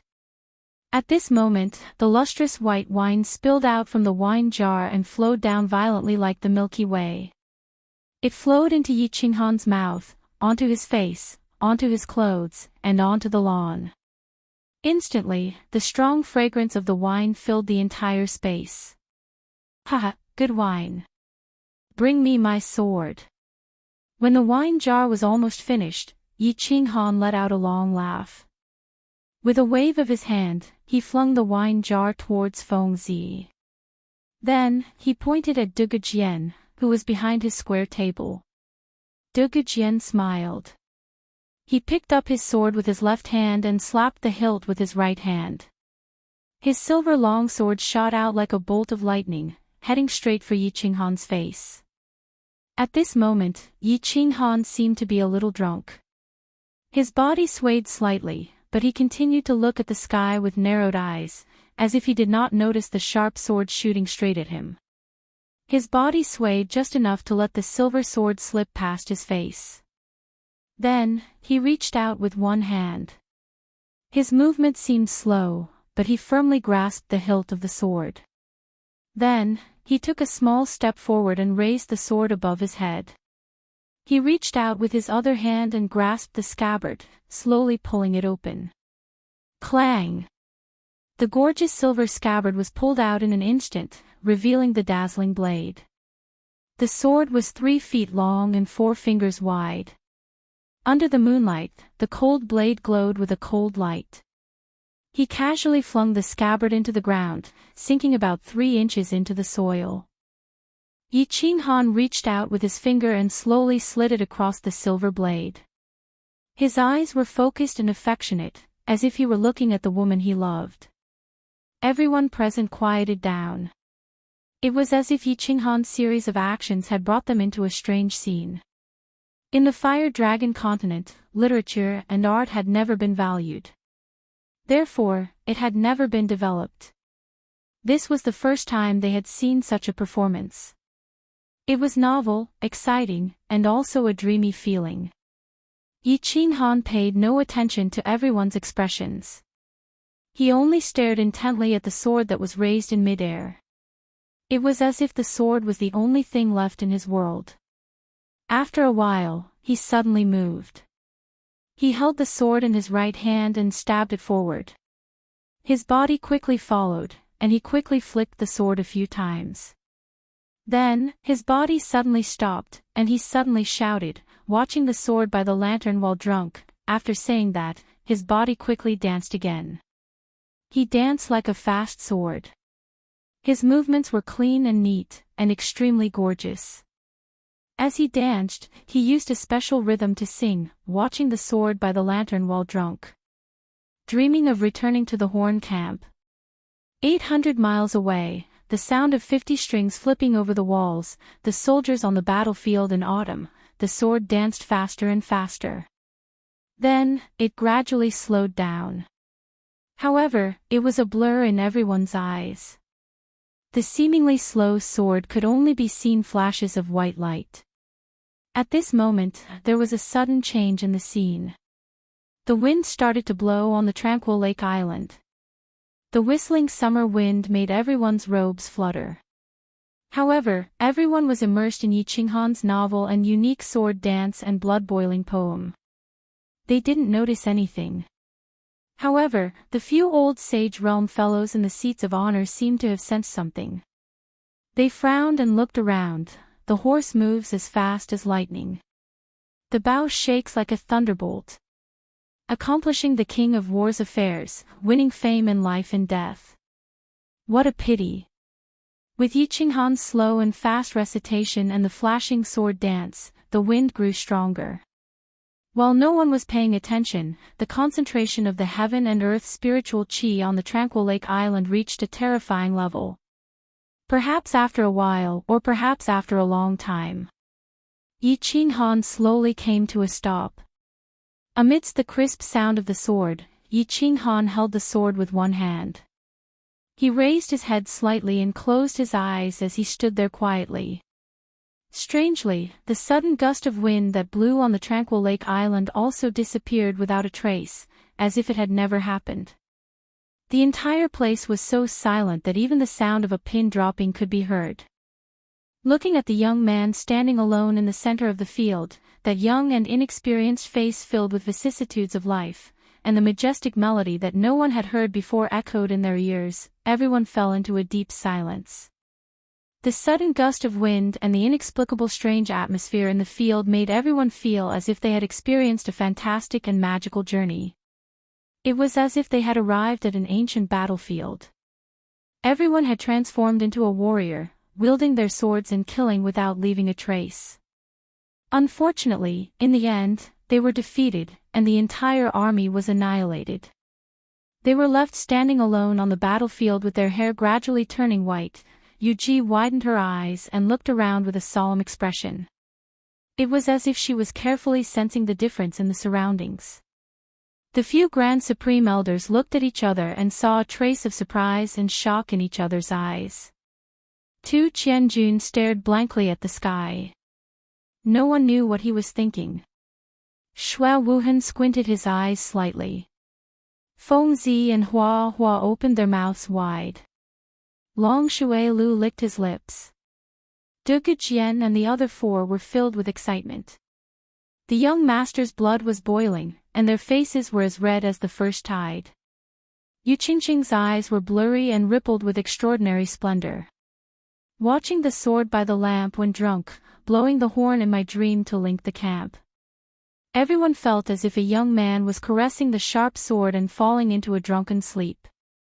Then, when they woke up at dawn, they heard the majestic horn sound from all the military camps. The first two lines were filled with emotions and emotions. 800 miles away, the sound of 50 bowstrings flipping over the wall, the soldiers on the battlefield in autumn. Everyone felt as if they had arrived at a battlefield where tens of thousands of people were fighting. They saw the mighty military camps with axes and halberds standing upright and pointing to the sky.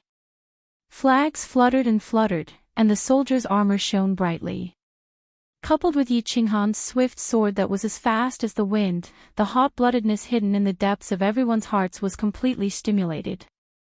The horse gallops as fast as lightning, the bow shakes like a thunderbolt. Accomplishing the king's affairs, winning fame in life and in death.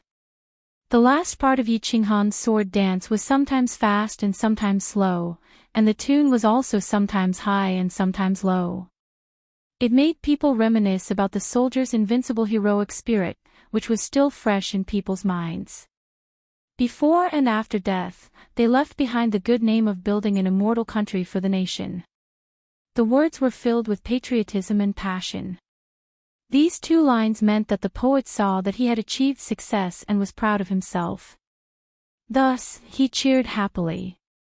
Even the tune was relaxed and majestic, raising the emotions of the lyrics to the highest point. And the last line, pity happened in vain. The tip of the pen suddenly changed, causing the emotions to plummet from the highest point. It expressed the infinite emotion of not being able to fulfill one's ambition. It revealed the sharp opposition between ideals and reality, and expressed the grief and indignation of having the heart to serve the country, but having no way to go. The whole poem was covered with a strong sense of sadness. This line echoed the first line, both describing the feelings of real life. It formed a strong contrast with the dream in the middle, and powerfully expressed the grief and indignation of having the ambition to serve the country. A brand new sword dance, a tune that no one had heard before, a poem that made people's blood boil, and filled with emotion. The cadence of the recitation matched with the bewitching sword dance. Although there were many parts of the poem that the audience did not understand, and some of the words did not understand the meaning, it did not hinder the audience from appreciating this performance. It did not hinder the shock and baptism in the depths of their souls. They did not know why, but their hearts felt intoxicated, as if they were in a dream. After a long time, it was unknown who gave the first applause, but a moment later, the applause was like a surging tide. They had never thought that a man's sword dance could be like this, and that a man could also sing. Moreover, he could sing in such a way that resonated with people's hearts. Tu Qianju nodded and came back to his senses. Then, he started to clap lightly. Although the light in his eyes was still arrogant, there was also a faint hint of admiration in it. Yu Ji sighed slightly. Her expression was cautious, and she did not clap.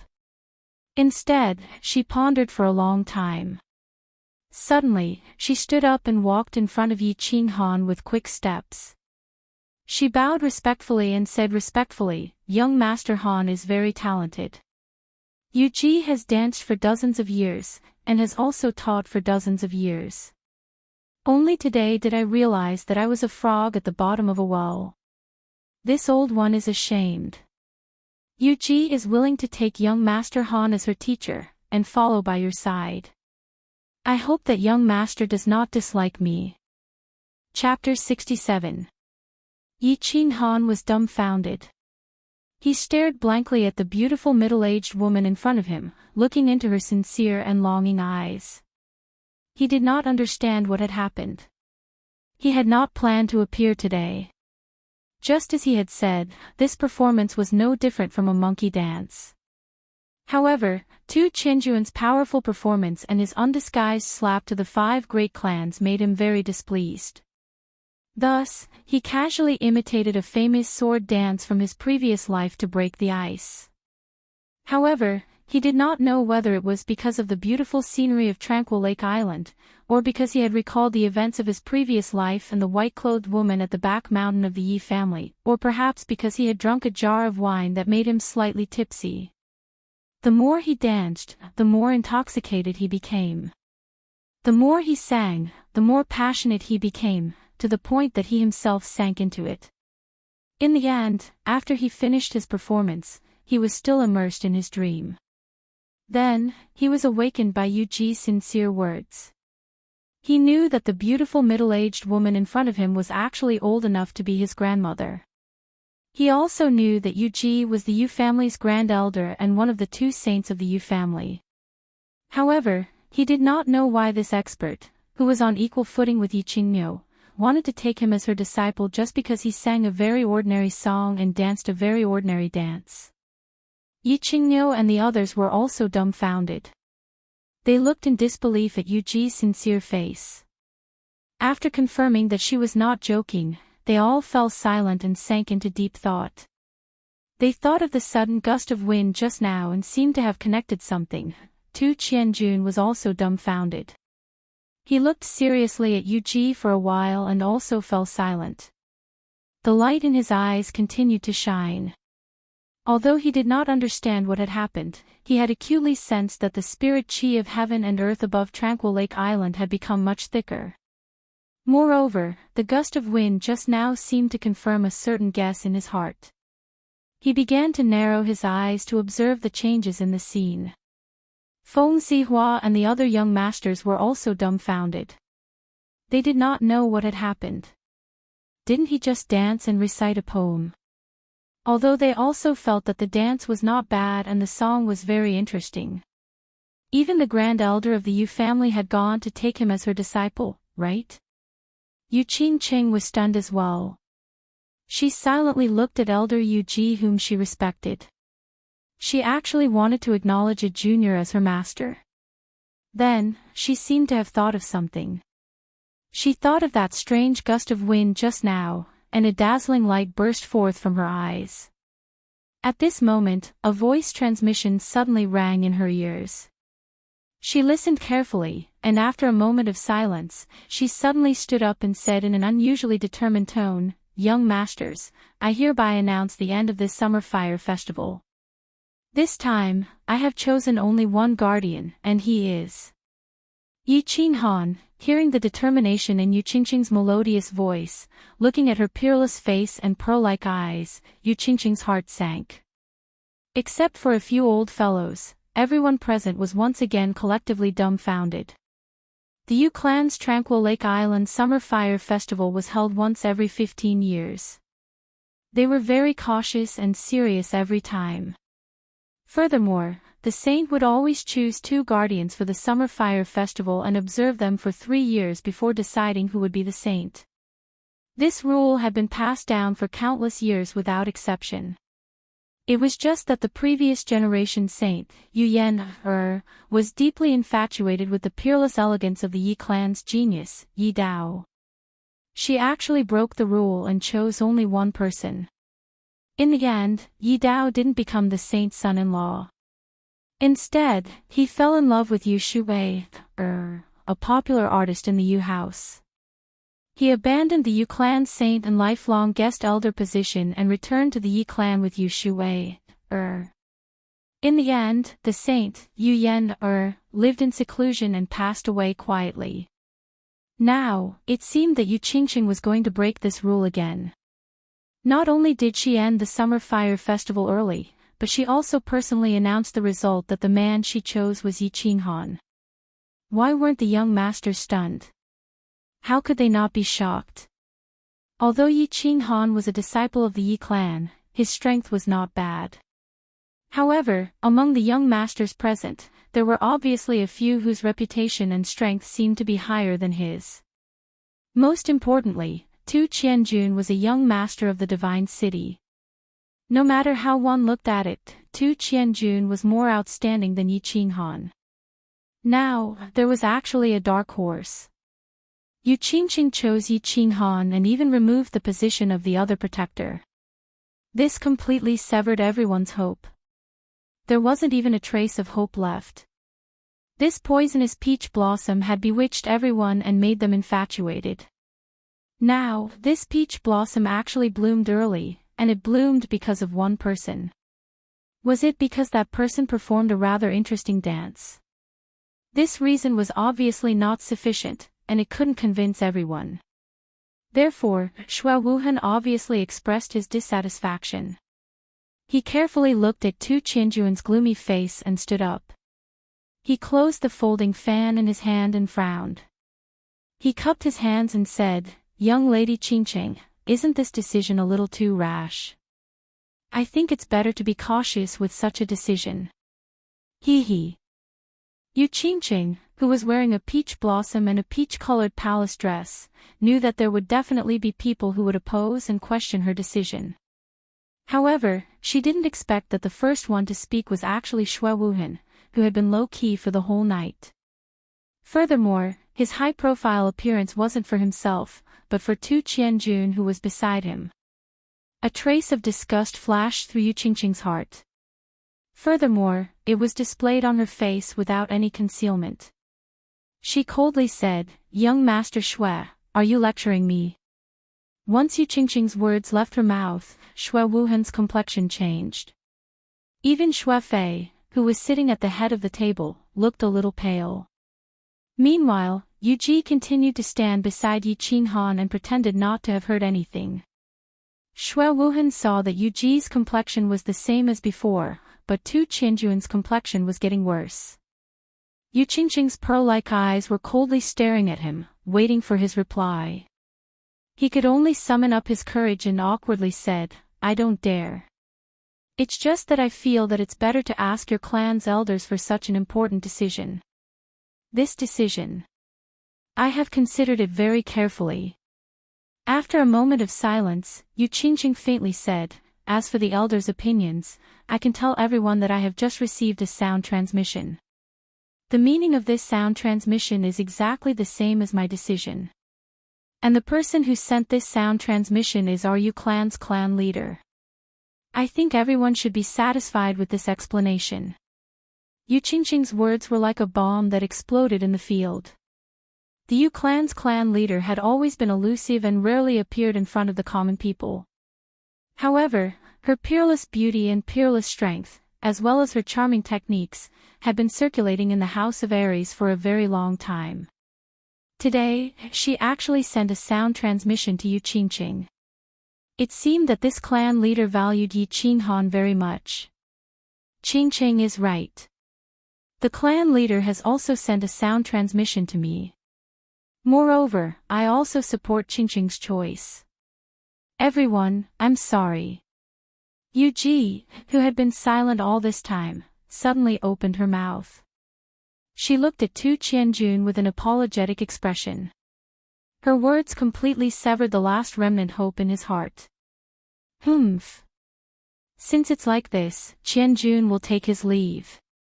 After Yu Qingqing announced the result, Tu Qianjun remained silent. Now that Yu Ji had spoken, he knew that there was absolutely no hope for him today. He looked coldly at Yi Qinghan, seemingly unable to conceal the jealousy and resentment in his eyes. After he finished speaking, he directly leaped onto the winged dragon. Then, he looked deeply at Yu Qingqing, smiled coldly, and commanded the winged dragon to soar through the sky. Yun Yang, please invite all the young masters and elders to the Moon Lodge to have a good rest and entertain them well. After Tu Qianjun soared through the sky and left, Yu Ji once again ordered to arrange for all the young masters to leave the Calm Lake Island. It was the same for every summer fire festival. Once the summer fire festival ended, apart from the man chosen by the holy maiden, no one else was allowed to stay on the calm lake. Ah! Everyone looked at Yi Qinghan, who was standing quietly in the field, with complicated expressions. Some were envious, some were jealous, some were resentful, and most of them were puzzled. However, since their master had already given the order, it wasn't appropriate for them to ask too much. They could only think of a way to snatch one of the 12 Calm Lake girls. Young Master Han, congratulations. You're very good, brat. Although I'm very jealous and resentful of you, at least the fertile water didn't flow to the divine city. I'm still very happy about this. Fengzi walked out with a cup of wine and stood in front of Yi Qinghan. She raised her head and drank it in one gulp. Her expression was a little lonely and disappointed. No need. Yi Qinghan shook his head slightly and pushed Fengzi's body away. He looked at Yu Ji and said very seriously, Elder Yu Ji, you've forgotten something. I don't think you've asked me, the person involved, for my opinion. I didn't agree to be your clan's son-in-law. Chapter 68. Ugh, everyone who was just about to leave suddenly turned their heads as if they had seen a ghost in broad daylight when they suddenly heard this. They blinked their big eyes, trying to see if Yi Qinghan was drunk, or if he had a fever and was talking nonsense. Seeing Yi Qinghan's incomparably serious expression, everyone knew that he was actually serious. Stinking brat, what did you say? Ever since Yu Qingqing announced the results, Yi Qingniu had been grinning from ear to ear. Just a moment ago, he was still chatting with the Feng clan elder. When he suddenly heard Yi Qinghan's words, he glared at her, his eyeballs almost popping out of their sockets as he angrily rebuked her. You! Yu Qingqing blushed when she heard this. Yi Qinghan's sword dance today made her think that Yi Qinghan's previous actions were all to loosen the reins only to grasp them better. Today, he came out to perform because he liked her. Therefore, when she received the patriarch's voice transmission, she disregarded her girl's modesty and resolutely stood out. She said those embarrassing words in order to move Yi Qinghan's heart even more. Who would have thought that at this moment, Yi Qinghan actually acted out the scene of Yi Dao rejecting Yu Yan, in front of her? This. How could she endure this, When Yu Ji heard Yi Qinghan's incomparably serious words, she couldn't help but recall that 15 years ago, Yi Dao also rejected Yu Yan, in the same way. Like father, like son. A Yu clan girl owed a Yi clan when she was born. She sighed inwardly, thought for a moment, and said, that's right, it was my negligence. But why did young Master Han reject? Is Qingqing not good enough? Young Master Han doesn't like it. Grand Elder, this is Qinghan's private matter. I hope you won't interfere. Yi Qinghan first cupped his hands at Yi Qingniu and said with a resolute tone. Then, he looked at Yu Qingqing with some guilt and turned to Yu Ji. Elder Yu Ji, Qinghan has no intention of offending the Yu clan's dignity. Moreover, young lady Qingqing is very good in all aspects and is worthy of the name Qingqing. However, Yi Qinghan already had a fiancé. So forgive me, but I can't agree. As he spoke, Yi Qinghan let out a deep sigh. He raised his head and looked at the southern sky. It was as if he could see through the stars and see the weak, white-haired, white-clothed woman lying on the bed. Brat. When did you get a wife? Nonsense. Yi Qingniu's eyes seemed to bulge even more when he heard this. However, halfway through his words, he saw the desolate expression on Yi Qinghan's face and seemed to think of something. He stopped his outburst and paused for a moment, then rubbed his head and continued, even if you want to marry Yi Qingniu, you can also marry Yu Qingqing. Fengzi and Hua also rolled their eyes. In the Fire Dragon continent, even a normal man with a bit of money would have multiple wives, let alone their status. This excuse was too lousy. Wife, fiancé. That's the only reason. Yu Ji looked at Yi Qinghan in shock. She thought to herself, even if you want to reject, you have to find a reason. In the Fire Dragon continent, the strong were respected. It was normal for a man to have multiple wives. So she immediately said, "It's all right. Qingqing, I think she won't mind. Also, I think that if you marry Yu Qingqing, it will be very important for your future career development. I think your fiancé at home will also agree to this marriage. Am I right, Elder Green Bull?" Yu Qingqing was originally embarrassed and angry, but seeing that Yi Qinghan did not seem to be lying, and seeing Yi Qinghan's desolate expression as he looked up at the starry sky, it seemed to have touched a certain soft spot in her heart. She was no longer angry. Instead, she looked hopefully at Yi Qinghan, waiting for his explanation. Her black pearl-like eyes were shining, and her cherry lips were slightly open. Her pitiful expression made people unable to bear to hurt her. Yi Qinghan saw everyone looking at him like a tiger watching its prey. He knew that if he did not give an explanation today, he would not be able to leave this calm lake island. He somewhat admired his father, Yi Dao. Back then, he rejected Yu Yen's offer to leave the calm lake island. He touched his nose and thought for a moment. Then, he looked up at Yu Qingqing and Yu Ji. "Elder Yu Ji, Miss Qingqing, I really don't know how to explain. Let me put it this way, my fiancée almost died because of me, and she's still unconscious right now. She's still waiting for me to use a type of treasure to save her. My beloved woman is still in a deep sleep. Do you think I will be in the mood to marry again? To have another romance? Furthermore, Lady Qingqing and I are not familiar with each other yet. It can be said that we have no feelings for each other. I am not familiar with her personality, and she does not understand my situation.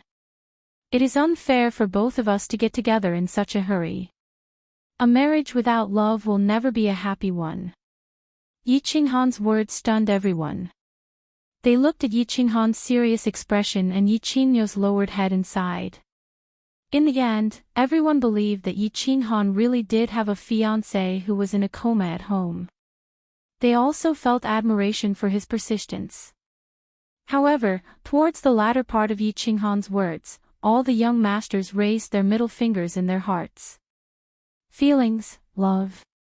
Was there such a thing? In the minds of the men of the Fire Dragon continent, the feelings and love of a woman were all nurtured in bed. Wouldn't a man treat a beauty like Yu Qingqing as a treasure if they slept with her? Wasn't love something that came out of nowhere? However, Yi Qinghan's novel words had a completely different feeling in Yu Ji and Yu Qingqing's ears. Looking at Yi Qinghan's deep eyes and feeling the emotions from this little man's heart, Yu Qingqing's initial admiration for Yi Qinghan completely turned into the ignorant heart of a young girl at this moment.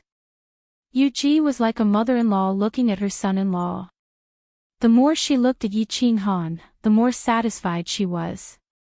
This man was willing to reject a beauty like Yu Qingqing for the woman he loved. His temperament was rare. As for love and feelings, she had always believed that once a woman of the Yu family married over, the man's heart could only revolve around her. With Yu Qingqing's seduction arts and the skills she had learned to serve men since young, she believed that no man would not fall under her skirt. If that's the case, I don't think this is a problem. What do you think? Yu Ji pondered for a while and came up with a compromise. If you want to save your fiancé, we won't object. Furthermore, our Yu family will do our best to help you achieve this goal. But, you have to promise me, give Qingqing a chance, and also give the Yu family a chance. You two get along well. If your fiancé is cured and you two get along well, then you two get married. How about that? Feng Zihua and Long Shuilu looked at each other, each of them seeing deep jealousy and envy in the other's eyes. They had encountered similar situations before. Some small families had done the same thing in order to form a marriage alliance with them. Only, when did the Yu family saintess become so worthless? Giving a woman to Yi Qinghan and still afraid that Yi Qinghan wouldn't want it, they still had to coax Yi Qinghan. Not only did they offer very generous conditions, they even sent their daughter to dress Yi Qinghan for a period of time. They clearly said, if you like it, then you can keep it. If you're not used to it, it's fine, you can just return it. Little sister Yuji, how can we do this? Sigh, this little brat, it's all because we didn't teach him well. Old brother feels guilty. Yi Qingyo rubbed his hands and said with some embarrassment, but he couldn't hide the smile in his eyes, causing the two old men from the Feng and Hua families to almost explode. Like this. Yi Qinghan also rubbed his hands, but he was truly embarrassed. He looked at the peach blossom with some shame and said very sincerely, this is very unfair to young lady Qingqing. What virtue does Yi Qinghan have to make the Yu family treat me like this? Pest. The moment Yi Qinghan said this, the surrounding young masters all booed. This brat was too good at pretending. Did he want everyone in the Yu family to kneel and beg him? They had seen shameless people, but they had never seen someone so shameless. Feng Zihua clenched his fists. If not for the Grand Elder being present, he would have already rushed up to beat him up. Cough. Cough. Yi Qingyo coughed rapidly and kept winking at Yi Qinghan. Seeing that Yi Qinghan was unmoved, he was so angry that he stomped his feet. Yu Qingqing looked at Yi Qinghan's sincere eyes and felt a sense of tenderness in her heart. She didn't seem to think that Yi Qinghan was pretending and acting at all. She had been trained to serve men since she was young and how to read their expressions. She didn't feel that Yi Qinghan's words were from the bottom of his heart. Furthermore, her current mood was that if Yi Qinghan's acting skills were so superb, she would rather be deceived. So she bit her lip and said softly with a red face, I am willing. Ah. Yi Qinghan lowered his head helplessly. He couldn't be so heartless to a beauty who was treating him like this. If he still dared to refuse such conditions, he would definitely be beaten into a pig's head by everyone present. After thinking for a moment, he ignored the murderous gazes of the crowd and rubbed his chin. He spoke again in embarrassment, I am very confused. Although I am very outstanding, it is not enough for the Yu family to treat me like this. Can you tell me the reason? Pfft. The young masters once again booed in unison. Shameless, so shameless. However, they were still very curious. Just what did the Yu family see in Yi Qinghan? Forgive me for keeping this a secret for now. You will know in the future.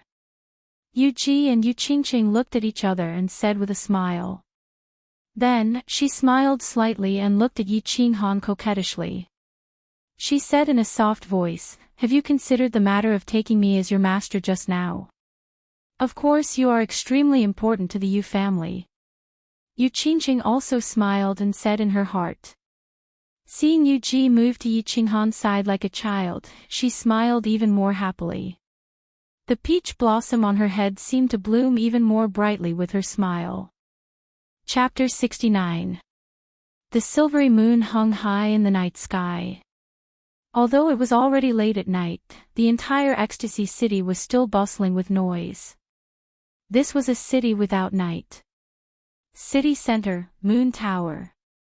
All the young masters and great elders were politely escorted here by the Yu family to rest. The summer fire festival was over. Other than the Saintess's guardian, no man could stay at the tranquil lake. This was a rule left by the founder of the Yu family, the Moon Queen. The Yu family had followed it for generations, and this time was no exception. The Moon Tower was divided into 3 parts, covering an area of dozens of hectares. It was said that there were 9,900 rooms inside. The front yard was used to entertain guests from all over the world. The middle yard was made up of 9 pavilions of different sizes, used to entertain distinguished guests. The backyard was where the manager of the Moon Tower lived. The Moon Tower was the top entertainment place in the entire House of Aries, or rather, the entire continent. The front yard took up 2/3 of the Moon Tower, with 3 floors and 9,000 rooms. Every day, Thousands of guests came from all over the world to spend their semen and crystal coins here. This brought a steady stream of wealth to the Yu family. The Yu family was undoubtedly the wealthiest among the 5 major families. Yi Qinghan sat quietly in one of the pavilions, listening to the manager of the Moon Tower explain the situation of the Moon Tower in detail. He looked calm on the surface, but he was secretly speechless. Tonight, he did not stay on Tranquil Lake Island. Instead, he followed the crowd to the Moon Tower. It was not that he was pretentious and did not want to sleep on Yu Qingqing's bed, which all men on the continent wanted to sleep on. In fact, he was just like any other man. He could not resist the temptation of the poisonous peach blossom. In Barbarian City, he went to the bed of that coquettish lady boss without any hesitation. However, he felt that Yi Qingyu had been sleeping in the Yi family's back mountain for him. Now that he had gone to someone else's bed after leaving the Yi family, he would definitely not forgive himself. Moreover, the peach blossom was indeed poisonous. He was afraid that he would never come down from that bed. Therefore, he left in a hurry and went to the Moon Tower. The Yu family treated him very well. The pavilion was only opened when the Yu family received their most respected guests. The decorations inside were the best in the continent. Yi Qinghan secretly glanced at them. Even the chamber pot behind the screen was carved out of jade. Yunyang had accompanied him all the way here, and had even introduced the situation of the Yu clan to him along the way. Presumably, the higher-ups of the Yu clan had already given him a position as a guest elder. "Young master, let's rest here tonight. If you need anything, you can just call the maids outside. They will satisfy all your requests." Yunyang's expression was respectful, and her attitude was very respectful. She knew how much her family valued the youth in front of her, so when it came to etiquette, she could not be picky at all.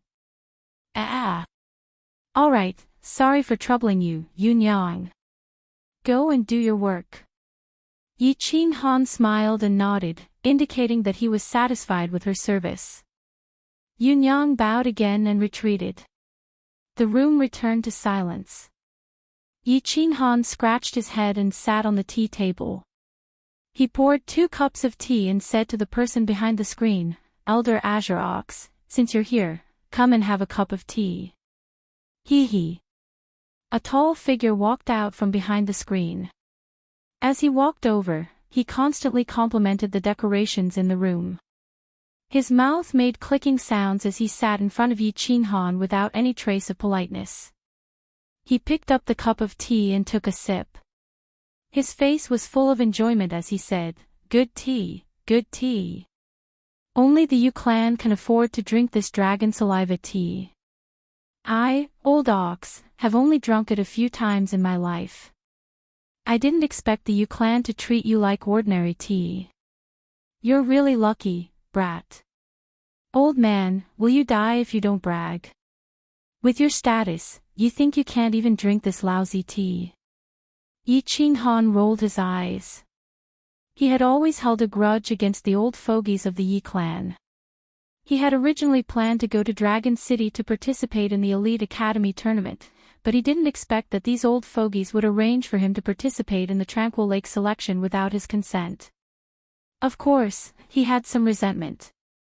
Now that he was sitting alone with Yi Qinghan, he naturally expressed the resentment hidden in the bottom of his heart. "This time, I arranged for you to come to the Tranquil Lake without your consent. It was my fault, but I also did it for the good of your sister. With the support of the Yu clan, the chances of waking up your sister will increase by quite a bit, and it will also be of great help to your future development." Yi Qinghan rubbed his hands and laughed mischievously.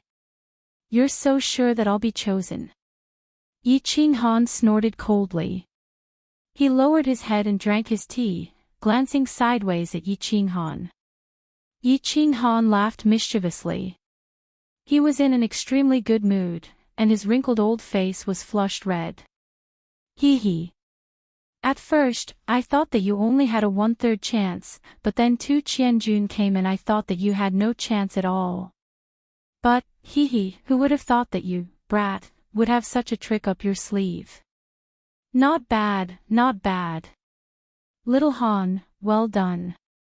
You have to know that being able to obtain the position of guest elder of the Yu clan would be extremely beneficial to your future growth. If that idiot father of yours had chosen the Holy Maiden, that brat wouldn't have died on the god-slaying mountain. If my father had chosen Yu Yen, I wouldn't be here now. Yi Qinghan rolled his eyes again. He lowered his head and pondered for a while, then suddenly raised his head and asked, "Why did the Yu clan choose me? Don't say that my sword dance was very coquettish or anything of the sort. I want to know the real reason." Seeing Yi Qinghan's serious expression, Yi Qinghan stopped laughing and thought seriously for a while.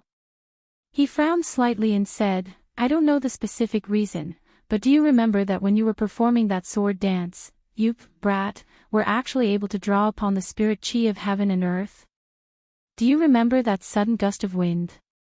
At that time, I was completely silent and didn't know anything that happened outside.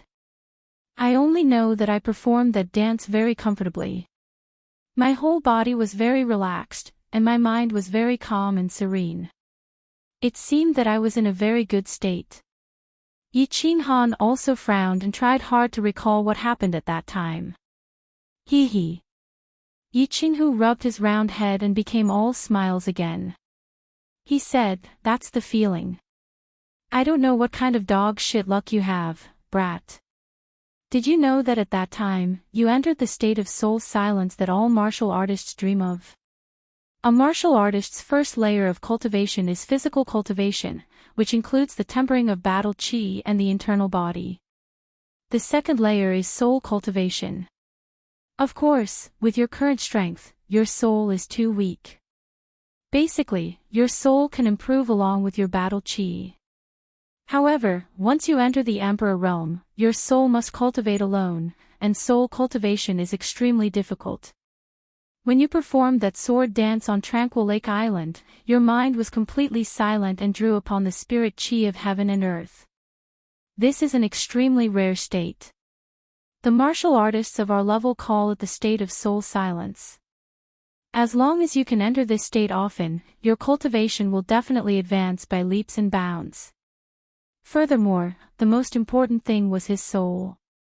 In this state, his soul cultivation would increase at a rate that was 10 times faster. The Yu clan attaches great importance to soul cultivation, and all of their special techniques are based on the soul. Why do you think the Yu clan values you so much? Soul cultivation. The Yu clan seduction technique.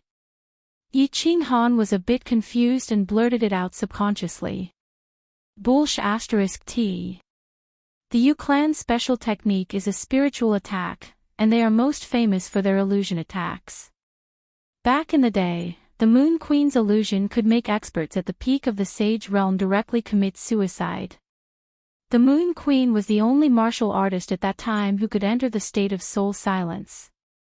Her soul cultivation could be said to be at the peak. The Yu clan seduction technique is just something that the younger generation of the Moon Queen created to make money. You have to remember, in the future, you have to try your best to enter the feeling you had when you were dancing on Tranquil Lake Island. That state will be correct. This time, you have only been in there for a short time, so you might not be able to feel the benefits to your cultivation. You will understand in the future. Remember, you have to try more and try to find a way to control this state. You have to be able to control the state of soul silence. With the help of the Yu clan, you will be the second Moon Queen, or even surpass her. Yi Qinghan stood up and said cautiously. His eyes did not seem to hide the admiration and love he had for Yi Qinghan. Tranquil Lake Island, North Court. In an elegant room, Yu Qingqing looked respectfully at a white figure in front of her. Her eyes were filled with respect and adoration. The white figure's back was facing Yu Qingqing, leaving behind a curvy back and a head full of black hair. Qingqing, I want you to choose Yi Qinghan. You won't blame me, right? The white figure did not turn around. He only spoke lightly. His voice was cold, but it was very pleasant to the ears. Clan leader, of course Qingqing won't blame you. Actually, among so many young masters, only Yi Qinghan has a special characteristic that can attract Qingqing. Qingqing is very satisfied with this ending. Yu Qingqing lowered her head and pondered for a moment. Suddenly, she raised her hand. Her black and shiny eyes flashed, and a hint of gentleness appeared at the corner of her mouth as she spoke softly. That's good.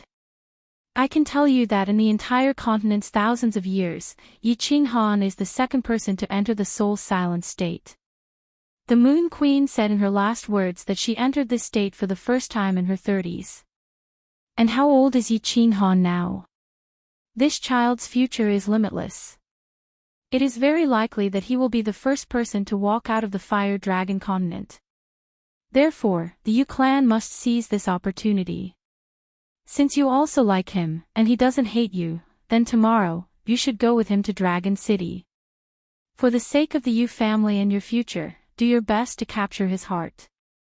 The white figure's voice was still cold, but her words revealed a bit of emotion and excitement.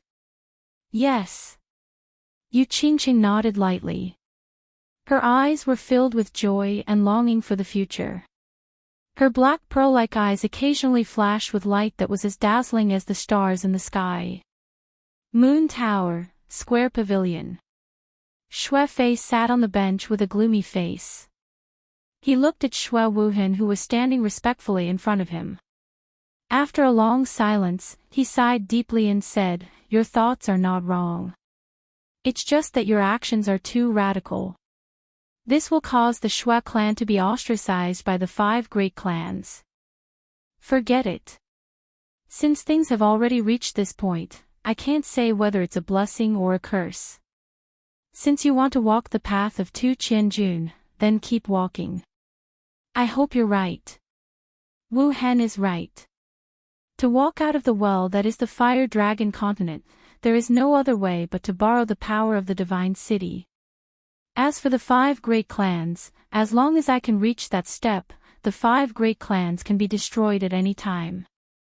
Second Grandpa, you must believe me." Xue Wuhan said lightly, but the arrogance and insolence in his words were unmistakable. "Forget it, let's not talk about this anymore." Xue Fei sighed as he stared at the stubborn Xue Wuheng. Suddenly, a vicious glint flashed across his eyes as he scanned his surroundings. His lips trembled as he spoke in a low voice, "Yi Qinghan, since you've already formed a grudge with this person, then you must protect yourself in the sect battle and think of a way to secretly eliminate him." "Yes." Xue Wuhan's eyes flashed with a trace of ruthlessness, and he nodded heavily. Chapter 70. The next day, before dawn, a row of luxurious carriages appeared in front of the Moon Tower. The pedestrians who had woken up early were shocked to see such a long line of carriages. Luxurious carriages were not rare in Ecstasy City, but it was the first time they had seen such a long line of luxurious carriages. However, when they saw the flags of the 5 major families fluttering on the carriages, they thought of the upcoming Elite Mansion battle and suddenly realized that it was not so strange. 30th Night, 17th Night, and the Grim Reaper squad were in a good mood. They had stayed in the Moon Tower of Ecstasy City for a few days and enjoyed the warm hospitality of the Yu family, which ordinary guests could not enjoy. Anyone would be in a good mood. Most importantly, the top-notch hospitality was paid for by the Yu family. Therefore, when they saw Yi Qinghan's delicate and pretty little face, they all smiled at the same time, a little coquettishly and a little fawning. The carriages were already slowly moving toward the north gate of Ecstasy City. Everyone looked at the tall loft of the Moon Tower and the huge plaque through the curtain. Their hearts echoed with the promise that Yi Qinghan had made when he boarded the carriage. They could not help but feel excited. "As long as you can come back alive, I will let you stay in the Moon Tower for a month. And whoever contributes the most in the Elite Mansion battle will be given a month's special package. Now, let's go kill." A month's special package. 30th Night and 17th Night thought of Yi Qinghan's words and could not help but feel excited. Special package. They had only enjoyed the first-class package once this time. The first-class package was enough to make them want to die, and it was enough to make them remember for a lifetime. Now, he actually said that he would give them a special package. And for a month. Yi Qinghan's move was too ruthless. If he did this, people would die. Of course, they felt that Yi Qinghan's proposal was very good and very feasible. Looking at the Grim Reaper squad, who kept poking their heads out of the carriages as if they had taken aphrodisiacs, 30th Night sighed helplessly. At the same time, he admired Yi Qinghan, who was sleeping soundly in the carriage. Although they couldn't enter Tranquil Lake Island, they heard about their young master's glorious deeds on the island. Young master was even more ferocious than young master's father. Although young master's father, Yi Dao, had also rejected the previous generation's saintess and left in a huff, the Yu clan did not do anything.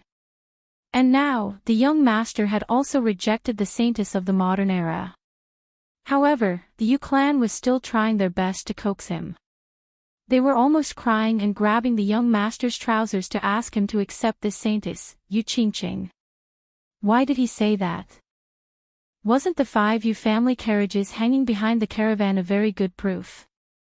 The Ecstasy City was not far from the Dragon City, only 5 to 6 days' journey. The carriages of the 5 clans and Long Shuelio's carriage were traveling on the broad road silently. Perhaps those young masters were too tired last night, or for some other reason, they had been sitting in their carriages silently for the first day. They didn't come out, even eating and defecating in their carriages.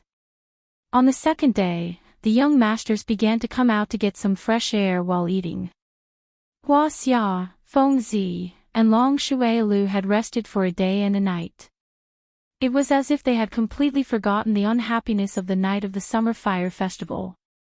They were all chatting and laughing around a simple dining table, drinking the fine wine brought from the carriages, eating barbecued meat, and casually chatting about some topics. At this time, Feng Zi raised her eyebrows and looked into the distance. A figure was walking over, and she said with a smile, "Young Master Han seems to be very busy. He doesn't even have time to eat." The person walking over was Dongfang Dao. Dongfang Dao and the other 4 had been following Yi Qinghan ever since they left Tranquil Lake Island. Yi Qinghan had asked Yi Qingniu and was reassured to let the 5 follow him. However, he wasn't as close as he was with Yi Shisan for the time being.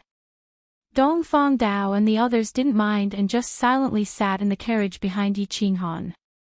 Today, they were out for a meal. Feng Zi wanted to invite Yi Qinghan out for a drink, so she asked Dongfang Dao to invite them.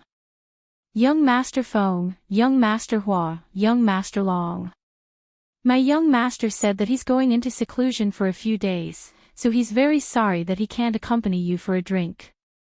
He said that he wants me to apologize on his behalf. After this cultivation, he'll punish himself with a jar of wine as an apology. Dongfang Dao seemed to have changed from the status of a young master to a servant. In just one day, he had completely accepted his status as a subordinate of Yi Qinghan, and his tone and etiquette were completely that of a servant. Dongfang Dao, you're a talent. Are you willing to be a subordinate of the Yi family? Feng Zi waved her hand, indicating that she didn't mind this matter. Instead, she looked curiously at Dongfang Dao. He had only found out from the information sent over by his clan today that Dongfang Dao and the other 4 and their clans had always kept a low profile. However, the shocking thing was that all 5 of them were at the 3rd level of the general realm.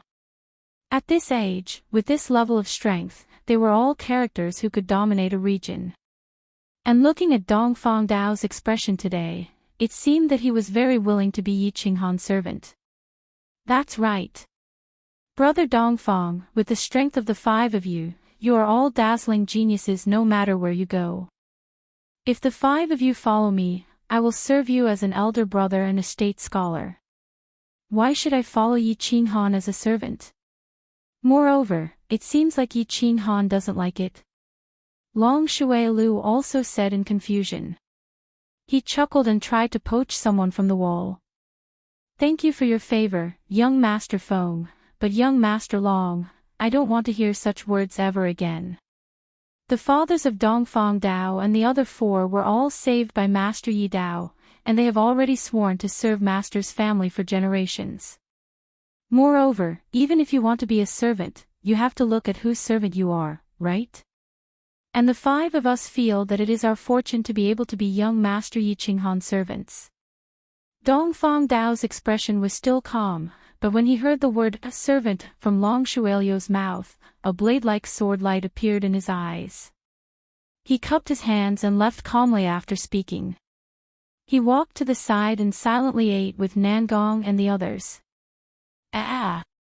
Long Shuelu was choked by Dongfang Dao's words.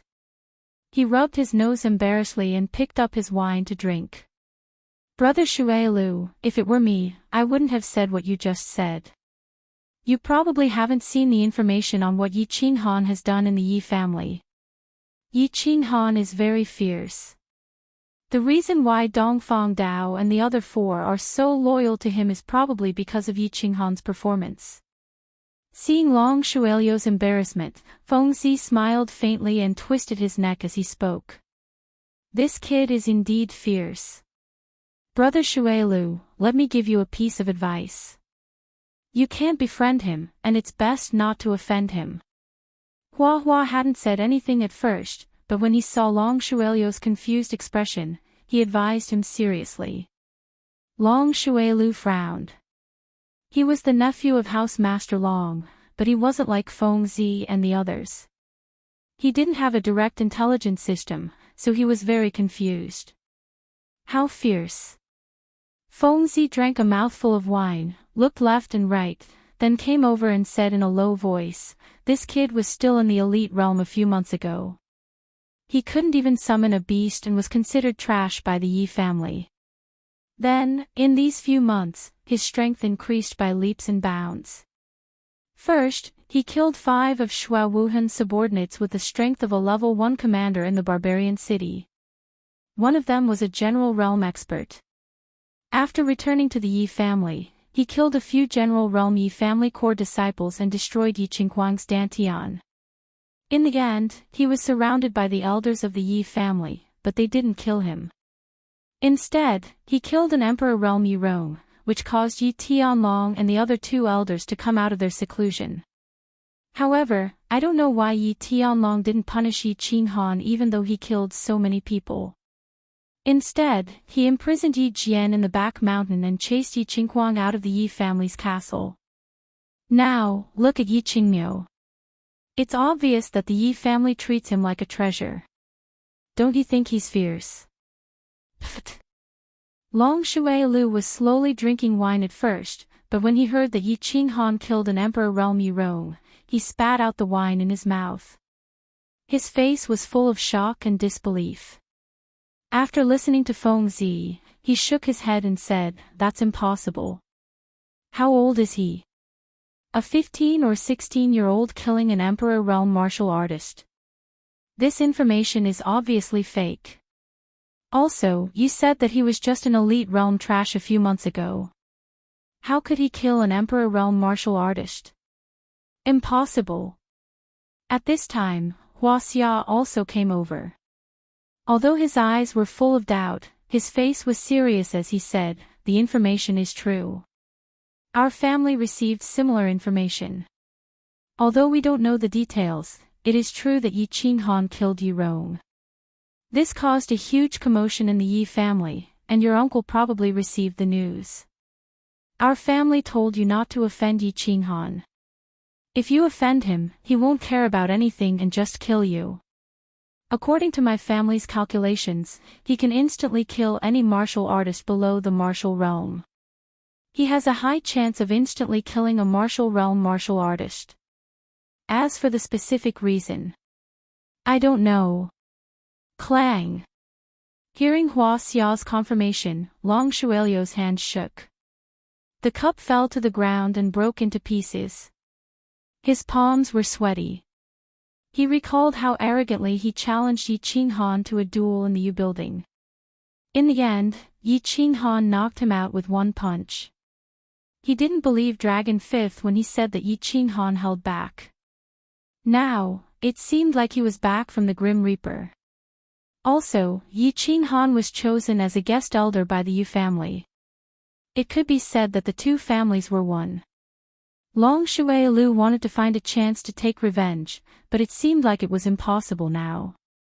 Thinking about this, his body trembled. He immediately listed Yi Qinghan as one of the people he couldn't offend. Of course, Yi Qinghan wasn't showing off. He was cultivating. Dragon City was getting closer and closer, so he had to seize the time to cultivate. Although he had entered the first stage of the General Realm for a few days, he hadn't even learned the symbolic battle aura release of the General Realm. Therefore, after resting for a day, he told Yi 13th that he wanted to go into seclusion for a few days so that he could learn the battle aura release before he arrived at Dragon City. Chapter 71. Actually, the principle of releasing battle chi was very simple. Any warrior who could cultivate would know how to do it. Of course, Yi Qinghan knew how to do it. Additionally, Yi Tianlong had given him a pile of secret books before he came here, including the fastest and fiercest way to release battle chi. Battle chi was transformed by absorbing the spiritual chi from the sky and the earth through a special method. Before human beings broke through their meridians, they could only slowly run their battle chi through their cells. Therefore, they could run their battle chi to all parts of their bodies through their cells and release battle chi through their cells. However, before human beings broke through their meridians and formed their dantian, they had too little battle chi in their bodies and their running speed was too slow. Therefore, even if they released battle chi, they could only release weak battle chi energy, which could not be condensed at all, not to mention injuring people. After a martial artist opened up his meridians and condensed his dantian. Additionally, the 12 meridians and dantian would form a perfect circulation. Therefore, battle chi could constantly run to all parts of the body through the meridians. Therefore, it would be easier to release battle chi. Additionally, the released battle chi could be constantly replenished and condensed into terrifying energy crystals, which could injure the enemy or cause severe damage through energy explosion. In the spacious carriage, Yi Qinghan was sitting on the bed with his legs crossed and eyes closed. The dense sounds of horse hooves and rolling wheels couldn't affect him at all. He was concentrating on his meridians and dantian. He separated a bit of battle chi from his circulating battle chi and slowly moved it towards his 5 fingers on his left hand. The meridians of human body were complex, but the 10 fingers were the closest to the skin and had the most meridians. Additionally, each finger was connected with a small meridian.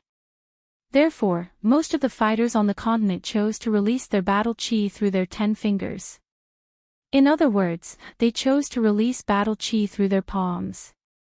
In this way, it was fast and easy to control. Of course, Yi Qinghan chose to release battle chi through his 10 fingers like the predecessors. A small amount of battle chi slowly overflowed from his 5 fingers and gradually condensed in his palm.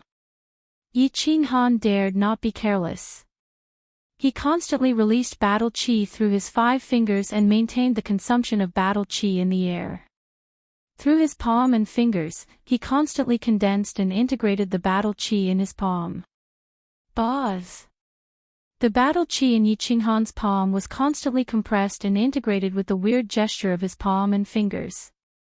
In a split second, the battle chi in his palm suddenly bounced up like an elastic rubber ball and disappeared in the air under Yi Qinghan's weird gesture. Ah! It seems that the most difficult part of releasing battle chi is to control it. Yi Qinghan slightly opened his eyes and looked at his empty palms as he muttered inside. He didn't feel discouraged at all even though he failed in releasing his battle chi for the first time. It didn't require too much technical content. It mainly depended on the proficiency of controlling the battle chi in the palm of one's mind. There was no shortcut to this thing. One could only constantly release battle chi, constantly control it, gradually master it, and gradually master it. Again. Yi Qinghan continued to close his eyes and continued to practice the external aspects of battle chi. 2 times, 3 times, 50 times. 1 day, 2 days, 4 days. On the evening of the 5th day, Yi Qinghan finally walked out of the carriage. He stretched his rusty waist and let out a long breath. He turned to look at Feng Zi and the others who were sitting not far away and smiled as he jumped out of the carriage. "Young master, have you finished your cultivation?" Yi 17 had been guarding the carriage. When he saw Yi Qinghan walk out of the carriage, he greeted him with a smile. "Yes, let's go. Accompany me for a drink." Yi Qinghan finally mastered the external release of battle qi after a few days of boredom. He was in a good mood as he waved his hand and walked towards the fire cart in the distance. "Ah! Young Master Han. Sit here. Young Master Han is really diligent in cultivation. Greetings, young master." "Greetings, young master." The people sitting in the distance saw Yi Qinghan walking over. Feng Zi and Hua Hua hurriedly stood up and greeted him. The members of the Reaper squad stood up neatly and shouted in a deep voice. Dongfang Dao, Nangong Chang, and the others hurriedly dropped the food in their hands and greeted him. "What are you doing?" "I said there's no need to be so polite. Go back and eat and drink. I'm going to have a chat with young Master Feng and the others." Yi Qinghan's eyes widened as he stopped Dongfang Dao and the others. He waved his hand and signaled for Yi 17 to do as he pleased. He then walked towards Feng Zi and Hua Hua. "Feng Zi, Hua Hua, Long Shui Lu, prepare some wine. I'm here to apologize." "Okay. Old Feng, like young Master Han's personality. Let's drink until we're drunk." Feng Zi slammed the table and laughed, signaling for the servants to prepare wine. "Lunatic, be gentle. This isn't your marble table. If you break it, you'll have to eat on the floor in 2 days." Hua Hua glared at Feng Zi, then turned around and smiled at Yi Qinghan. "You're right.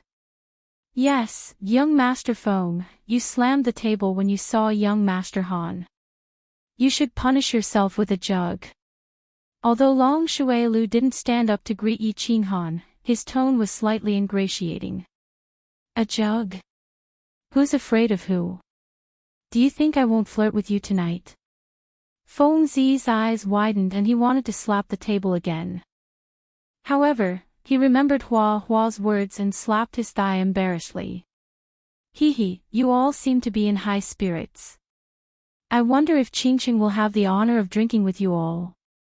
A crisp voice like that of an oriole sounded from afar. They all looked over and saw a white figure floating over with a faint fragrance. They all had an awkward expression on their faces. "What? Young masters don't like me coming." Yu Qingqing was dressed in a white dress with a white scarf covering her face. Her pearl-black eyes twinkled like a fairy that came out of the forest. "How could that be? Look at what you're saying. Sister-in-law, we're so happy that you can come." Feng Zi was the first to react.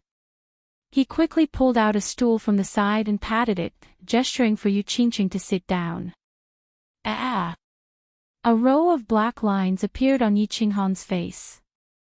He glared at Feng Zi and rubbed his hands even more awkwardly. He forced a smile at Yu Qingqing and said, "Miss Qingqing, have a seat." "Yes, sister-in-law, please sit." Hua Hua and Long Shui Lu also reacted. They suppressed their disappointment and said with a smile. Compared to Yi Qinghan's awkwardness, Yu Qingqing was much more natural. She ignored the gazes from the side and the distance and sat down. She smiled and said softly, "Hee, I'll just call you Qingqing. Sister-in-law sounds awkward." "Hee. Miss Qingqing, you'll have to call me sister-in-law sooner or later. Since you're not used to it, I'll do as you say. Come over for a drink, but there's only wine here. It's not convenient for you to drink with a scarf on, right?" Feng Zi seemed to have recovered from the disappointment of her failed marriage proposal. She was talking and laughing calmly. Then why don't we just call young Master Han to drink? Long Shui Lu laughed mischievously. His smile was very bright and cheerful. It seemed that he wanted to completely get Yi Qing Han drunk. He had lost in the arena of love and the arena of martial arts, so he wanted to win it back in the arena of wine. It's a little inconvenient. Hua Hua looked at Yi Qing Han with a sinister smile. He wanted him to express his stance. If it's not convenient, then don't drink. I'll pay for his. Come, I'll punish myself by drinking this jar first. Yi Qing Han's lips curled up. He raised the jar of wine in his hand and raised it to the few of them. Then, he raised his head and drank. The people of the Fire Dragon continent had been practicing martial arts since they were young, so their bodies were not bad. Everyone knew how to drink, which didn't require much skill. Yi Qing Han found it strange too. He didn't know if it was because the wine in this world didn't contain much alcohol or because his body was really good. He had never drunk wine since he was young, but after drinking in the barbarian city, he realized that if he really drank wine, it would be like drinking water. No matter how much he drank, he didn't feel drunk. Come on, who's afraid of who? Fengzi glared at him, not showing any signs of weakness. Hua Hua, Long Shui Lu, and the others also rubbed their palms together, ready to go all out. They couldn't win against Yi Qing Han in love, but they didn't believe that the three of them couldn't win against him. A battle without gunpowder began. Because Yi Qingqing was at the side, there was no foreplay, and the battle went straight into a hand-to-hand fight. The three of them were obviously on the same side, and they wanted to deal with Yi Qing Han together. Yi Qing Han wasn't afraid to fight. First, he drank 3 jars of wine with Fengzi, and Fengzi was drunk until he didn't know what was going on. Then, under Hua Hua's fearful gaze, Yi Qing Han and Hua Hua drank 3 jars of wine, and Long Shui Lu fell under the table. At this time, Yi Qingqing had been staring at Yi Qing Han with her bright, black eyes. Finally, she saw Long Shui Lu fall to the ground, and Yi Qing Han's face was only a little red, but his eyes were still as clear as before. Then, she giggled and said, "Your Yi family has a secret drinking technique?" Hee, no, it's just that I have a good physique. Yi Qing Han rubbed his bulging belly and slowly stood up. He let out a burp and stood up shakily. He was about to walk out of the room. What are you going to do? Do you need me to go with you? Yi Qingqing was slightly stunned, and asked with concern. No, I'm going, to relieve myself. I drank too much. Yi Qing Han's indistinct voice reverberated along with the sound of her leaving, causing the half of Yi Qingqing's face that was not covered to be boiling hot. She reached out to summon Yi San and told him to take care of Yi Qing Han. Then, like a jumping little rabbit, she hurriedly walked back to her carriage. Chapter 72. Dragon City was located in the center of the House of Ares, and was rumored to have existed since ancient times. According to the legends, in ancient times, there weren't 3 major prefectures, and the 3 clans all lived together in a chaotic manner. Although there were occasional disputes, there were no major wars. Then, an ancient great emperor appeared on the continent. He called himself the Dragon, and he led 3 generals from the 3 clans on expeditions to the east and west, finally unifying the continent and establishing the Fire Dragon Empire. Then, he established Dragon City, and divided the continent into 3 prefectures, with 3 generals from different clans appointed as prefectures. And now, Dragon City was the capital of the Fire Dragon Empire. The legends might not be trustworthy, but the prosperity of Dragon City was unquestionable.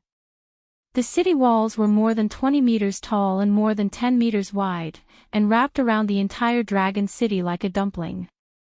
There was a moat dozens of meters wide, and the water inside was turbulent and unfathomable.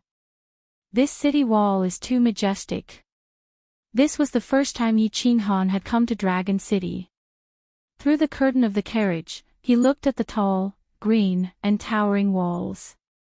It was as if he was seeing the Great Wall of his world for the first time, and he was deeply shocked. The carriages entered Dragon City without any obstruction. The prestige of the 5 great clans wasn't challenged in this aspect. Even the rows of prefectural soldiers at the city gates wore respectful and envious gazes. They stood to the side respectfully and watched the carriages advance. After the carriages entered Dragon City, they parted ways at an intersection.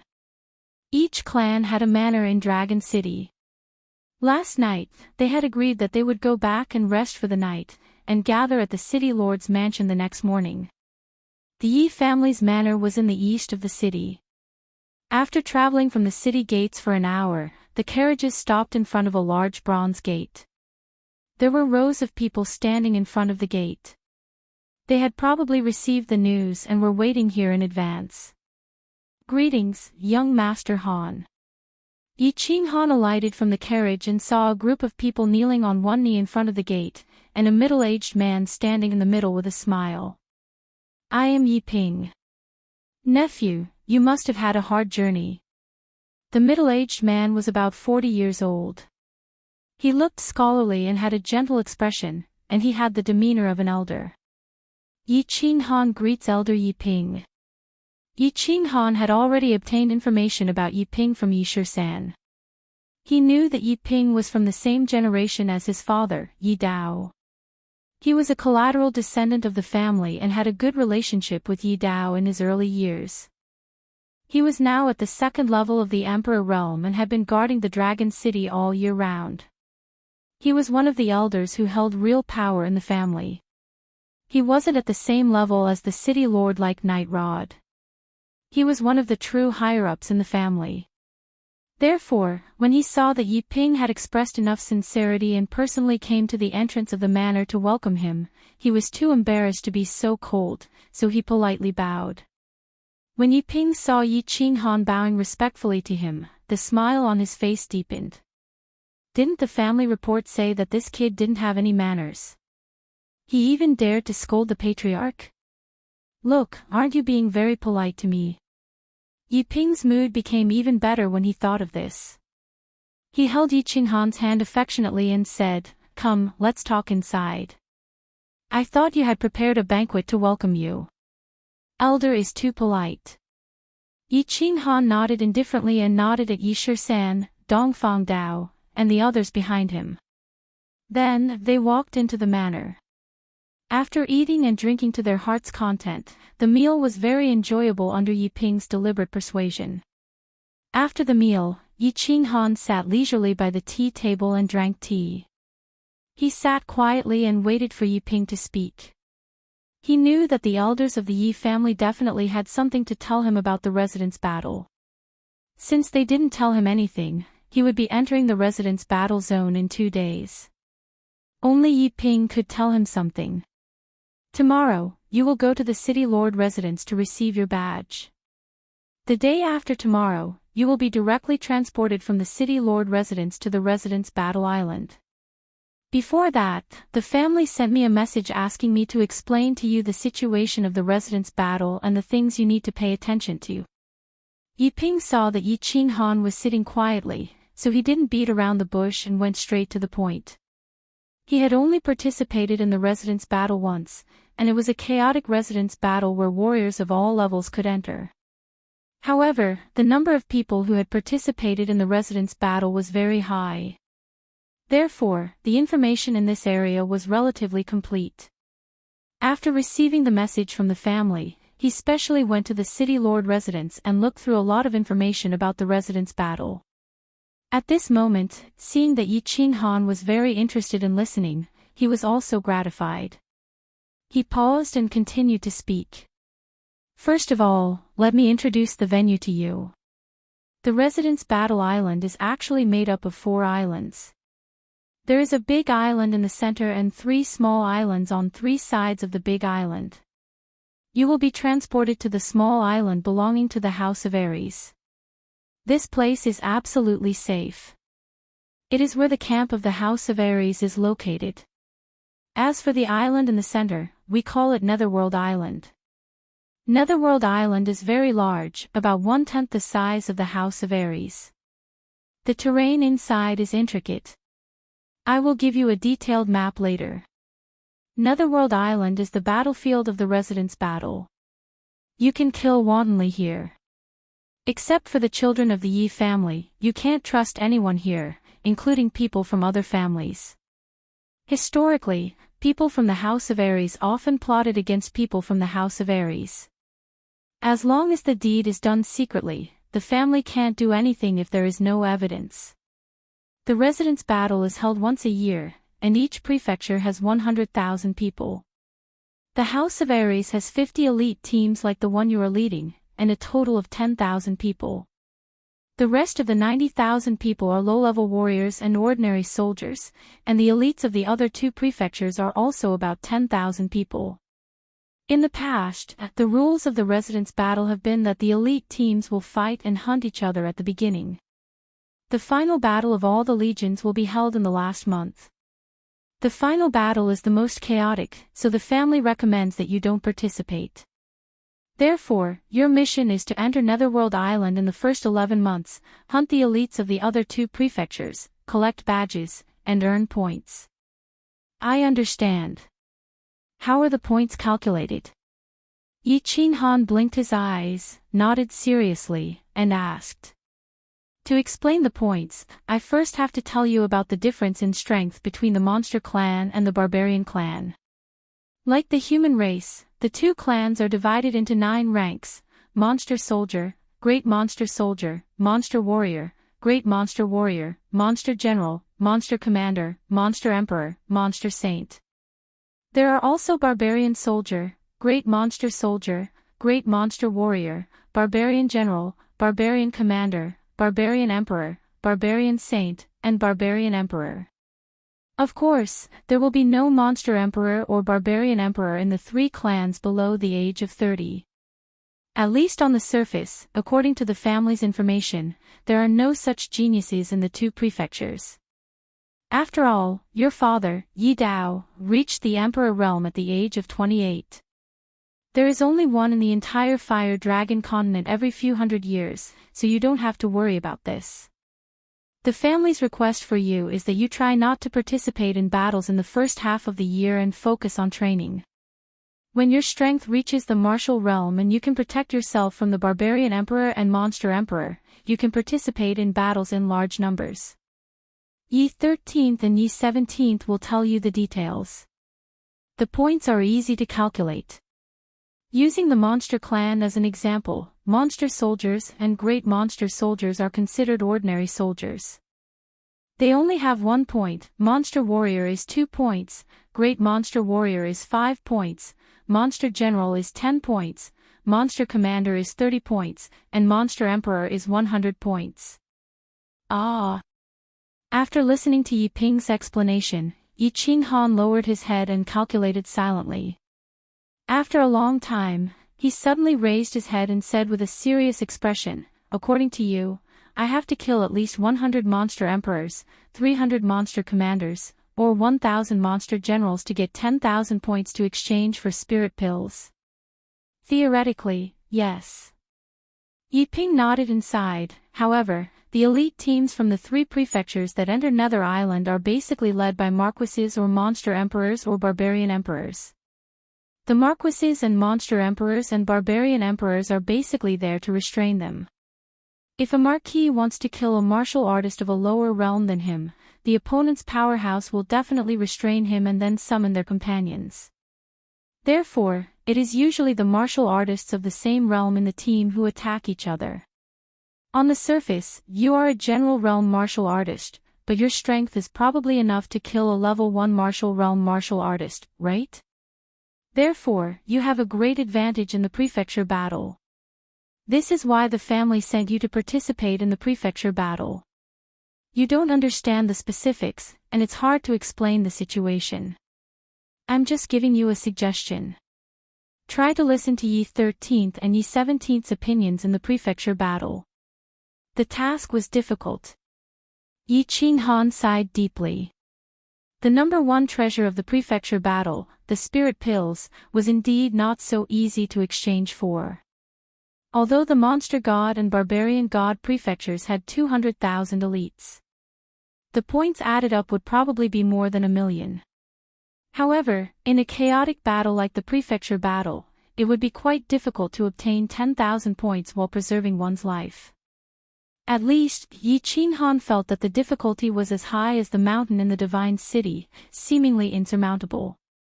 Late at night, Yi Ping explained many things to Yi Qinghan, and Yi Qinghan listened attentively. After all, this was related to his life and whether he could save his sister. The prefecture battle seemed to be easy to obtain points, but in fact, it was extremely difficult. It was basically exchanging points with people's lives. After Yi Ping finished explaining the things that the family had ordered, he arranged for someone to bring Yi Qinghan to rest. After watching Yi Qinghan's figure disappear into the vast night, Yi Ping entered through the side door of the hall and came to a quiet room. The room was a study.